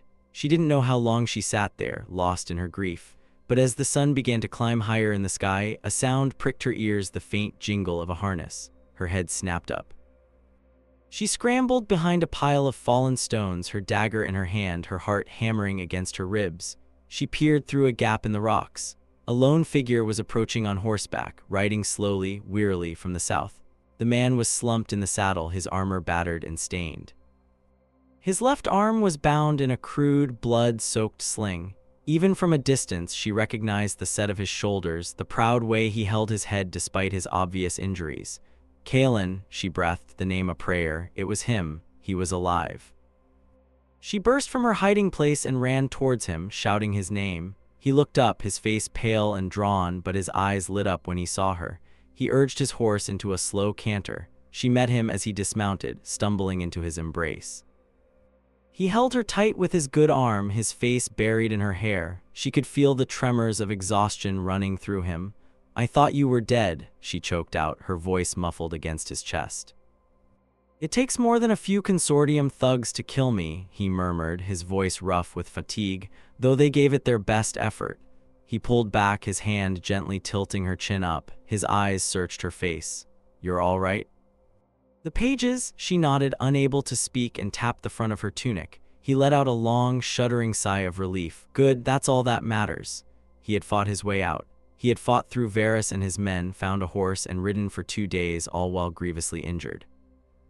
He had come for her. The knot of despair in her chest began to dissolve, replaced by a warmth that spread through her limbs. They were alive, they were together, and they still had the knowledge. Varys, she asked. Kaelin's expression darkened. He got away. Coward ran the moment his enforcers started falling, but he knows you have the transcriptions. He'll be back. He'll send the whole damn consortium after us. They were not safe. Their brief reunion was not an ending, but a brief respite. They were fugitives holding a secret that could change the world, hunted by an enemy with limitless resources and no morality. We need to get off this hill, Kaelin said, his pragmatic nature taking over. They'll be able to see this tower for miles. We need a place to rest, to plan our next move. He led his horse, a sturdy, if unremarkable, beast he'd liberated from a consortium outpost, into the relative shelter of the tower's crumbling base. Inside, the ground floor was a circular room, open to the sky where the upper levels had collapsed. It offered some protection from the wind and prying eyes. While Kaelin tended to his horse, Lyra built a small, smokeless fire in the center of the room. They shared the last of her water and the meager rations he had in his saddlebags. As he ate, Kaelin recounted his escape. After she'd entered the chimney, he had created a bottleneck on the narrow ledge, using the terrain to his advantage. He'd taken down 3 enforcers before a lucky blow from a warhammer had shattered the bones in his forearm. Wounded and outmatched, he'd done the only thing he could. He'd jumped. He'd plunged into the darkness of a deep, subterranean pool at the base of the chamber, an underground river that the consortium hadn't known was there. The current had carried him through miles of lightless tunnels before spitting him out into a cave system several leagues down the mountain. From there, it was a matter of evasion and survival. They think I'm dead, he concluded, looking at his splinted arm. Varys saw me fall. That gives us an advantage. They're hunting for 1 person, not 2. Lyra, meanwhile, had once again spread out the vellum pages. She looked at them with new eyes now, not just as a prize to be guarded, but as a weapon to be understood. The sunken city of Eridor, she said, tracing the ley lines on the map. All the legends say it was destroyed in the cataclysm, that it sank beneath the waves of the Western Sea. But this map, it shows a location deep in the heart of the charred wastes, a place no one has ever mapped. Perhaps the legends are wrong, Kaelin said, leaning over her shoulder to look, or they were meant to be. The text here, she pointed to a block of glyphs, it's a prophecy of sorts. It speaks of a heart of slumbering power and an awakening that will coincide with the next celestial convergence. It says that whoever controls the heart of Eridor will command a power not seen since the First Age. The consortium's new world order, Kaelin said grimly. That's what they want. A weapon of unimaginable power. We can't let them have it, Lyra said, her voice filled with a new, hard resolve. We can't just run and hide, we have to get there first. Kaelin looked at her, a long, appraising look. He saw not the frightened scholar he had rescued from the archives, but a determined, resilient woman who had faced death and emerged stronger. He nodded slowly. The charred wastes, he said, a grimace on his face. It won't be easy. It's a land of fire, ash, and creatures twisted by ancient magic. No one crosses the wastes and comes back unchanged. We've already come this far, Lyra countered. What's one more impossible journey? A slow smile spread across Kaelin's face. All right then, to Eridor it is, but first we rest. And I need a proper physician for this arm. He knew a place, he told her. A hidden settlement on the edge of the wastes, a town called Haven, populated by outcasts, deserters, and others who wished to live outside the reach of the consortium and the allied kingdoms. It was a haven for smugglers, mercenaries, and spies, a dangerous place, but one where they could find supplies, information, and, for a price, anonymity. They spent the night in the ruined tower, taking turns to keep watch. The vast, starry sky above them felt less like a canopy and more like a map of their destiny. Their path was set. They were no longer just running from the past, they were racing toward the future, toward a sunken city and a power that could either save the world or shatter it. Their journey to Haven took them a week. They traveled through the blasted foothills that formed the borderlands of the wastes, a landscape of gray dust and skeletal trees. The air grew acrid, tasting of soot and old sorrows. They saw no one, but they often felt they were being watched, sensing the presence of the warped, hungry things that called the borderlands home. Haven was not so much a town as a scar on the landscape. It was a sprawling collection of buildings made from scrap metal, scavenged stone, and the petrified wood of the border forests, all huddled in the shadow of a massive rock formation that looked like a clenched fist. A pall of greasy smoke hung permanently over the settlement, and the air was thick with the smells of unwashed bodies, cheap ale, and cooking meat of indeterminate origin. It was, Kaelin had warned her, the last den of scoundrels on the edge of nowhere. They entered the town with their hoods up, trying to look as inconspicuous as possible. But in a place like Haven, everyone was on the lookout for newcomers. Eyes followed them from shadowed alleyways and the darkened windows of ramshackle taverns. The people of Haven had the hard, wary look of those who had survived by their wits and their willingness to do violence. Kaelin led them to a building tucked away in a narrow, muddy street, its sign a faded carving of a coiled serpent biting its own tail. "The Ouroboros Clinic," he said. "The physician here is an old acquaintance. He values discretion and coin." Inside, the air was thick with the scent of antiseptic herbs and something metallic that Lyra identified as blood. The physician was a small, wiry man with a bald head and spectacles perched on the end of his nose. He introduced himself as Corvus. He looked Kaelin's arm over with a practiced, dispassionate eye. "A clean break in the ulna, but the radius is shattered." "Nasty piece of work," Corvus chirped, his fingers probing the swollen flesh with surprising gentleness. "Consortium Warhammer, by the look of the bruising. I can set it, but it'll cost you. And it will never be as strong as it was." While Corvus worked on Kaelin's arm, grumbling about the shoddy quality of his self-administered first aid, Lyra bartered for supplies in Haven's sprawling, chaotic market. She traded a few small gems she had sewn into the hem of her cloak for water skins, preserved food, maps of the Wast's crude, unreliable things drawn from the memories of the few who claimed to have ventured in and returned, and 2 dust cloaks with goggles to protect them from the inevitable ash storms. When she returned, Kaelin's arm was set and bound in a tight, professional-looking splint. He was pale, but his jaw was set. Corvus had given him a potent dose of milk of the poppy for the pain. "Heard a rumor while you were gone," Kaelin said, his voice slightly slurred. "Varys has put a bounty on you, a big one. Every cutthroat and bounty hunter from here to the Shining Sea will be looking for a dark-haired scholar with vellum scrolls." Lyra's blood ran cold. "He knows I have the pages. He knows a woman escaped the ruin. He's assuming you're a scholar who took something valuable. The bounty is his way of casting a wide net. He doesn't need to find you himself if he can pay someone else to do it."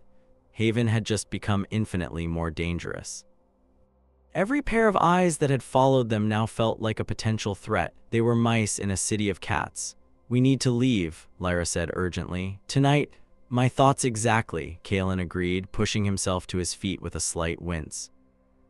"We'll get a few hours of sleep, then we head into the wastes before sunrise. No one will be stupid enough to follow us in there." They found a room in a dilapidated inn called The Last Drop, a place so grimy that it was unlikely the proprietor would remember their faces, let alone report them.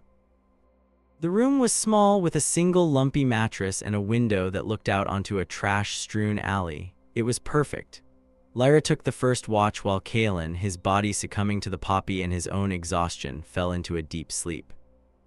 She sat by the window, dagger in hand, watching the alley below. The sounds of Haven drunken shouts, a distant, violent argument, the mournful tune of a stringed instrument played badly drifted up to her. She thought about their journey, about the path that had led them from the quiet archives of the Citadel to this wretched hive on the edge of the world. She was no longer just a scholar, a reader of dead languages. She was a keeper of secrets, a hunted fugitive, a player in a game whose stakes were the fate of the world. And as she looked at Kaelin, sleeping peacefully for the first time in days, she knew she was not just his charge. She was his partner, and she would not let him down. Just before dawn, as the first gray light began to creep over the horizon, they slipped out of the inn. They moved through the sleeping streets of Haven, 2 shadows swallowed by the larger shadows of the buildings. They left the town behind without a backward glance, their faces set toward the east, toward the gray, ashen plains of the charred wastes. The landscape changed almost immediately. The sparse, skeletal trees of the borderlands gave way to a vast, desolate expanse of cracked earth and gray ash.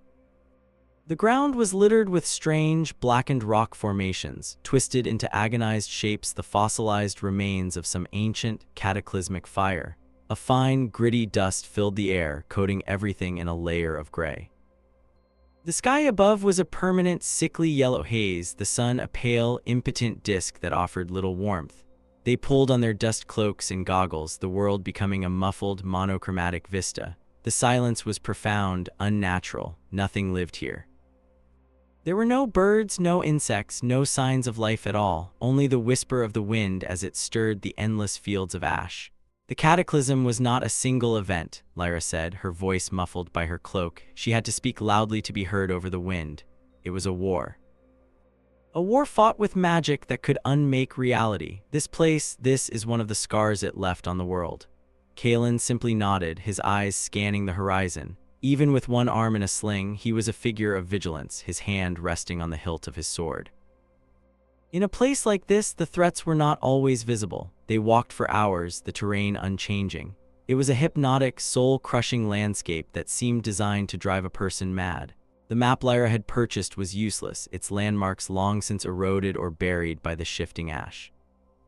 They were forced to navigate by the sun and the strange, magnetic pull of the land itself, a faint thrumming that resonated in Lyra's bones, similar to the one she had felt in the ruin. The ley lines. They were following the ley lines. On the second day, they found their first sign that they were not entirely alone. It was a creature, or what was left of one. It looked as though it had once been a great desert cat, but its body was twisted and elongated, its hide covered in crystalline growths that pulsed with a faint, sickly light.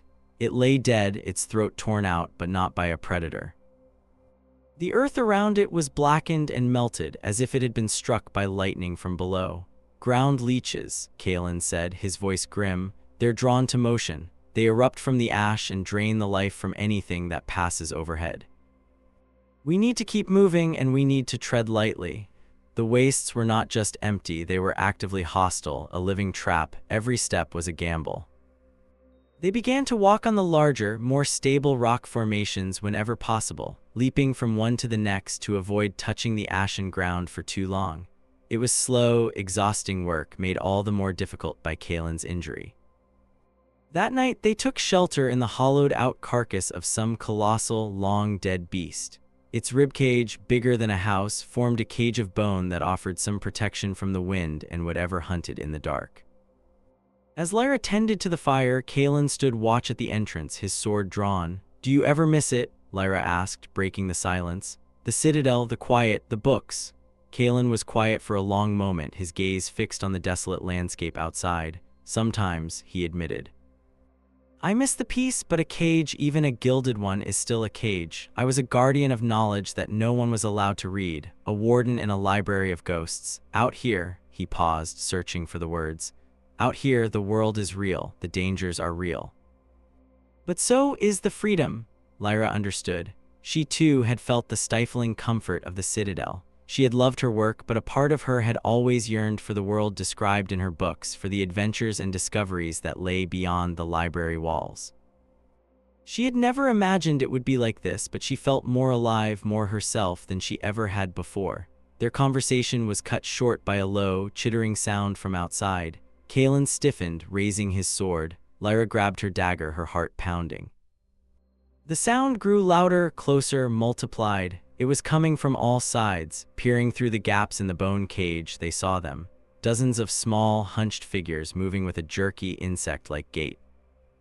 They were humanoid, but their limbs were too long, their skin the color of ash, and their faces were featureless save for a single, large, multifaceted eye that glowed with a faint red light.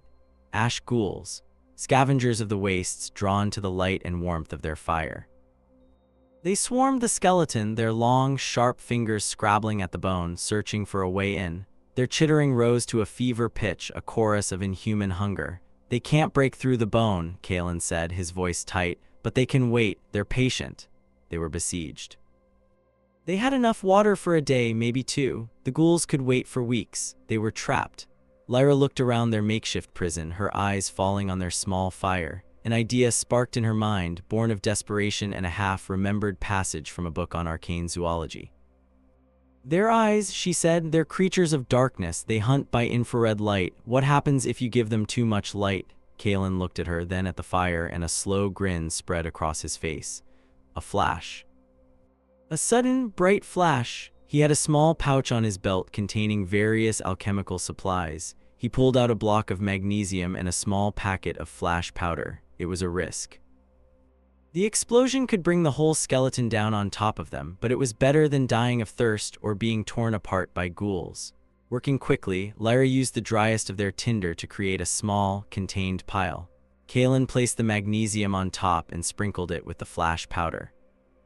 He looked at her, his eyes asking the question. She nodded. He tossed a burning brand onto the pile. The world went white. An incandescent flash of brilliant, silent light filled the ribcage, so bright it was blinding even with their eyes squeezed shut.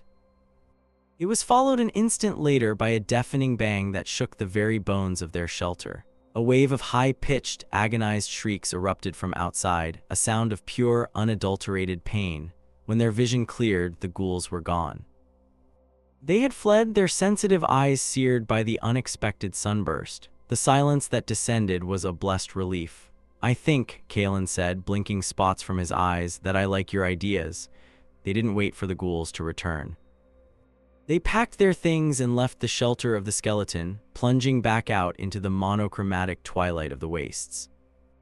They walked through the rest of the night, pushing themselves to their limits, wanting to put as much distance as possible between themselves and the ghouls' hunting ground. Days bled into one another. The wastes were relentless, a trial of endurance that tested their bodies and their spirits.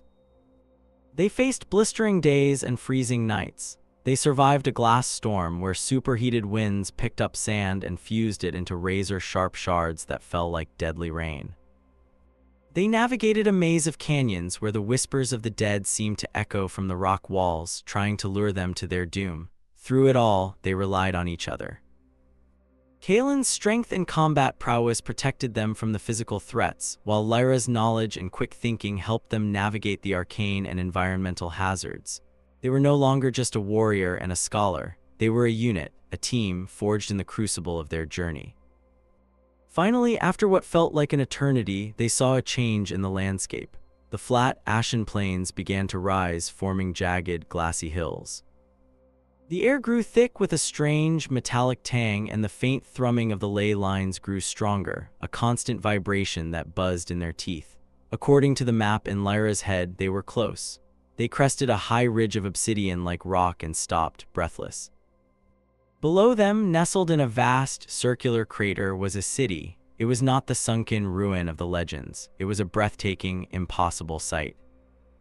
The city of Eridor was made of a strange, crystalline material that seemed to drink the light, its towers and spires spiraling toward the hazy sky like a forest of black glass. Greenish, phosphorescent light pulsed through the city's structures, outlining streets and buildings in a ghostly glow. There were no signs of destruction, no craters, no rubble. It was perfect, pristine, and utterly silent. It was a ghost city, a place out of time. At the very center of the city stood a single, colossal spire that dwarfed all the others. It throbbed with a more intense, rhythmic green light, a steady, silent heartbeat. The heart of slumbering power, Lyra whispered in awe. That was their destination. But as they stared at the silent, magnificent city, Kalen's hand went to his sword. "We're not the first ones here," he said, his voice a low growl. He was right. At the edge of the city, near the main gate, was a small, temporary encampment. The black banners of the consortium hung limply in the still air. Varus had beaten them there. He hadn't followed them through the wastes. He had gone around, using a faster but more conventional route. And he had brought an army. They had walked into the lion's den. "How?" Lyra asked, her voice shaking with a mixture of fury and despair.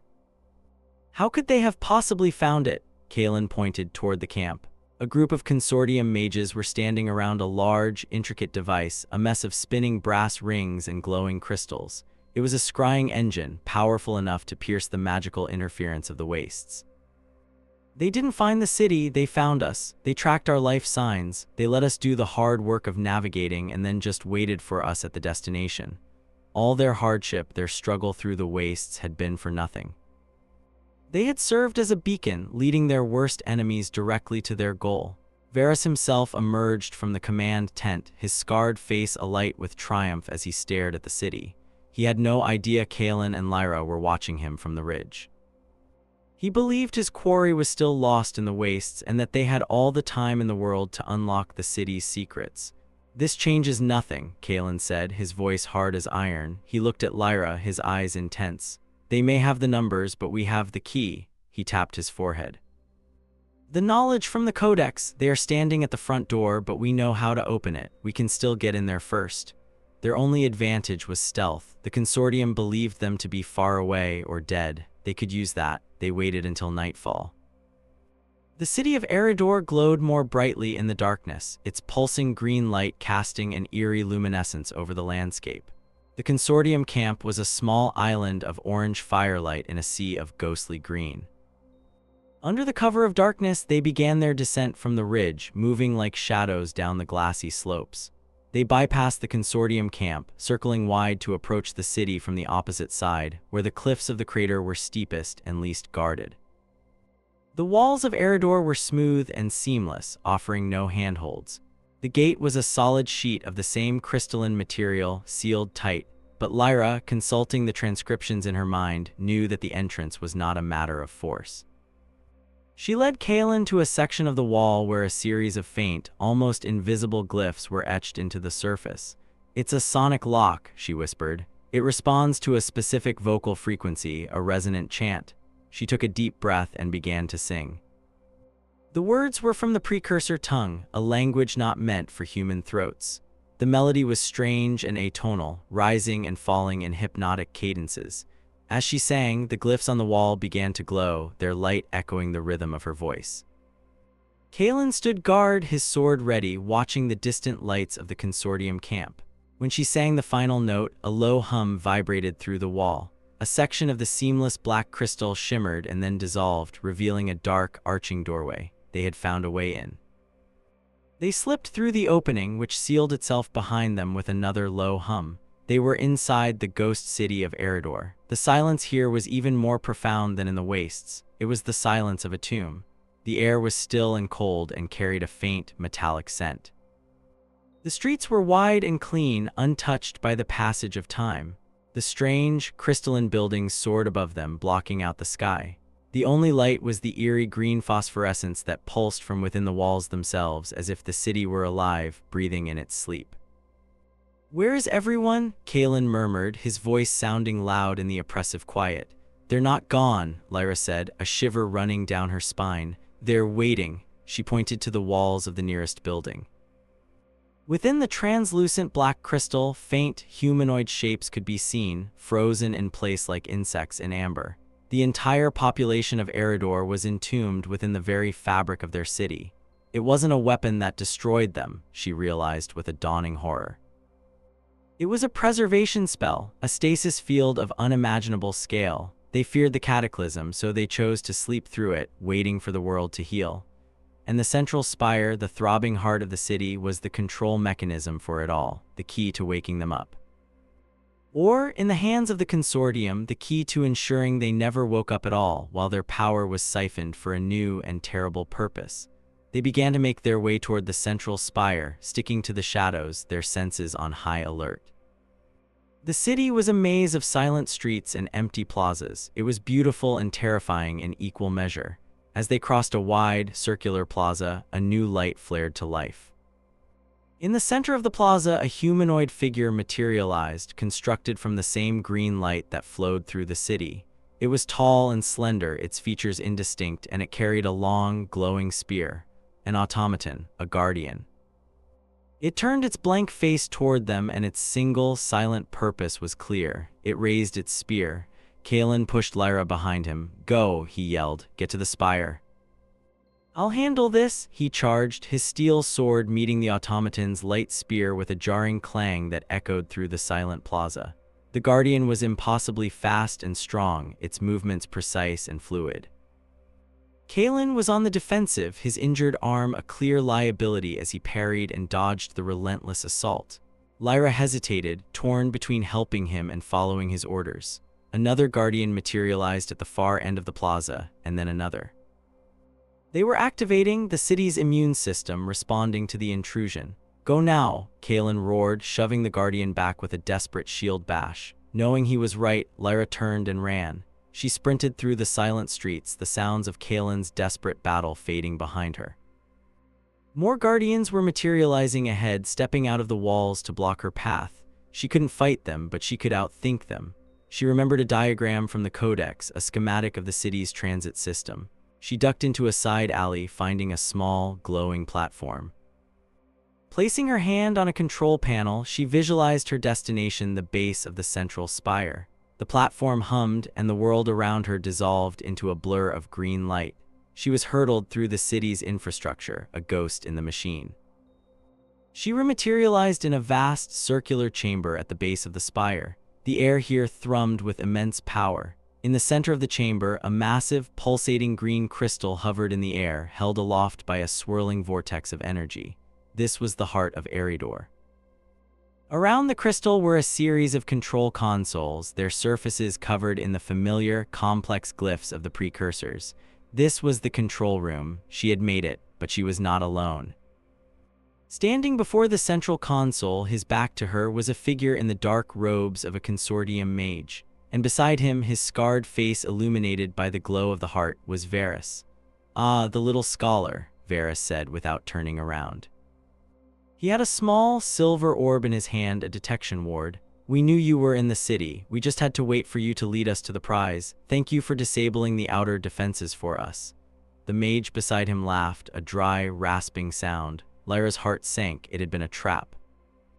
They had let her get this far. "It's over," Varus said, finally turning to face her. He held up a small, black rod. "This device will allow us to co-opt the heart's power. Soon, the might of Eridor will serve the consortium. And you will have a front-row seat to the dawn of a new age." Lyra's hand tightened on the hilt of her dagger. She was cornered, outmatched.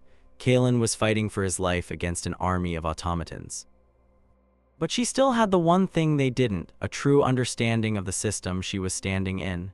"You think this is just a weapon," she said, her voice steady despite the fear. "A battery for you to drain, you're fools. This is a life support system. Tampering with it without understanding, it will create a feedback loop that will shatter this entire crater." Varus just smiled. "A risk we're willing to take, and a bluff I'm willing to call." He gestured to the mage, who stepped forward and placed the black rod onto the control console. The moment it made contact, the chamber began to scream. A high-pitched, piercing whine filled the air. The light from the heart crystal flickered, shifting from green to a violent, angry red. Red alert symbols flashed across all the consoles. The entire spire began to shake. Lyra was right. Their crude attempt to hijack the power was causing a catastrophic overload. The mage cried out in alarm, trying to remove the rod, but it was fused to the console, glowing white-hot. Varus's smile vanished, replaced by a snarl of fury. "What have you done?" he roared at Lyra as if it were her fault. In that moment of chaos, Lyra saw her chance. While Varus and the mage were distracted by the impending meltdown, she ran, not for the exit but for a different console, one set apart from the others, the master override. Her fingers flew across the glowing glyphs, inputting a sequence from the Codex, a command sequence not for shutdown, not for control, but for release. The command to awaken the city. If the consortium wanted the power of Eridor, she would give it to them. All of it. "What are you doing?" "Stop her!" Varus shrieked. He drew his pistol, a marvel of consortium technology, and fired.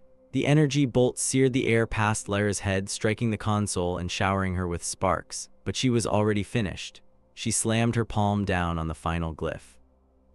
A deep, resonant chime echoed through the spire, cutting through the alarm. It was a sound of awakening. The shaking stopped. The red light from the heart softened, returning to its steady green pulse. But outside, throughout the silent city, something was changing.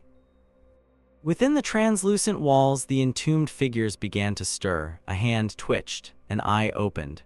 The people of Eridor were waking up. Varus stared at her, his face a mask of disbelief and rage. "You've doomed us all. They will see us as invaders." "You are invaders," Lyra shot back, her voice ringing with defiance. The sound of fighting erupted from the corridor outside the chamber. A moment later, Kalen burst in, his sword dripping with the green light fluid of the Guardians. He was bruised and battered, but alive. He took in the scene at a glance. Lyra, Varys, the panicked mage, the overloading console. "I see you've been busy," he said with a grim smile. The awakening chime sounded again, louder this time, reverberating not just through the spire but through the ground itself. The entire city was coming alive. The consortium mage, seeing all was lost, made a run for the exit. Kalen dispatched him with a swift, efficient strike. Now it was just them and Varys. Varys, realizing he was trapped, let out a roar of fury and charged Kalen. The two men crashed together, a whirlwind of steel and desperation. Kalen, injured and exhausted, was pushed back by Varys's savage, two-handed assault with a cruel-looking consortium blade. Lyra knew she had to help. The overloading console was still sparking, the black rod pulsing with uncontrolled energy. It was a bomb waiting to go off. Thinking fast, she grabbed a heavy metal panel that had been knocked loose and with all her strength hurled it at the console. The impact shattered the delicate crystals. The black rod exploded, engulfing the console in a flash of white-hot energy. The feedback loop, instead of cascading through the entire system, was contained, blowing itself out. But the explosion sent a shockwave through the room, throwing all of them off their feet. Lyra was thrown against the far wall, her head striking the hard crystal with a sickening crack. Her vision swam, the world dissolving into a blur of green and black. The last thing she saw before consciousness faded was Kalen, silhouetted against the glow of the heart, standing over the fallen form of Varys as the newly awakened, glowing figures of the Eridorians began to step out of the walls and into the chamber. The city was awake. And its masters had returned. The air, once alive with the glade's soft hum, was now dead and cold. The shadow hounds, more liquid darkness than flesh, slunk forward, their paws making no sound on the mossy ground. Their eyes were embers of crimson hate fixed on the radiant warmth of the sunstone in Kalan's hand. Morwenna stood behind them, a pillar of malevolent grace, her lips curled in a triumphant sneer. "The sunstone of Eldoria," she purred, her voice a silken poison that coiled around the silence. "Generations of my master's servants have sought it, and it is delivered to me by a blundering boy and a hedge witch. How quaint." Finn, his small body trembling, let out a defiant squeak and bared his teeth. "You'll not have it, Shadow Witch." Morwenna's laughter was a brittle, chilling sound like ice shattering. "Brave words from a creature of fur and folly. Silence him." One of the hounds detached from the pack, its form melting and reforming as it flowed across the ground with unnatural speed. It was a blur of night and fangs aimed directly at Finn. Without a thought, Kalan moved, thrusting the sunstone forward. The light pulsed violently, a wave of golden energy that slammed into the creature. The hound shrieked, a sound that tore at the very fabric of the air and dissolved into a cloud of oily smoke that quickly dissipated. Morwenna's smile tightened, a flicker of annoyance in her dark eyes. "So, the bauble has teeth, no matter." "You cannot hold back the tide, Warden." Kalan's heart hammered against his ribs. The power of the stone was a living thing in his palm, a wild, untamed heat that resonated with the Warden's mark on his arm. He could feel its energy flowing into him, a heady, overwhelming torrent. "You serve the Shadow King," he said, his voice steadier than he felt. "You help spread the blight." "The blight is a cleansing," Morwenna retorted, her voice rising with fanatical fervor. "It scours away the weak, the complacent. It prepares the world for the glory of his eternal reign." "You cling to a dying light, a forgotten age." "The light is not forgotten," Alara called out, her own sphere of brilliance intensifying.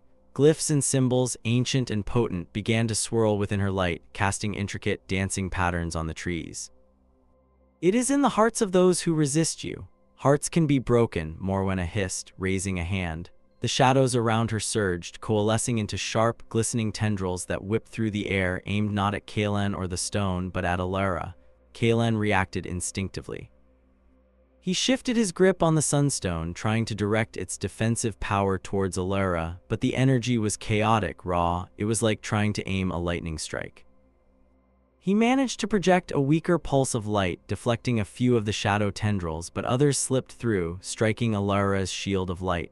The impact sent shudders through her protective sphere, and she cried out, stumbling back a step. Ilara, Kaelin yelled, torn between protecting her and holding off the remaining hounds that were now circling them, their crimson eyes glowing with predatory hunger. I'm all right, she gritted out, her knuckles white where she clasped her staff. But her power, it's a vortex. It drains everything.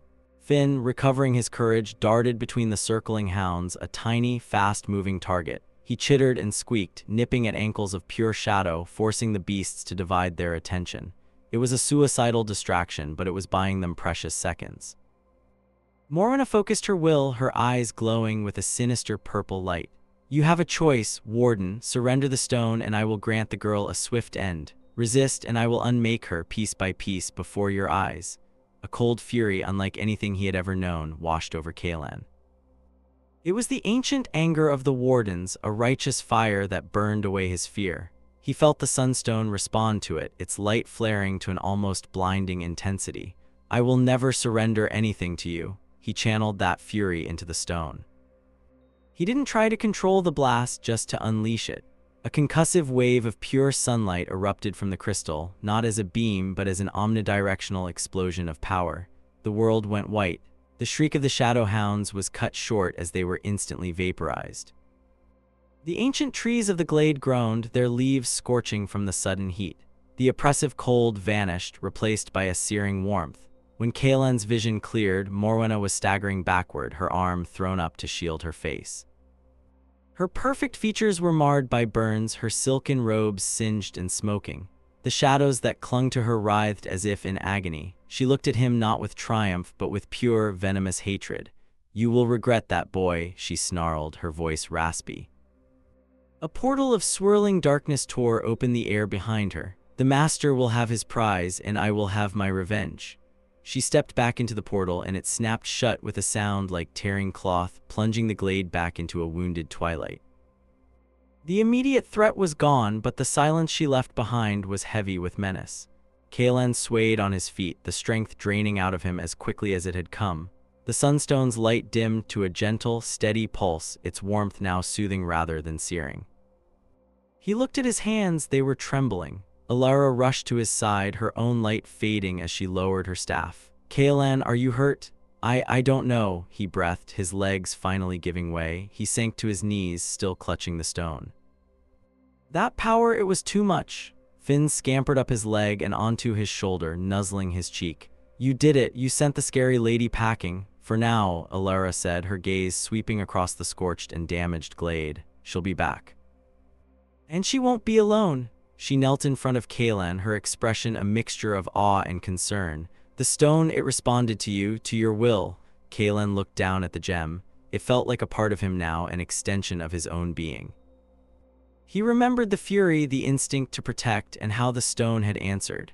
It wasn't just a tool, it was a weapon, and one he barely understood how to wield. The backlash of its power left him feeling hollowed out, every muscle aching. We can't stay here, he said, forcing himself to his feet with Ilara's help. She knows we have it, she knows where we are. Where do we go? Ilara asked, her voice laced with exhaustion. The fight had taken its toll on her as well. Her face was pale, and the light from her staff was a mere glimmer. Kaelin's mind raced. Morwenna had called him Warden. She knew what he was, or what he was supposed to be. His grandfather's words echoed in his memory, talk of ancient duties and a forgotten order. The path ahead was no longer just about running from the blight, it was about fighting it. My grandfather, Kaelin said, the idea taking shape as he spoke. Before he died, he told me stories of the Elderwood, of a place called Silverwood Reach. He said it was an ancient sanctuary of the Wardens, a place hidden from the world. If there are any answers, any hope of learning how to use this, he held up the sunstone, it will be there. Ilara's eyes widened slightly. Silverwood Reach, I've only read of it in the oldest texts. It's spoken of as a myth, a fable, a city of trees that communes with the sky. It's real, Kaelin insisted, a strange certainty settling in his gut. I know it is, it has to be. But the Elderwood is vast and dangerous, she countered, though her tone lacked conviction. The glade, once a place of sanctuary, now felt exposed and violated. We don't have a map, we don't know the way. We have this, Kaelin said, holding the sunstone higher.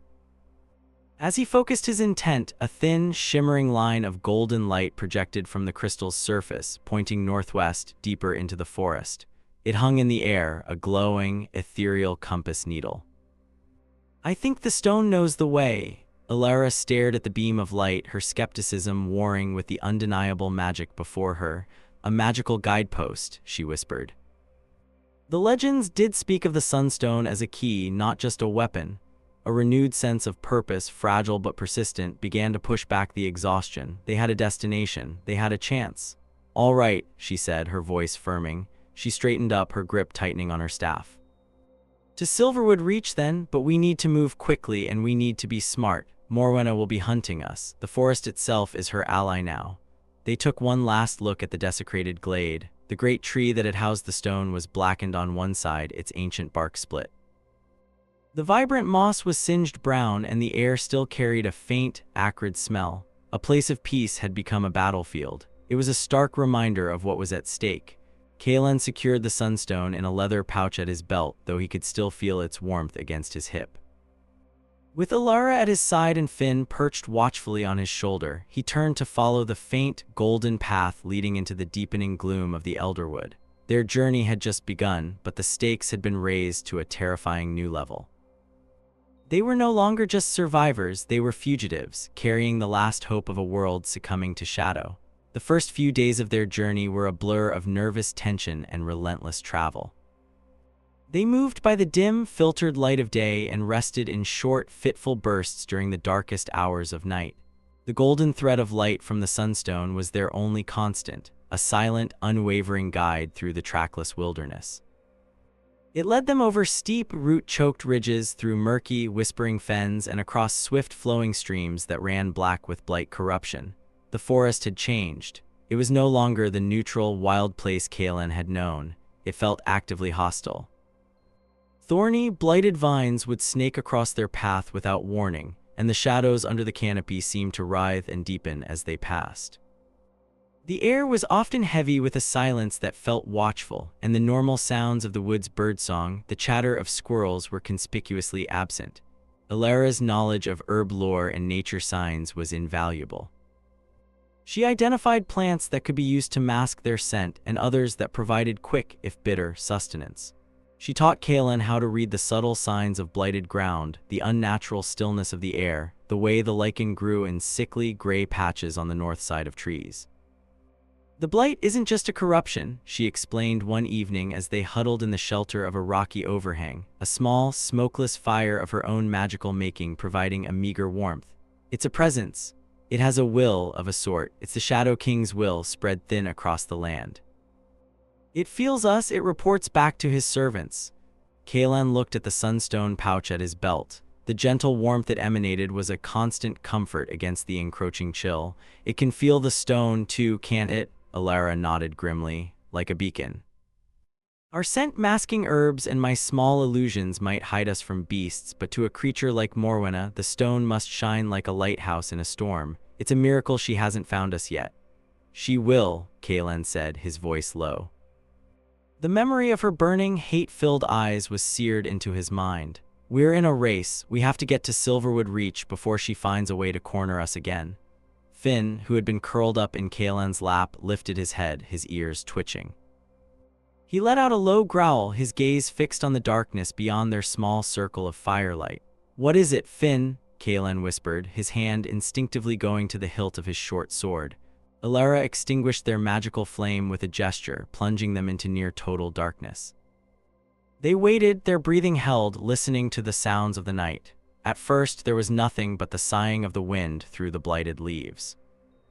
Then they heard it, a faint, rhythmic snapping of twigs, the heavy tread of something large moving through the undergrowth, circling their position. Kalen drew his sword, the faint scrape of steel on leather sounding impossibly loud in the silence. Alara held her staff, a tiny mote of light hovering over its tip, ready to flare at a moment's notice. The footsteps grew closer, more confident. A low, guttural snarl echoed from the trees to their left, answered by another from their right. They were being hunted, hemmed in. "Grave stalkers," Alara breathed, her voice tight with fear. "Creatures born of the blight, they hunt in packs." Kalen's heart pounded. He had heard tales of grave stalkers from traveling merchants back in his village, hulking, wolf-like beasts with matted, patchy fur, exposed bone, and an insatiable hunger for living flesh. They were said to be relentless, cunning trackers. A hulking silhouette emerged from the gloom, its form barely visible against the dark trees. It was larger than any wolf Kaelan had ever seen, its posture unnaturally hunched. A pair of pale, glowing eyes fixed on them, devoid of anything but predatory malice. Another shape appeared beside it, and then a third. "They've got us boxed in," Kaelan murmured, his knuckles white on his sword's grip. A straight-up fight was suicide. There were too many, and they were trapped against the rock face. Alara's mind was racing. "Their eyes," she whispered urgently. "They hunt by a combination of scent and a form of dark sight. They are drawn to warmth, to life." An idea, desperate and risky, sparked in Kaelan's mind. He looked at the pouch at his hip. "Alara, can you create a diversion, something bright and loud over to the west?" She understood immediately. "It'll take a lot of my energy. Just give me a few seconds," he replied. She nodded, closing her eyes and muttering a quick incantation. A ball of pure white light formed in her palm, growing brighter and brighter until it was painful to look at. With a sharp cry, she hurled it into the woods about 50 yards to their left. It struck a tree with a deafening crack like a lightning strike and exploded in a shower of brilliant, dazzling sparks that lit up the forest floor. As one, the grave stalkers turned their glowing eyes toward the sudden flash and sound, momentarily confused and drawn to the intense burst of energy. "Now," Kaelan hissed. He tore the sunstone from its pouch. Instead of letting its power explode outward, he tried to focus it, to narrow it. He remembered the feeling of directing its light against the shadow tendrils that had threatened Alara. He visualized a single, concentrated beam. The stone flared in his hand, and a brilliant, pencil-thin ray of golden light shot out. He swept it across the eyes of the nearest grave stalker. The beast let out a pained, agonized howl and reared back, clawing at its face. Its pale eyes had been seared to smoking sockets. He lashed out with the beam again, targeting the second creature. It too shrieked and recoiled in pain.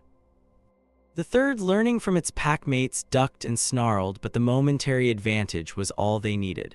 "Run!" Kaelan yelled, grabbing Alara's arm. They scrambled away from the rock face and plunged into the forest, opposite from the direction of the diversion.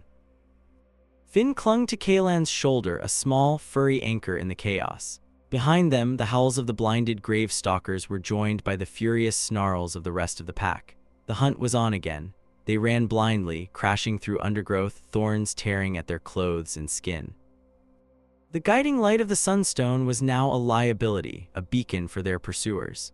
Kaelan shoved it back into its pouch, hoping the leather would be enough to dim its glow. They had to rely on the faint moonlight filtering through the canopy and Alara's innate sense of the woods. The sounds of pursuit grew closer. The heavy, loping gait of the grave stalkers was terrifyingly fast. Kaelan could hear their guttural panting, smell their foul, carrion breath on the air. His lungs burned, his legs felt like lead, but he forced himself to keep going, pulling Alara along with him. They burst into a small clearing and Kaelan's foot caught on an exposed root. He went down hard, Alara tumbling with him. He rolled over, sword at the ready, just as the first of the grave stalkers broke through the trees. It was even more horrifying up close.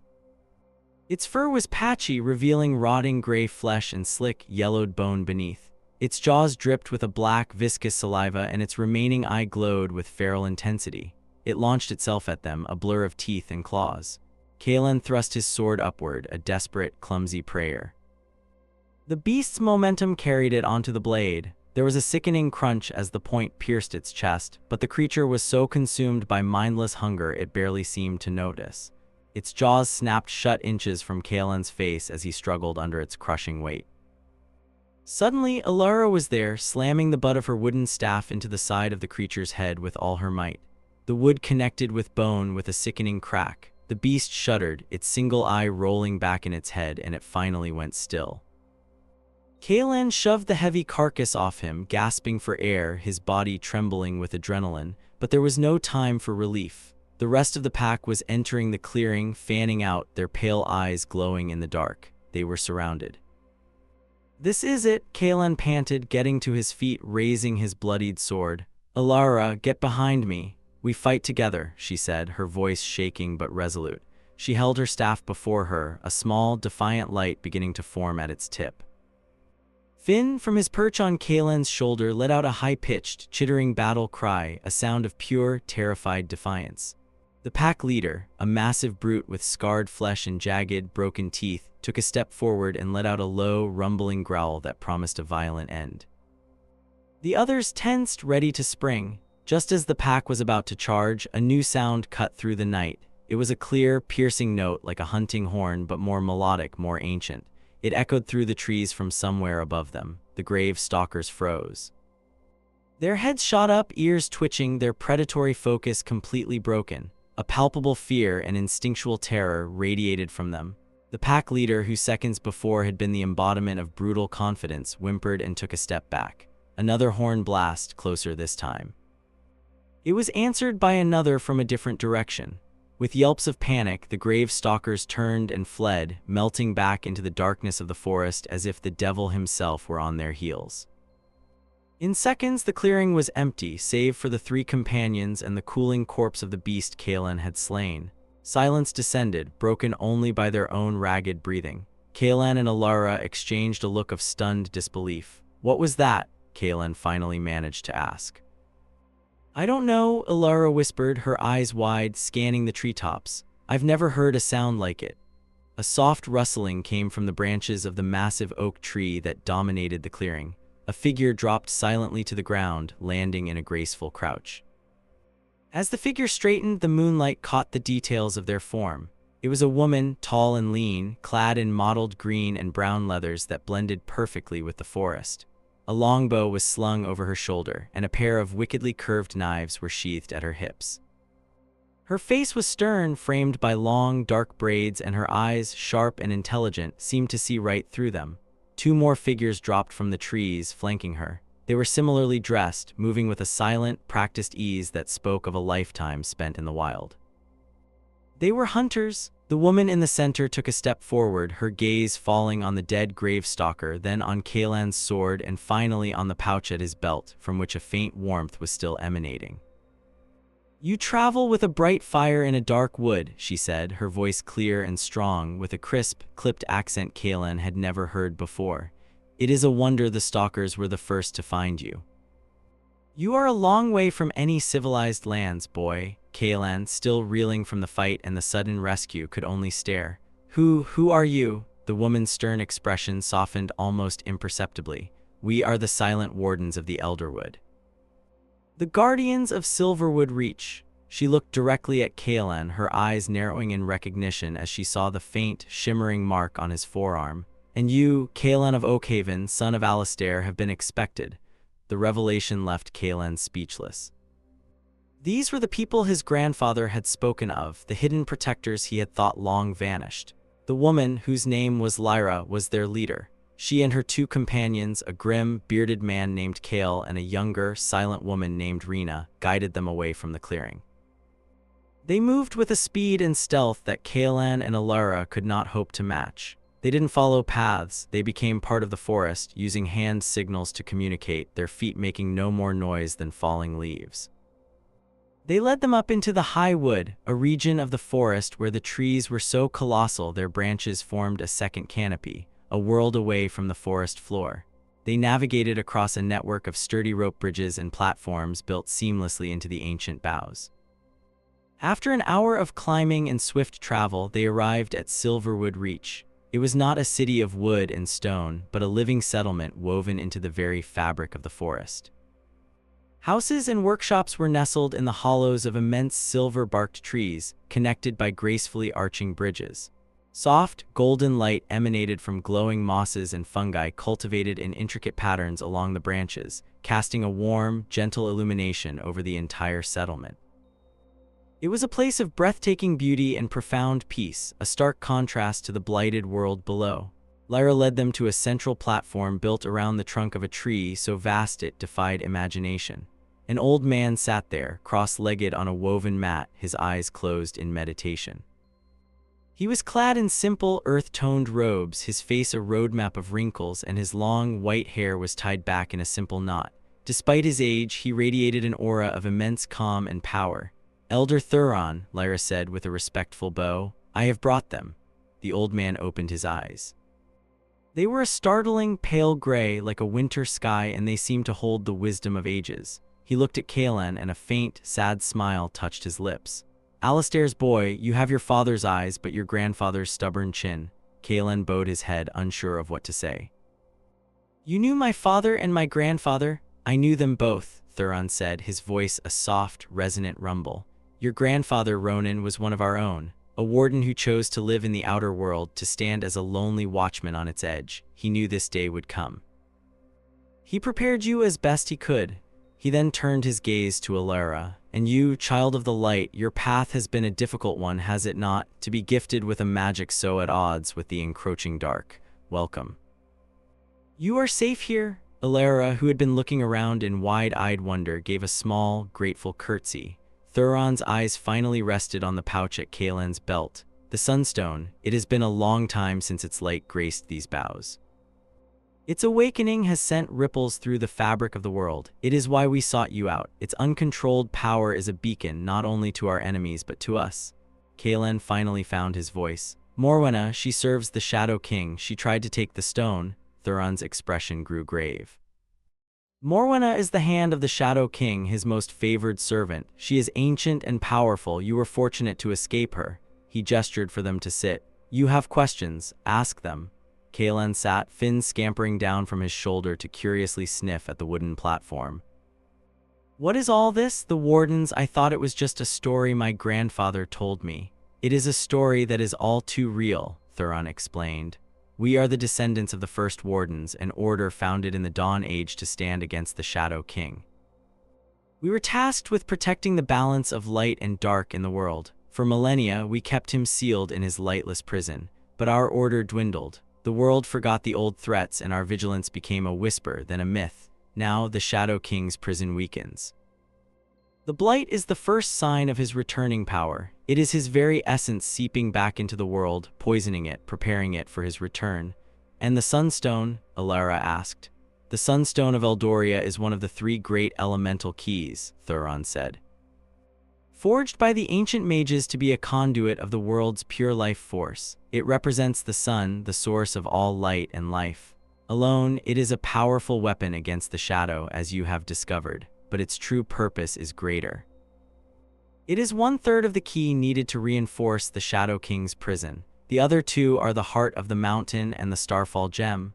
Kalen's mind reeled. This was so much bigger than just saving his village. He was part of an ancient war, a quest out of legend.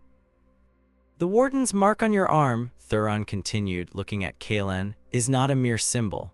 It is a conduit. It links you to the lineage of the wardens and allows you to channel the power of the keys. Your grandfather knew your bloodline would one day be called upon. The Sunstone has chosen you, Kalen, as its wielder. It resonates with the warden's blood in your veins. But I don't know how to use it, Kalen confessed, the memory of the wild, uncontrolled blast in the glade still fresh in his mind. I almost lost control. I could have hurt Alara. Raw power without discipline is as dangerous to the wielder as it is to the foe, Thuron agreed. That is why you are here. We will teach you. Lyra will train you in the ways of the forest, in combat and survival. I will guide you in the ways of the wardens, help you connect with the stone to understand its power and control it. He looked at Alara. And you, little light weaver, your magic is a rare and precious gift in these dark times. Our lore keepers will open their archives to you. The knowledge preserved here may help you unlock the full potential of your abilities. You will both need all the strength you can muster for the path that lies ahead. The path, Kalen's heart sank slightly. So this isn't the end of the journey. Thuron's sad smile returned. No, young warden. It is the beginning. Once you are ready, you must seek out the other 2 elemental keys. The heart of the mountain lies deep within the Dragon's Tooth peaks, guarded by perils both ancient and new. The Starfall gem was lost to the sea centuries ago, and where it lies now, no one knows. A seemingly impossible task. The Dragon's Tooth peaks were a formidable, unconquered mountain range, and finding a lost gem in the vastness of the ocean was beyond comprehension. Morwenna and the forces of the Shadow King will be searching for them as well, Thuron added, his voice a grim reminder of the stakes. If they gather the keys first, they will not use them to seal the prison. They will shatter it and unleash the Shadow King upon a world already weakened by his blight. The weight of it all settled on Kaelan's shoulders, heavy and suffocating. He was just a boy from a small village. How could he possibly be expected to do this? He looked at Alara, saw the same mixture of fear and determination in her eyes. He looked at Finn, who seemed to sense his distress and nudged his hand with his nose. He wasn't alone. He straightened his back, meeting the ancient gaze of Elder Thuron. "What do we do first?" he asked, his voice clear and steady. Thuron nodded, a flicker of pride in his pale gray eyes. "First you rest, you heal, and then your training begins." The following weeks in Silverwood Reach were an immersion into a new way of life. For Kaelan, it was a period of intense, often grueling, training.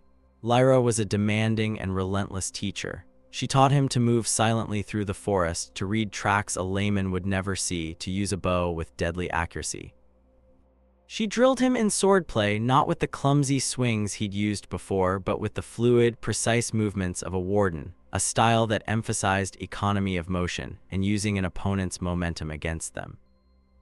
"A warden does not fight with brute force," she would say, easily parrying his attacks during their sparring sessions on the high platforms. "A warden fights with the forest, with the wind, with the enemy's own fear. You are a part of the world around you, not a force acting upon it. Feel the flow, Kaelan, don't just fight it." His sessions with Thuron were quieter, more mentally and spiritually taxing. They would sit for hours in meditation, the sunstone resting between them. Thuron taught him to quiet his mind, to reach out not with his hands, but with his will. Kaelan learned to feel the life energy of the forest around him, the slow, steady pulse of the ancient trees, the fleeting warmth of the animals, the cool murmur of the streams far below. "The sunstone is a lens," Thuron instructed, his voice a calm anchor in Kaelan's meditative state. "It does not create power, it gathers and focuses the life force that is already present in all things. To wield it is to ask for its aid, not command it. Feel the warmth of the sun stored in the leaves, the strength of the earth in the roots. Draw upon it, guide it. Do not force it." Slowly, painstakingly, Kaelan began to understand. He learned to draw a small, steady light from the stone without it flaring uncontrollably. He could create a small shield of warm energy that could deflect a thrown stone, or send out a gentle pulse of warmth to encourage a wilting plant to straighten. He was learning control, finesse. The raw, explosive power was still there, coiled within the crystal's heart, but he was no longer afraid of it. He was learning to respect it. Meanwhile, Alara thrived in the heart of the settlement. The Warden's lore keepers, a group of quiet, scholarly individuals, welcomed her with open arms. They led her to their library, a vast circular chamber carved into the trunk of the central tree, its walls lined with thousands of scrolls and ancient, leather-bound tomes. Here, Alara found the history of her own magic, a power far older and more profound than she had ever imagined. The text spoke of the Weavers of Light, an order of mages who drew their power not from incantations and rituals, but from the very fabric of starlight and sunlight. They could mend wounds, create impenetrable wards, and counter the darkest of corruptions.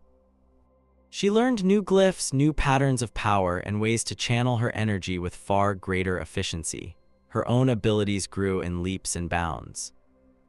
She learned to weave intricate wards that could turn aside shadow magic, to heal injuries with a gentle touch and a soft spoken word, and to create illusions so real they could fool all five senses. She spent hours practicing on the high branches. Her light constructs birds, flowers, and swirling ribbons of brilliance dancing in the perpetual twilight of the Silverwood canopy. For the first time, she felt her magic was not just a strange gift that set her apart, but a legacy, a sacred duty. Finn, too, found his place. The small creature, once an outcast, was revered by the Wardens. They called him a glade sprite, a rare and ancient type of forest spirit that was a natural enemy of the shadow. They said his presence in Silverwood Reach was a blessing, a good omen.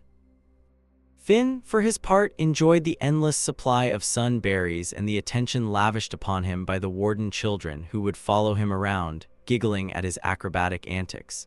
As the weeks turned into a couple of months, a sense of community formed around the trio.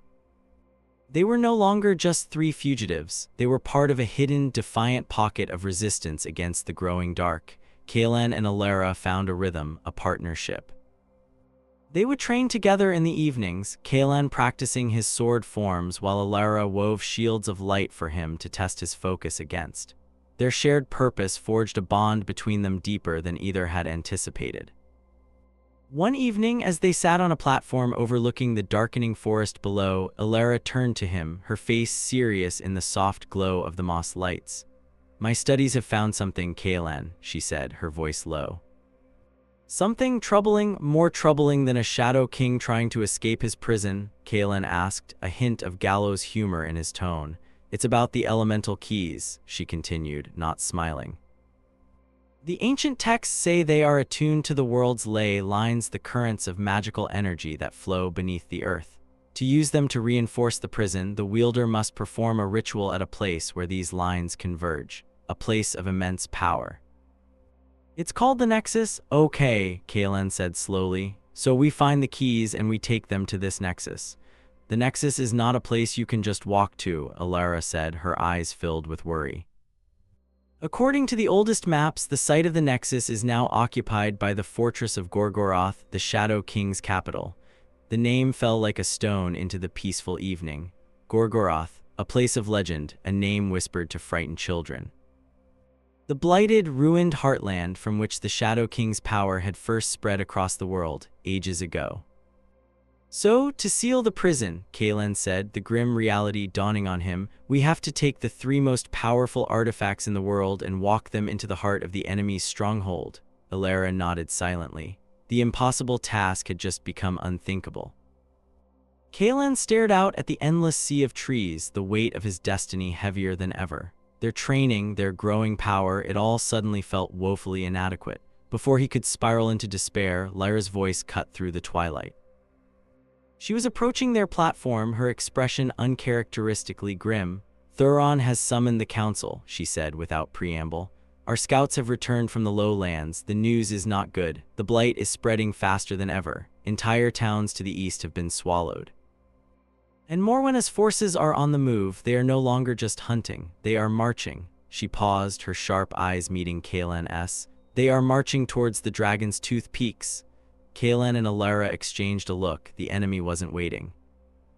The race for the heart of the mountain had already begun. His time of training was over.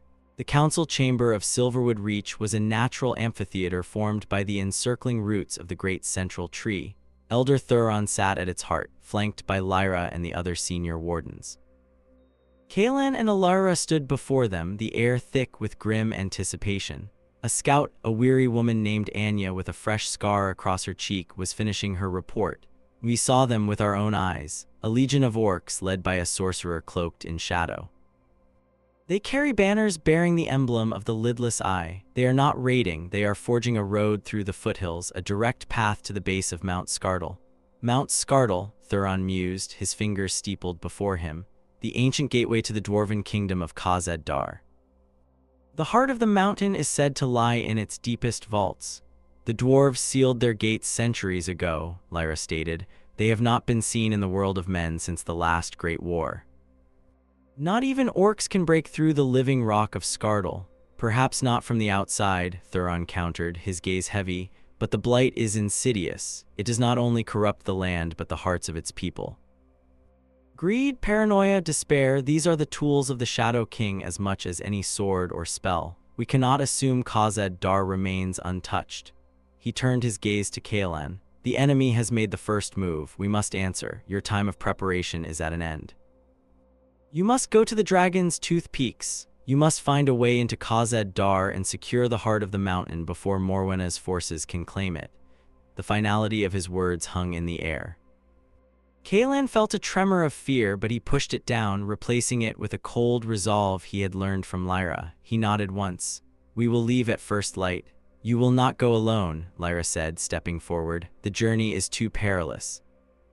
"Kael and I will accompany you." Kaelan looked at her in surprise. Lyra was the commander of the Silverwood Wardens. Her place was here, defending their home. She saw the question in his eyes. "My best scouts are needed to monitor the Orc Legion's advance. You will need a guide who knows the mountains and a sword arm that will not fail. Kael is the strongest of us and I am the fastest. We are your best chance." Thuron nodded his assent. "It is decided. Lyra and Kale will guide you to the mountain's base. From there, the path will be yours to find." He rose from his seat and approached Kaelan, placing a frail but firm hand on his shoulder. "May the light of the ancients guide your steps, young warden. The fate of the Elderwood and perhaps all of Middle-earth rests on your success." The journey to the Dragon's Tooth Peaks was a harsh and unforgiving trek. The lush greenery of the Elderwood slowly gave way to sparse, rocky terrain. The trees grew stunted and twisted, clinging tenaciously to the unforgiving slopes. The air grew thin and cold. Lyra and Kale moved through this landscape with an ease that Kaelan and Alara could only envy, pointing out hidden paths and warning of treacherous scree slopes. Kale was a man of few words, but his presence was a comforting bulwark of strength. He was a mountain of a man, his beard braided with small iron rings, and he carried a massive two-handed axe strapped to his back. He taught Kaelan how to read the stone and the sky, to predict rockfalls and weather changes with uncanny accuracy. Lyra's senses were preternaturally sharp. She could spot the tracks of an orc scouting party on bare rock or hear the distant cry of a hunting crag cat on the wind. More than once, her vigilance allowed them to slip by enemy patrols that Kaelan and Alara would have blundered into blindly. They traveled for 2 weeks, pushing themselves to their limits. During their brief rests, Alara would study the ancient dwarven maps she had copied from the Silverwood Library, trying to decipher the secrets of the sealed gate of Mount Skardal. "The main gate is called the Iron Maw," she explained one night, her finger tracing a path on the brittle parchment by the light of a small, contained flame. "It was sealed with runes of binding and blood magic. It cannot be opened by any force from without. But the maps speak of a hidden way, a secret path known only to the dwarven kings of old. It is called Durin's Folly." "Why folly?" Kaelan asked. "Because the passage was deemed too dangerous, too narrow and treacherous, winding through the most unstable parts of the mountain's core. It was abandoned before it was even completed. The map only shows its beginning, a small, hidden entrance somewhere on the southern face of the mountain." "That's our way in," Lyra stated, looking up at the jagged peaks that now loomed over them like colossal stone teeth. "The orcs are focused on the main gate. They won't be watching the southern cliffs." They found the entrance after 2 more days of perilous climbing. It was little more than a fissure in the rock face, hidden behind a curtain of frozen waterfall. The air that breathed from it was stale and smelled of deep, undisturbed earth. Here, Lyra and Kale would leave them. "This is as far as we go," Lyra said, her face grim in the cold mountain air. "Our duty is to watch the army below, to harry their supply lines, and to give you as much time as we can." Kale unslung a heavy coil of rope and a set of iron pitons from his pack and handed them to Kaelan. "The rock within is old and may be brittle. Test every handhold." It was the most he had said in days. Kaelan nodded, accepting the gear. "Thank you for everything." Lyra placed a hand on his shoulder, her grip firm. "Survive, Kaelan, and succeed. We are counting on you." She gave a curt nod to Alara, a sign of respect from one warrior to another. Then, she and Kale turned and with the fluid grace of mountain cats began their descent, disappearing into the rocky landscape as if they were never there. Kaelan and Alara were alone again, standing at the precipice of a dark, unknown journey into the heart of the earth. Finn, who had been nestled inside Kaelan's coat for warmth, poked his head out, his whiskers twitching nervously at the cold, dead air flowing from the crack in the mountain. "Ready?" Alara asked, her voice echoing slightly in the stillness. Kaelan took a deep breath, the icy air stinging his lungs. He drew the sunstone. Its warm, golden light pushed back the oppressive darkness of the passage entrance, revealing smooth, hewn walls that disappeared into blackness. He held it aloft, a small, defiant star against the crushing weight of the mountain. "Ready," he said. Together, they stepped out of the biting wind and into the silent, waiting dark of Durin's Folly. The journey for the second elemental key had begun. The mountain awaited, and with it, the forgotten secrets and slumbering dangers of the lost dwarven kingdom of Khazad-Dar. The weight of Alara's words pressed down on him, a physical force that seemed to thicken the air in the archives, making each breath a conscious effort. The truth now laid bare was not a liberating flame, but a cage of ice, crystallizing around his heart. Every memory he had of her tutelage, every lesson on justice, every shared smile over a dusty tome, was now tainted. refracted through the prism of this monstrous revelation. The sundering wasn't a historical inevitability she sought to prevent a recurrence of, it was a blueprint. He sank onto the cold stone of the window ledge, the moonlight outside painting the frost-etched glass in shades of silver and bone. The city of Silverwood, his home, was to be the sacrifice. Not a casualty of war, but a deliberate, calculated offering upon the altar of her greater good. The arcane wellspring beneath the city, the very source of its prosperity and lifeblood, was the focal point of a ritual so vast, so horrifying, it made the blood in his veins run cold. She meant to sever the wellspring from the ley lines of the continent, creating a cataclysmic surge of power that would, in her estimation, cauterize the encroaching blight for centuries. The cost? A city of 100,000 souls and the very land for leagues around turned to a glassy, lifeless wasteland. His hands trembled, not with fear, but with a rage so profound it felt like a sickness. He had been her instrument. His research into resonance patterns, his mapping of the city's undercroft, his calibration of the scryer's orrery, it had all been for this. He had naively believed he was helping her reinforce the city's wards, when in fact, he had been sharpening the sacrificial knife. The silence of the great library, once a comforting embrace, now felt like a tomb.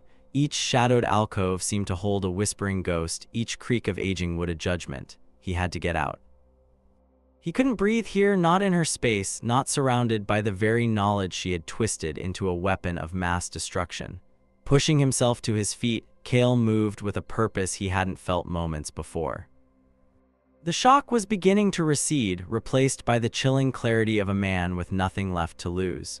He strode past the table where the ritual schema lay exposed, its crystalline components still glowing faintly. He didn't look at it.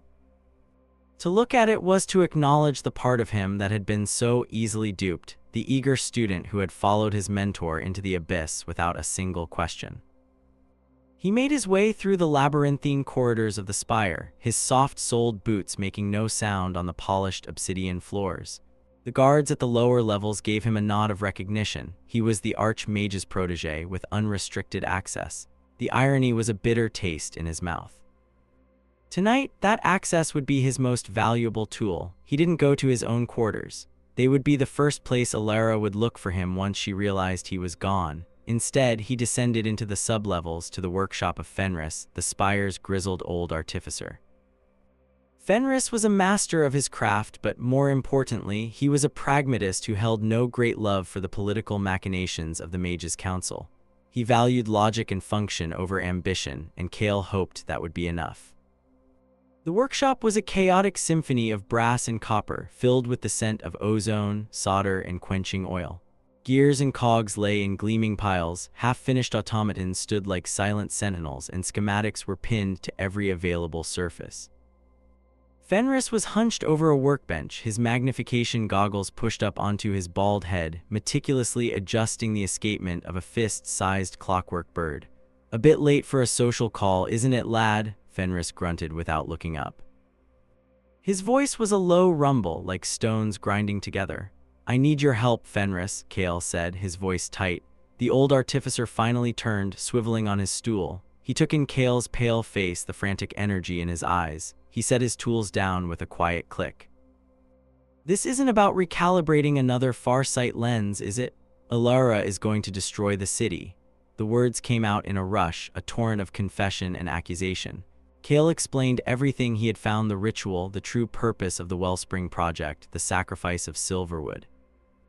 He left nothing out, his voice cracking with a mixture of fury and despair. Fenris listened, his expression unreadable. His gnarled fingers tapped a slow, steady rhythm on the workbench. When Cale finished, the silence in the workshop was deafening, broken only by the ticking of a dozen different chronometers. "I always knew she had a core of iron in her," Fenris said at last, his gaze distant. "But I thought it was for forging shields, not daggers for the backs of our own people." He sighed, a long, weary sound. "The blight is real, Cale. It's consuming the borderlands. Her desperation, it's not unfounded, but the method, it's madness." "Will you help me?" Cale pressed. "I need to get a message to the capital, to the King's Council, and I need a way to disrupt the ritual, to buy time." Fenris stroked his gray-flecked beard, his eyes narrowing in thought. "Getting a message out is difficult. The The spire's communication arrays are under her direct control.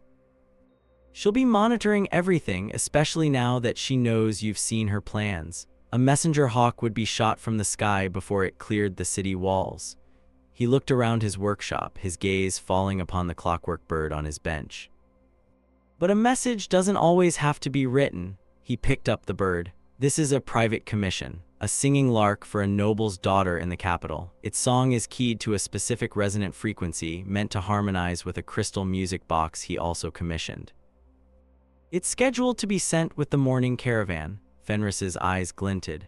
If I were to, say, alter the tonal sequence of its song, I could embed a coded message. A warning. It's a long shot, but it's subtle. The recipient is Lord Valerius. He's head of the king's intelligence network. He's clever enough to understand a coded distress signal when he hears one.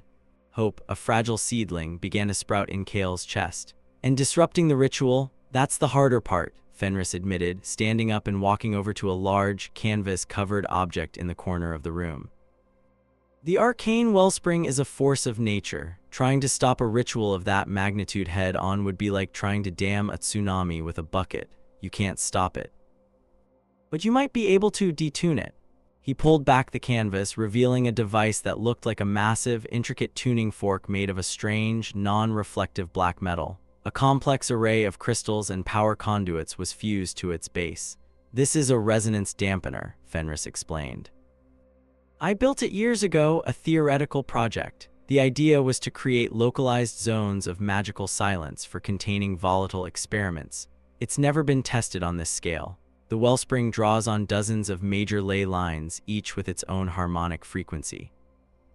Alara's ritual is designed to align them all, to bring them into a single, focused chord before severing them.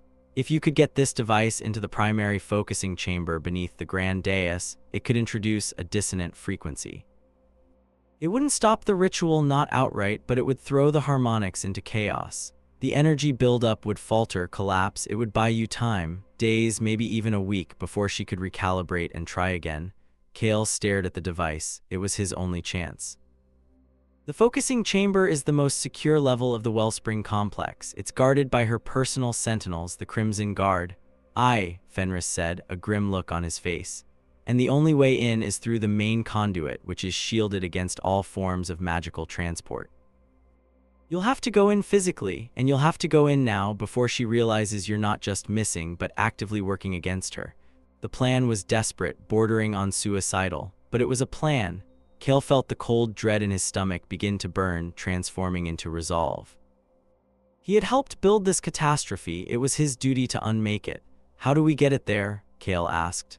We don't, Fenris corrected him. You do. I'm an old man, Kale. My place is here. I'll finish encoding the bird and make sure it gets on that caravan.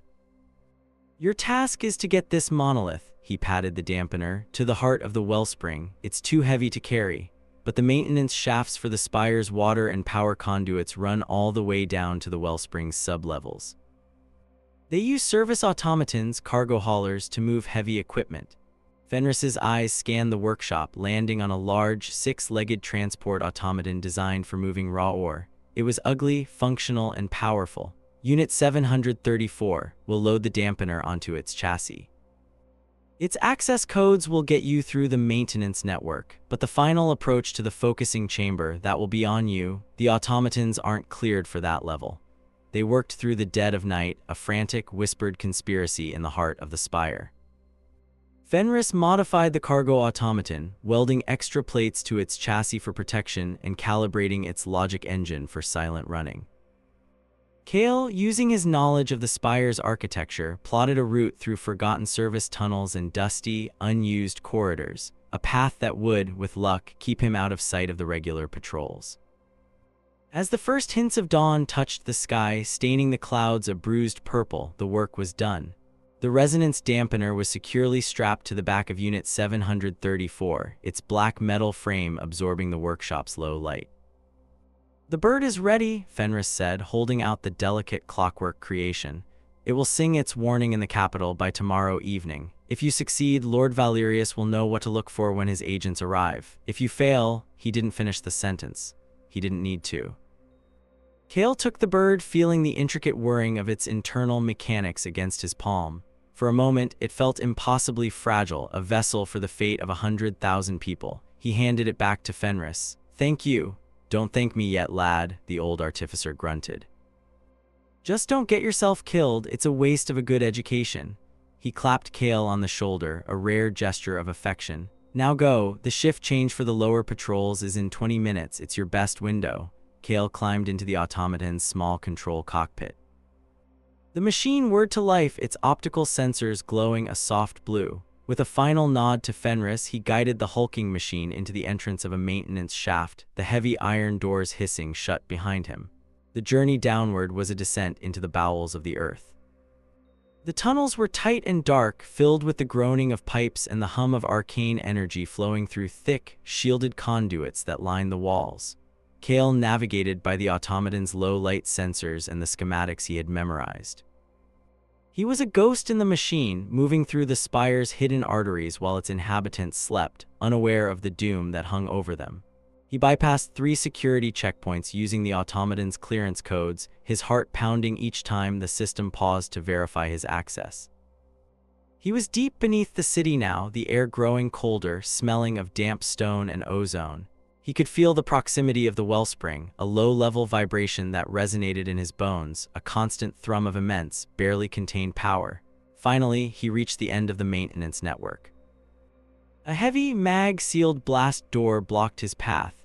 A crimson sigil was emblazoned on its surface, Alara's personal mark. This was the entrance to the wellspring's core levels. The automaton could go no further. He disembarked, the silence of the tunnel pressing in on him. He unstrapped the resonance dampener. Fenris had fitted it with a gravitic sled, a small disc that would allow Kale to guide the heavy device with minimal effort. It floated a few inches above the floor, its soft anti-grav hum the only sound. Now came the hardest part. He had to bypass the door. His own access codes had surely been revoked by now. He pulled a small device from his satchel, another of Fenris's creations, a sequence breaker. It was a complex mesh of wires and crystals designed to brute force arcane locks. It was also, Fenris had warned, loud and unsubtle. He pressed the device against the lock mechanism. It sparked to life, emitting a series of high-pitched chirps as it cycled through millions of possible key sequences. Kale held his breath, every sense straining, listening for the sound of approaching guards. The chirps grew faster, higher, reaching an almost unbearable shriek when, with a loud clang, the magnetic locks on the door disengaged. He didn't hesitate. He pulled the heavy door open just enough to slip through with the dampener, then sealed it behind him. He was in. The corridor beyond was stark and white, carved from polished marble that seemed to glow with its own internal light. The air was sterile, humming with the clean, sharp scent of raw magic. He was in the sanctum, and he was no longer alone. 2 figures stood at the far end of the corridor, flanking the entrance to the focusing chamber itself. They were clad in form-fitting crimson armor, their faces concealed by seamless helms. The Crimson Guard, Alara's elite, mage killers bred for loyalty and lethal efficiency. They turned in perfect unison, their helms glinting in the ethereal light. They didn't draw weapons. They didn't need to. The air around them crackled, shimmering with condensed power. There was no way to sneak past them, no room for subterfuge. Kale knew with a sinking certainty that his only path forward was through them. He was a researcher, a theorist, not a battle mage. His dueling experience was purely academic, but in his satchel, alongside the sequence breaker, was the one advantage he might have. A pair of null stone manacles, another of Fenris's theoretical projects, designed to sever a mage's connection to the ambient magical field. They were untested, and he only had one pair. He let the grav sled with the dampener float behind him, placing himself between it and the guards. He raised his hands, palms open, a gesture of peace he did not feel. "Stand down," he said, his voice echoing in the pristine corridor. "You don't understand what she's planning." One of the guards tilted its head. A voice, unnervingly serene and distorted by the helm, emanated from it. "We understand our orders. The Archmage's will is absolute. You are an intruder. You will be neutralized." The first guard lunged. He didn't run. He simply moved, crossing the 50-foot distance in the space of a heartbeat, appearing before Kale as a blur of crimson. A blade of pure force, shimmering and colorless, materialized in his hand, slicing down towards Kale's neck. Kale threw himself backwards, pure instinct taking over. The force blade hissed past his face, so close he felt the displaced air on his cheek. He raised his hand and a shield of pale blue energy flared to life in front of him, just in time to block a follow-up thrust from the second guard. The impact jarred him to the bone, the shield cracking like glass. He was hopelessly outmatched. They were faster, stronger, their command of combat magic seamless and terrifying. He scrambled back, his mind racing. He couldn't fight them both. He had to change the equation. He dropped his shield and poured his energy into a different kind of spell, one he had practiced in theory but never in application. He slammed his palm against the marble floor. A wave of force erupted outwards, not aimed at the guards, but at the floor itself. The polished marble cracked and shattered, the unstable ground throwing the advancing guards off balance for a precious second. It was the opening he needed. He focused on the first guard, the one who had nearly decapitated him. As the guard regained his footing, Kale thrust his hand forward. Not with a blast of energy, but with a complex weaving of telekinetic threads. The null stone manacles flew from his satchel, a streak of gray against the white corridor. The guard reacted instantly, raising a crimson shield, but the manacles were a physical object, not a spell. They slammed against the shield and, to Kale's astonishment, passed right through it as if it were smoke. The two halves of the manacle clamped shut around the guard's outstretched wrist with a sharp click. The effect was instantaneous and violent. The guard's crackling aura vanished. The force blade in his other hand dissolved into motes of light. The guard stumbled, crying out in shock and pain, clutching his wrist. He had been severed from his power, the magical senses that were as natural to him as breathing suddenly gone. He was blind, deaf, and mute in the arcane world he had dominated moments before. The second guard froze, his head snapping between his disarmed partner and Kale. The pause was all Kale needed. He shoved the grav sled forward with a desperate burst of telekinesis. The heavy resonance dampener shot down the corridor, right past the shocked guard, and slammed into the doors of the focusing chamber. The doors, designed to contain immense arcane energies, buckled but held. "You will not succeed," the remaining guard stated, his voice losing its serene quality, now edged with fury. The air around him grew heavy, superheating as he gathered power for an overwhelming attack. Kale knew he couldn't survive it. He had spent too much energy on the floor-shattering spell and the telekinetic throw. His reserves were dangerously low. He had one last, desperate gambit. He ignored the guard and focused all his remaining will on the dampener. It was still humming, pressed against the chamber doors. He couldn't activate it from out here, not fully, but he might be able to trigger a partial discharge. He reached out with his mind, forcing his will into the device's control matrix, pushing past safeties and overrides.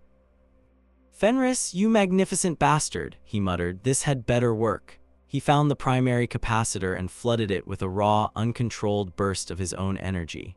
The resonance dampener shrieked. A wave of pure, anti-magical energy erupted from it in a rapidly expanding sphere. It wasn't the targeted harmonic disruption it was designed for. It was a blunt instrument, a sonic boom in a world of whispers. The charging guard's spell imploded. His aura was snuffed out like a candle in a hurricane. He staggered back, shaking his head as if to clear water from his ears.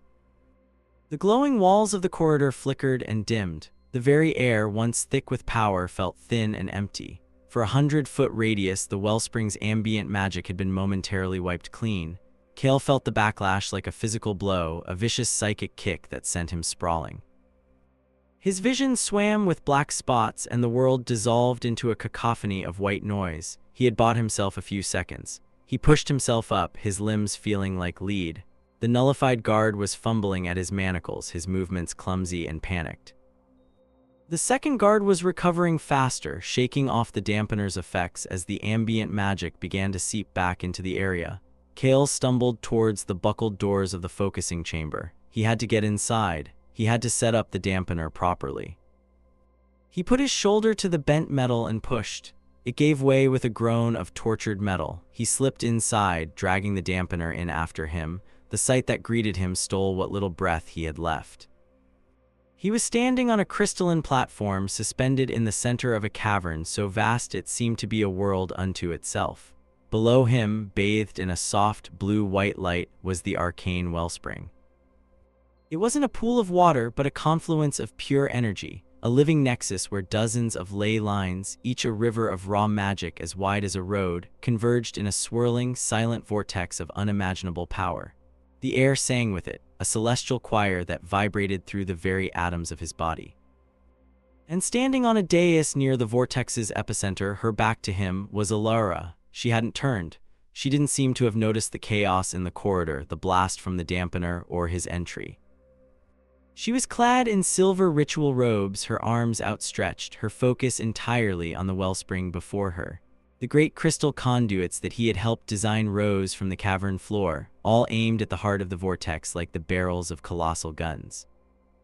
They were already glowing, already beginning to hum with the first phase of the ritual. "I know you are there, Kale," she said, her voice calm, amplified by the cavern's acoustics.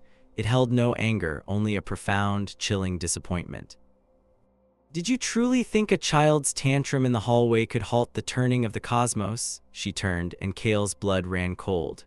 Her eyes were no longer the warm, intelligent brown he remembered. They were glowing with the same blue-white light as the wellspring, incandescent spheres of pure power. She was no longer just channeling the wellspring, she was communing with it, drawing its energy directly into herself.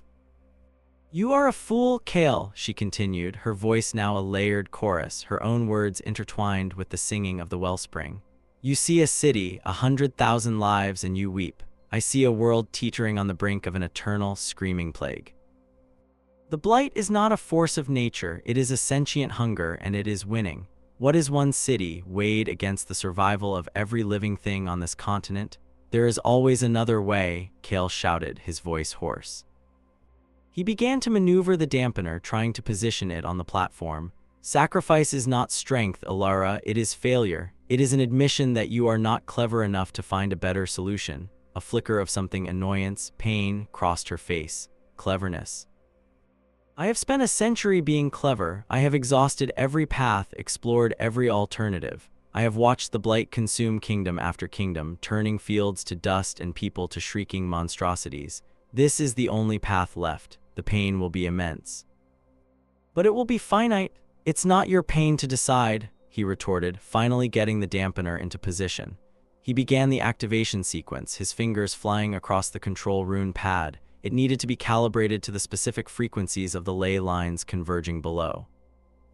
It would take minutes he didn't have. "No," Alara said, taking a step towards him. The very air around her warped, the crystalline platform groaning under the pressure of her aura. "Then whose is it? The farmer on the border whose children are twisted into abominations before his eyes? The soldier who dies choking on blighted dust 1,000 miles from home? I am making the choice they cannot. I am shouldering the burden of this world's salvation." The two guards appeared at the doorway behind Kale. The second had helped the first remove the null stone manacles. They were battered but functional. They took up positions, cutting off his only retreat. "It is over, my student," Alara said, a genuine sorrow now entering her voice. "You have meddled with forces beyond your comprehension, but you are still dear to me. Stand aside, let me finish what must be done. When it is over, you will help me rebuild. You will understand in time." Kale didn't look away from the dampener's controls, his fingers a blur. The calibration sequence was at 50%. "The only thing I understand is that you've become the monster you sought to defeat." Alara sighed. "So be it." She raised a hand. The ley lines below roared. A torrent of raw power, a column of blinding light erupted from the wellspring, not towards the focusing conduits but straight at Kale. He had no time to raise a shield. There was no shield in existence that could block such a force. This was not a spell, it was a pure, unrefined blast of creation's essential energy. He closed his eyes, a single, bitter thought flashing through his mind. "I failed." But the impact never came. A wall of shimmering, golden light materialized between him and the blast. It was not a mage's shield, not a construction of woven mana. It felt older, more fundamental. The torrent of energy from the wellspring struck the golden barrier and dissipated, splashing against it like water against a cliff, breaking into a harmless shower of incandescent sparks. Kale opened his eyes, stunned. Standing before him, her hand outstretched, was a figure he had only seen in history books. She wore the simple, gray robes of a seeker, and her face, though young, held the impossible weariness of ages. Her eyes were the color of molten gold. It was Lyra, the first warden, the architect of the wellspring 1,000 years ago, long thought to be a legend, a myth. He is right, Archmage. Lyra's voice was quiet, yet it carried through the cavern, cutting through the roar of the wellspring. This is not the way. Lyra stared, her god-like composure finally cracking. Her glowing eyes widened in disbelief and something that looked terrifyingly like fear. You cannot be, you are a spirit. An echo? I am the warden of this place, Lyra replied, the golden light of her barrier intensifying. I am its will and its memory. I have slept, but I have watched. I have watched you, Lyra, your noble intentions curdling into fanaticism. You seek to use this place as a weapon. You have forgotten its purpose. Its purpose is to serve the living, Lyra roared, her voice now filled with rage. To protect them. Its purpose is to create, Lyra corrected gently. To nurture life, not to extinguish it. You would poison the heart to save the limb. I will not allow it. The cavern trembled as two immense wills clashed. Lyra, backed by the raw, untamed power of the converging ley lines. Lyra, backed by the deeper, more intrinsic authority of the wellspring itself.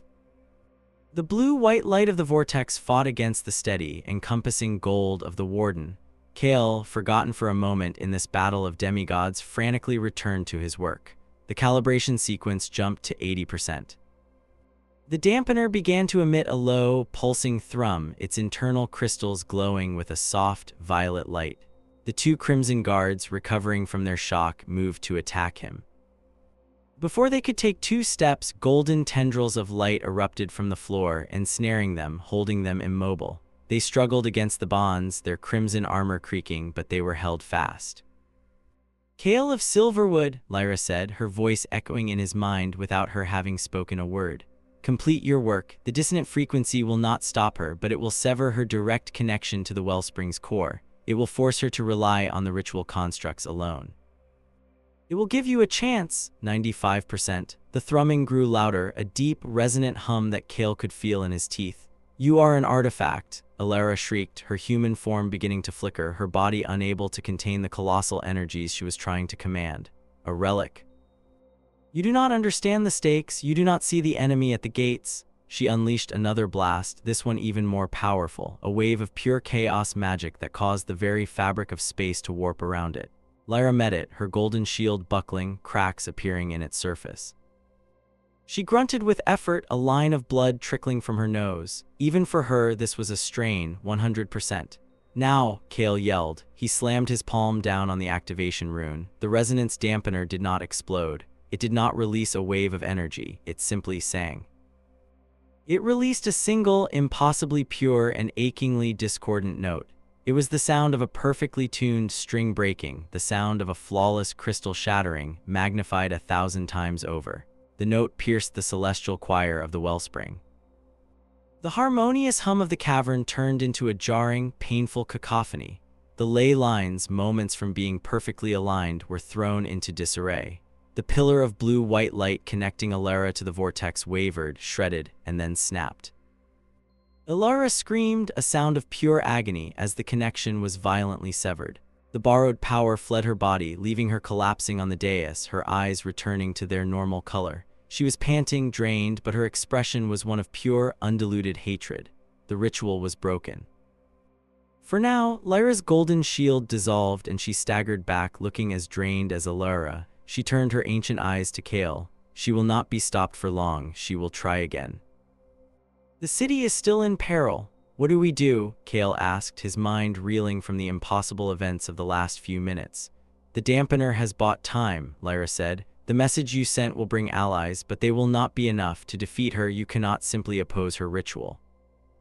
You must offer a better way. She looked down into the swirling vortex of the wellspring. The blight is a sickness of the land, a dissonance in the world's own song. Lyra seeks to silence the music in one region to save the rest. The true cure is not to silence it, but to restore the harmony. How? Kale breathed. The wellspring is not the only one of its kind, Lyra explained, her voice taking on the cadence of a teacher. It is the heart, yes, but there are other, smaller nodes scattered across the continent. Veins and capillaries of the world's life force. They have grown weak, dormant, clogged by the blight's corruption. Lyra's plan is like a desperate amputation. The true way is to cleanse the veins to awaken the other nodes so that the heart does not have to bear the burden alone. It was a staggering concept, an entirely new school of arcane thought, one that flew in the face of centuries of established doctrine. It wasn't about controlling and directing power, but about healing and restoring it. Awakening them would take immense energy, Kale said, his mind already working through the theoreticals. And a deep understanding of the harmonic structure of the entire continental ley grid. The energy is here, Lyra said, gesturing to the wellspring, but it must be channeled, not severed. It must be sent out, not contained. As for the understanding, that, Kale, is your task. Lyra's research, your own, it is all there. You were simply asking the wrong questions. On the dais, Lyra was stirring, pushing herself to her feet. The focusing conduits around her began to hum again, glowing with a renewed, angry red light. She was bypassing her own drained state, pouring what was left of her energy into the ritual apparatus. You must go, Lyra said urgently. Take the schematics for the dampener, take your knowledge, travel to the sunken city of Eridor, find the echoing locus. It is the first and oldest of the lesser nodes. Awaken it and it will begin a chain reaction. It is our only hope. I can't leave you, Kale protested. She'll kill you. A sad smile touched Lyra's lips. I am already an echo, Kale. My time passed long ago, but I can still hold the line. I will delay her. I will give you the time you need. The golden light flared around her again, no longer a shield but a cage, forming a shimmering dome over the dais, trapping her and Lyra within it. Lyra hurled spells against the barrier, bolts of black energy and crimson fire that exploded harmlessly against the golden lattice. Go, Lyra's voice commanded in his mind. The fate of this world is no longer in the hands of gods and legends. It is in yours. Kale looked at the battle raging within the golden dome, at the woman who had been his mentor and the legend who had saved his life. He looked at the immobilized guards who were beginning to stir as Lyra's power was focused on Lyra. He knew she was right. Staying here would be a pointless death. His fight was elsewhere. He ran. He grabbed his satchel, sparing one last look at the impossible scene, and fled the chamber back into the white corridors of the spire's heart. He did not know how he would escape the city or how he would cross a continent to a sunken city of myth, but he had a purpose. He had a path. He was no longer just a student, no longer just a pawn in someone else's plan. He was the bearer of a new way, a desperate hope in a world on the edge of darkness. The race to save Silverwood and perhaps everything else had just begun. His first priority was escaping the spire itself. Retracing his steps was impossible. Lyra's guards would be hunting him and every exit would be sealed. He needed a different path. His mind raced over the architectural schematics he had studied for years. There was one route, a dangerous and half-forgotten one, the old aqueduct intakes. They were located deep in the foundation levels, now used only for emergency overflow, and one of the main channels passed directly beneath the artificer's workshop. He found a service ladder and descended further into levels of the spire that were dark, damp, and truly ancient. The polished marble gave way to rough-hewn stone slick with moisture. The air grew thick with the smell of wet earth and decay. Here, the hum of the wellspring was a distant thrum, replaced by the sound of dripping water and the skittering of unseen things in the shadows. He found the intake grate. It was massive, made of rust-pitted iron, and sealed with a locking mechanism that had likely not been turned in a century. It was a brute force problem, not an arcane one. He looked around and found a length of discarded iron pipe. Using it as a lever, he put all his weight and desperation into turning the wheel like lock. Metal screamed in protest. Rust flaked away, stinging his eyes. With a final, groaning shudder, the lock gave way. He pulled the heavy grate open and was met with a rush of cold, damp air and the roar of water. The aqueduct was before him, a subterranean river flowing in a channel 10 feet wide. The water was dark, deep, and fast-moving. It would be cold enough to kill, but it led out beyond the walls of the spire, beyond the city's main gates. It was a one-way trip. There was no time for second thoughts. He could hear shouts from the levels above him, the clang of armored feet on stone. They were closing in. He took a deep breath, offered a silent prayer to whatever gods might be listening, and plunged into the icy water. The shock of the cold was breathtaking, a physical blow that drove the air from his lungs. The current seized him immediately, pulling him under, tumbling him through the absolute blackness. He fought for the surface, his limbs already growing numb. His head broke the water and he gasped for air, only to be pulled under again. He was at the mercy of the river, a piece of flotsam in the city's hidden veins. Disorientation set in. He had no idea which way was up, no sense of time. The roaring of the water was the only reality. Just as his lungs began to burn and blackness encroached on the edges of his vision, his flailing hand struck something solid. A ladder rung, set into the stone wall of the channel. With the last of his strength, he clung to it, fighting the pull of the current. He hauled himself up, rung by agonizing rung, his water-logged clothes weighing him down. He finally collapsed onto a narrow maintenance walkway, shivering uncontrollably, coughing up lungfuls of foul water. He lay there for what felt like an eternity, his body screaming with protest, his mind a numb void. But the urgency of his mission was a fire in his belly that the cold water could not extinguish. He forced himself to his knees, then to his feet. He was in the city's main sewer system. He was out of the spire. He followed the walkway, moving through the stinking darkness, guided by faint trickles of light from grates high above. He eventually found a ladder that led up into the pre-dawn gloom of a deserted alley in the city's merchant quarter. He was free. He was also soaked, freezing, and a fugitive in his own city. Alara would have the entire city guard and her own crimson guard searching for him. His face would be on every watch post by sunrise. He needed to disappear.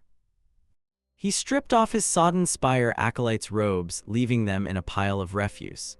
Clad only in his undertunic and trousers, he shivered in the cold morning air. He needed clothes, food, and a way out of the city before it was locked down. His thoughts turned to the city's underbelly, the parts of Silverwood that the mages in their ivory tower ignored. The rookery, the sprawling slum district pressed against the city's western wall. It was a place of thieves and smugglers, a maze of twisting alleys where the guard only went in force, and where a man could buy anything, including a quiet exit from the city. He made his way there, sticking to the shadows, his heart pounding at the sight of every passing patrol. The city was slowly waking, the first vendors setting up their stalls, the smell of baking bread mingling with the chill of the morning. It was so normal, so peaceful. None of these people knew how close they had come to annihilation, or that the threat still hung over them, held at bay only by a spectral warden in a hidden cavern. The thought hardened his resolve. The rookery was a world away from the spire's clean, ordered beauty. It was a chaotic jumble of makeshift buildings, leaning one against the other, a riot of noise and smell. Here, his disheveled appearance drew no special attention. He was just another piece of human driftwood. He knew who to look for. A name he'd heard whispered in the spire's kitchens and stables, a fixer, a whisper broker known only as the Magpie. It was said the Magpie knew every secret in Silverwood and could arrange anything for the right price. Cale had no money, but he had something far more valuable: information. Finding the Magpie was a matter of asking the right people in the right way. He traded a button from his tunic brass, but polished to a high shine to a street urchin for a direction. He gave a carefully worded description of his needs to a one-eyed tavern keeper, and was pointed towards a dilapidated pawn shop in the heart of the rookery. The shop's sign was a faded painting of a bird hoarding a collection of shiny objects. The interior was dim, cluttered with the detritus of 1,000 broken lives. A small, wiry woman with sharp, intelligent eyes and hair shot through with gray sat behind the counter, polishing a silver locket. She didn't look up as he entered. "If you're here to pawn, it better be worth my time," she said, her voice like gravel. "I've no patience for trinkets today." "I'm not here to pawn," Cale said, his voice low. "I'm looking for a way out of the city, quietly and quickly." She finally looked up, her gaze sharp and assessing. She took in his bare feet, his simple clothes, the way he held himself with an ingrained confidence that didn't match his current state. "A quiet exit is expensive. You don't look like you have 2 coppers to rub together." "I have knowledge," Cale said. Information the Archmage would pay a fortune to keep silent. The woman's eyes narrowed. She put down the locket. "The Archmage, you're flying high, friend, and you're liable to get your wings burned." She gestured to a stool. "Sit, talk. And if you're wasting my time, you'll leave here with less than you came in with." Kale told her a carefully edited version of the truth. He spoke of a power struggle within the Spire, a failed coup. He revealed that Alara's grand project to reinforce the city's wards was a lie, a cover for a dangerous ritual that, if it went wrong, could cause catastrophic damage. He framed himself as a whistleblower, a patriot trying to save the city from its leader's hubris. He didn't mention the blight or the full, horrifying truth of the planned sacrifice. It was too unbelievable, too insane. But the truth of Alara's deception was a powerful currency. The magpie listened, her expression unchanging. She was a shrewd judge of character, and while she could tell he was holding something back, she also recognized the ring of truth in his desperation. Information like this, wielded correctly, could be worth more than gold. It was leverage. A dangerous story, she said when he had finished. But a valuable one, she tapped her fingers on the counter. I can get you out. There's a smuggling crew running goods through the western gate tonight, hidden in barrels of fish brine. It's not a pleasant trip, but it's effective. They'll take you as far as the crossroads. From there, you're on your own. What's the price? Kale asked. For you, no charge. The magpie smiled, a thin, knowing expression. Consider it an investment. You owe me a favor. A man with the Archmage's secrets in his head who is also in my debt. That's a powerful asset. I'll call it in one day. She slid a small, heavy purse across the counter. Some coin for the road, and there's a bundle of clothes in the back room, something that won't stand out. Be at the wharf behind the Salty Dog Tavern an hour after moonrise. Ask for a man named Silas. Tell him his bird needs a new cage. Don't be late. Kale was stunned by the sudden turn of events. Why are you doing this? Because, my dear runaway mage, the magpie said, picking up her locket again, I detest the Archmage and her high-handed control of this city. She squeezes the life out of this district with her taxes and her patrols. Anything that causes her a headache is good for my business. Now get out of my sight before you bring the guard down on my head. Kale spent the day hidden in the back room of the pawn shop, eating stale bread and trying to calm the frantic beating of his heart. He plotted his course. The sunken city of Eridor was on the continent's southern coast, a journey of 1,000 miles through treacherous territory. The crossroads was a start, but he would need to be careful to husband the magpie's resources. As night fell, he dressed in the rough spun clothes she had provided: trousers, a tunic, a heavy woolen cloak with a deep hood. He looked like any other traveler, any other vagrant. The soft-handed scholar was gone, replaced by a grim-faced fugitive. He made his way to the wharf as instructed. The air was thick with the smell of fish and salt and low tide. He found Silas, a burly man with a face that looked like it had been carved from wood, overseeing the loading of barrels onto a flat-bottomed barge. His bird needs a new cage, Kale said quietly. Silas grunted and jerked his head towards a large, open barrel. Get in, and keep your head down. We have to bribe 2 sets of guards to get through the water gate. Kale climbed into the barrel, the overpowering stench of fish brine making his eyes water. Silas threw a heavy oilcloth cover over the top, plunging him into darkness. He heard the final barrels being loaded, the barge being pulled away from the dock. He was on his way. Curled in the cramped, stinking darkness, Kale thought of the spire, of Fenris and his clockwork bird, of Lyra holding the line against a mad god. He felt a profound sense of isolation, of a burden too great for one person to carry. But Lyra's words echoed in his memory. The fate of this world is in your hands. The journey through the water gate was tense. He heard the barge bump against the portcullis, heard the muffled voices of guards, the clink of coins being exchanged. Then, with a groan of gears, the gate was raised and the barge moved forward. He felt the subtle shift as they left the calm waters of the canal and entered the faster flowing current of the river that led to the sea. He was out. Hours later, the cover was pulled back. Kale looked up at a sky full of stars, brighter and clearer than he had ever seen them from the city. The barge was miles downstream, the lights of Silverwood just a faint glow on the horizon.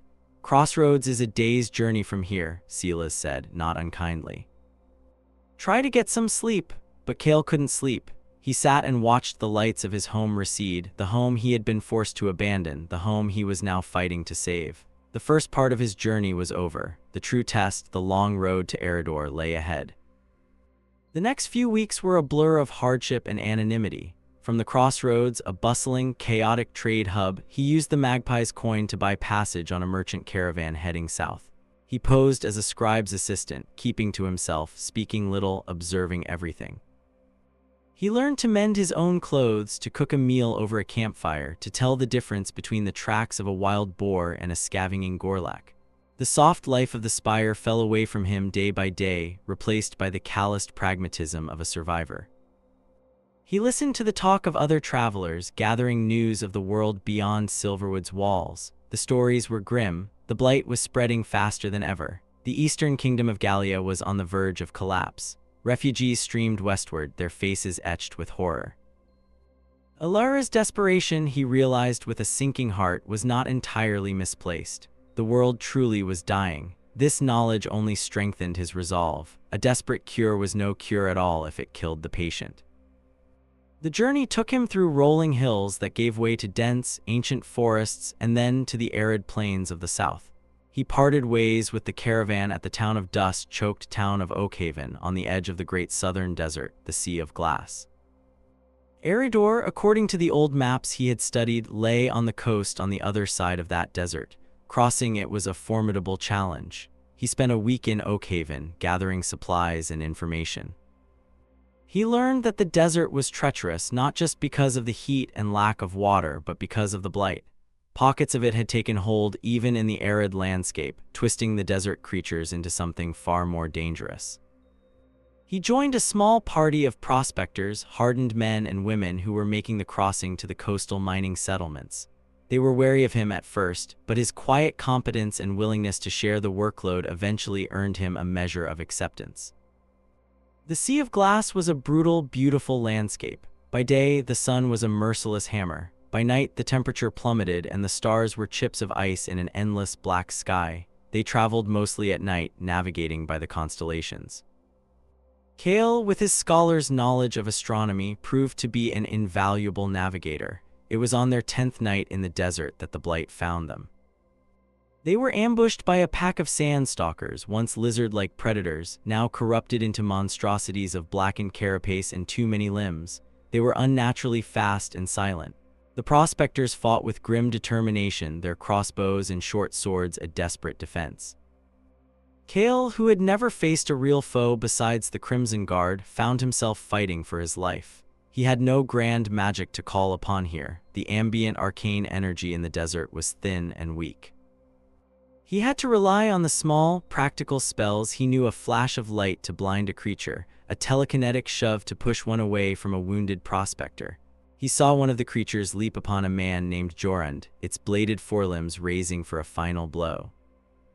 Without thinking, Kale thrust out his hand and shouted a word of power, a simple binding rune. It was a spell meant to hold a book open, to keep a door from swinging shut. He poured all of his will and fear into it. The air around the sand-stalker shimmered, and for a split second the creature froze in mid-air, held by an invisible force. It was only an instant, but it was enough. Jorund rolled away, and another prospector sank his axe into the creature's exposed neck. The fight was short and brutal. They drove the creatures off, but not without cost. 2 of the party were dead, and Jorund was badly wounded. Kale himself had a deep gash on his arm. As they tended to their wounded under the cold starlight, Jorund looked at Kale with a new respect. That was quick thinking, scholar. You've got more to you than books, it seems. Kale simply nodded, his arm throbbing. The encounter had shaken him, but it had also taught him something. His magic wasn't just a tool for research and grand rituals, it was a part of him. And out here, far from the overwhelming power of the wellspring, he was learning to use it in a new way, not with overwhelming force, but with precision and ingenuity. He was being reforged in the crucible of the wild. Days later, they crested a dune and saw it, a shimmering line on the horizon. The ocean, the sight of it, the smell of salt on the wind, was like a balm to their weary souls. They had crossed the Sea of Glass. They made their way to a small, ramshackle port town called Last Harbor. It was a place of barnacle-encrusted piers and salt-sprayed houses, its people weathered and tough. Here, Kale parted ways with the prospectors, thanking them and sharing a portion of his dwindling funds. Now came the final challenge. The sunken city of Eridor was not on the coast. It was off the coast, beneath the waves. The legends said it had been a city of mages who had built it in a great undersea caldera, drawing power from geothermal vents on the sea floor. An earthquake centuries ago had shattered its protective dome and it had been lost to the sea. Finding it would be difficult. Getting to it, even harder. He spent days in Last Harbor, poring over old charts in the harbormaster's office and speaking to the oldest sailors he could find. Most dismissed the story of Eriador as a children's tale, but one old, blind fisherman, a man named Corin, listened to his questions with a strange intensity. "Eriador is real," Corin whispered, his voice raspy.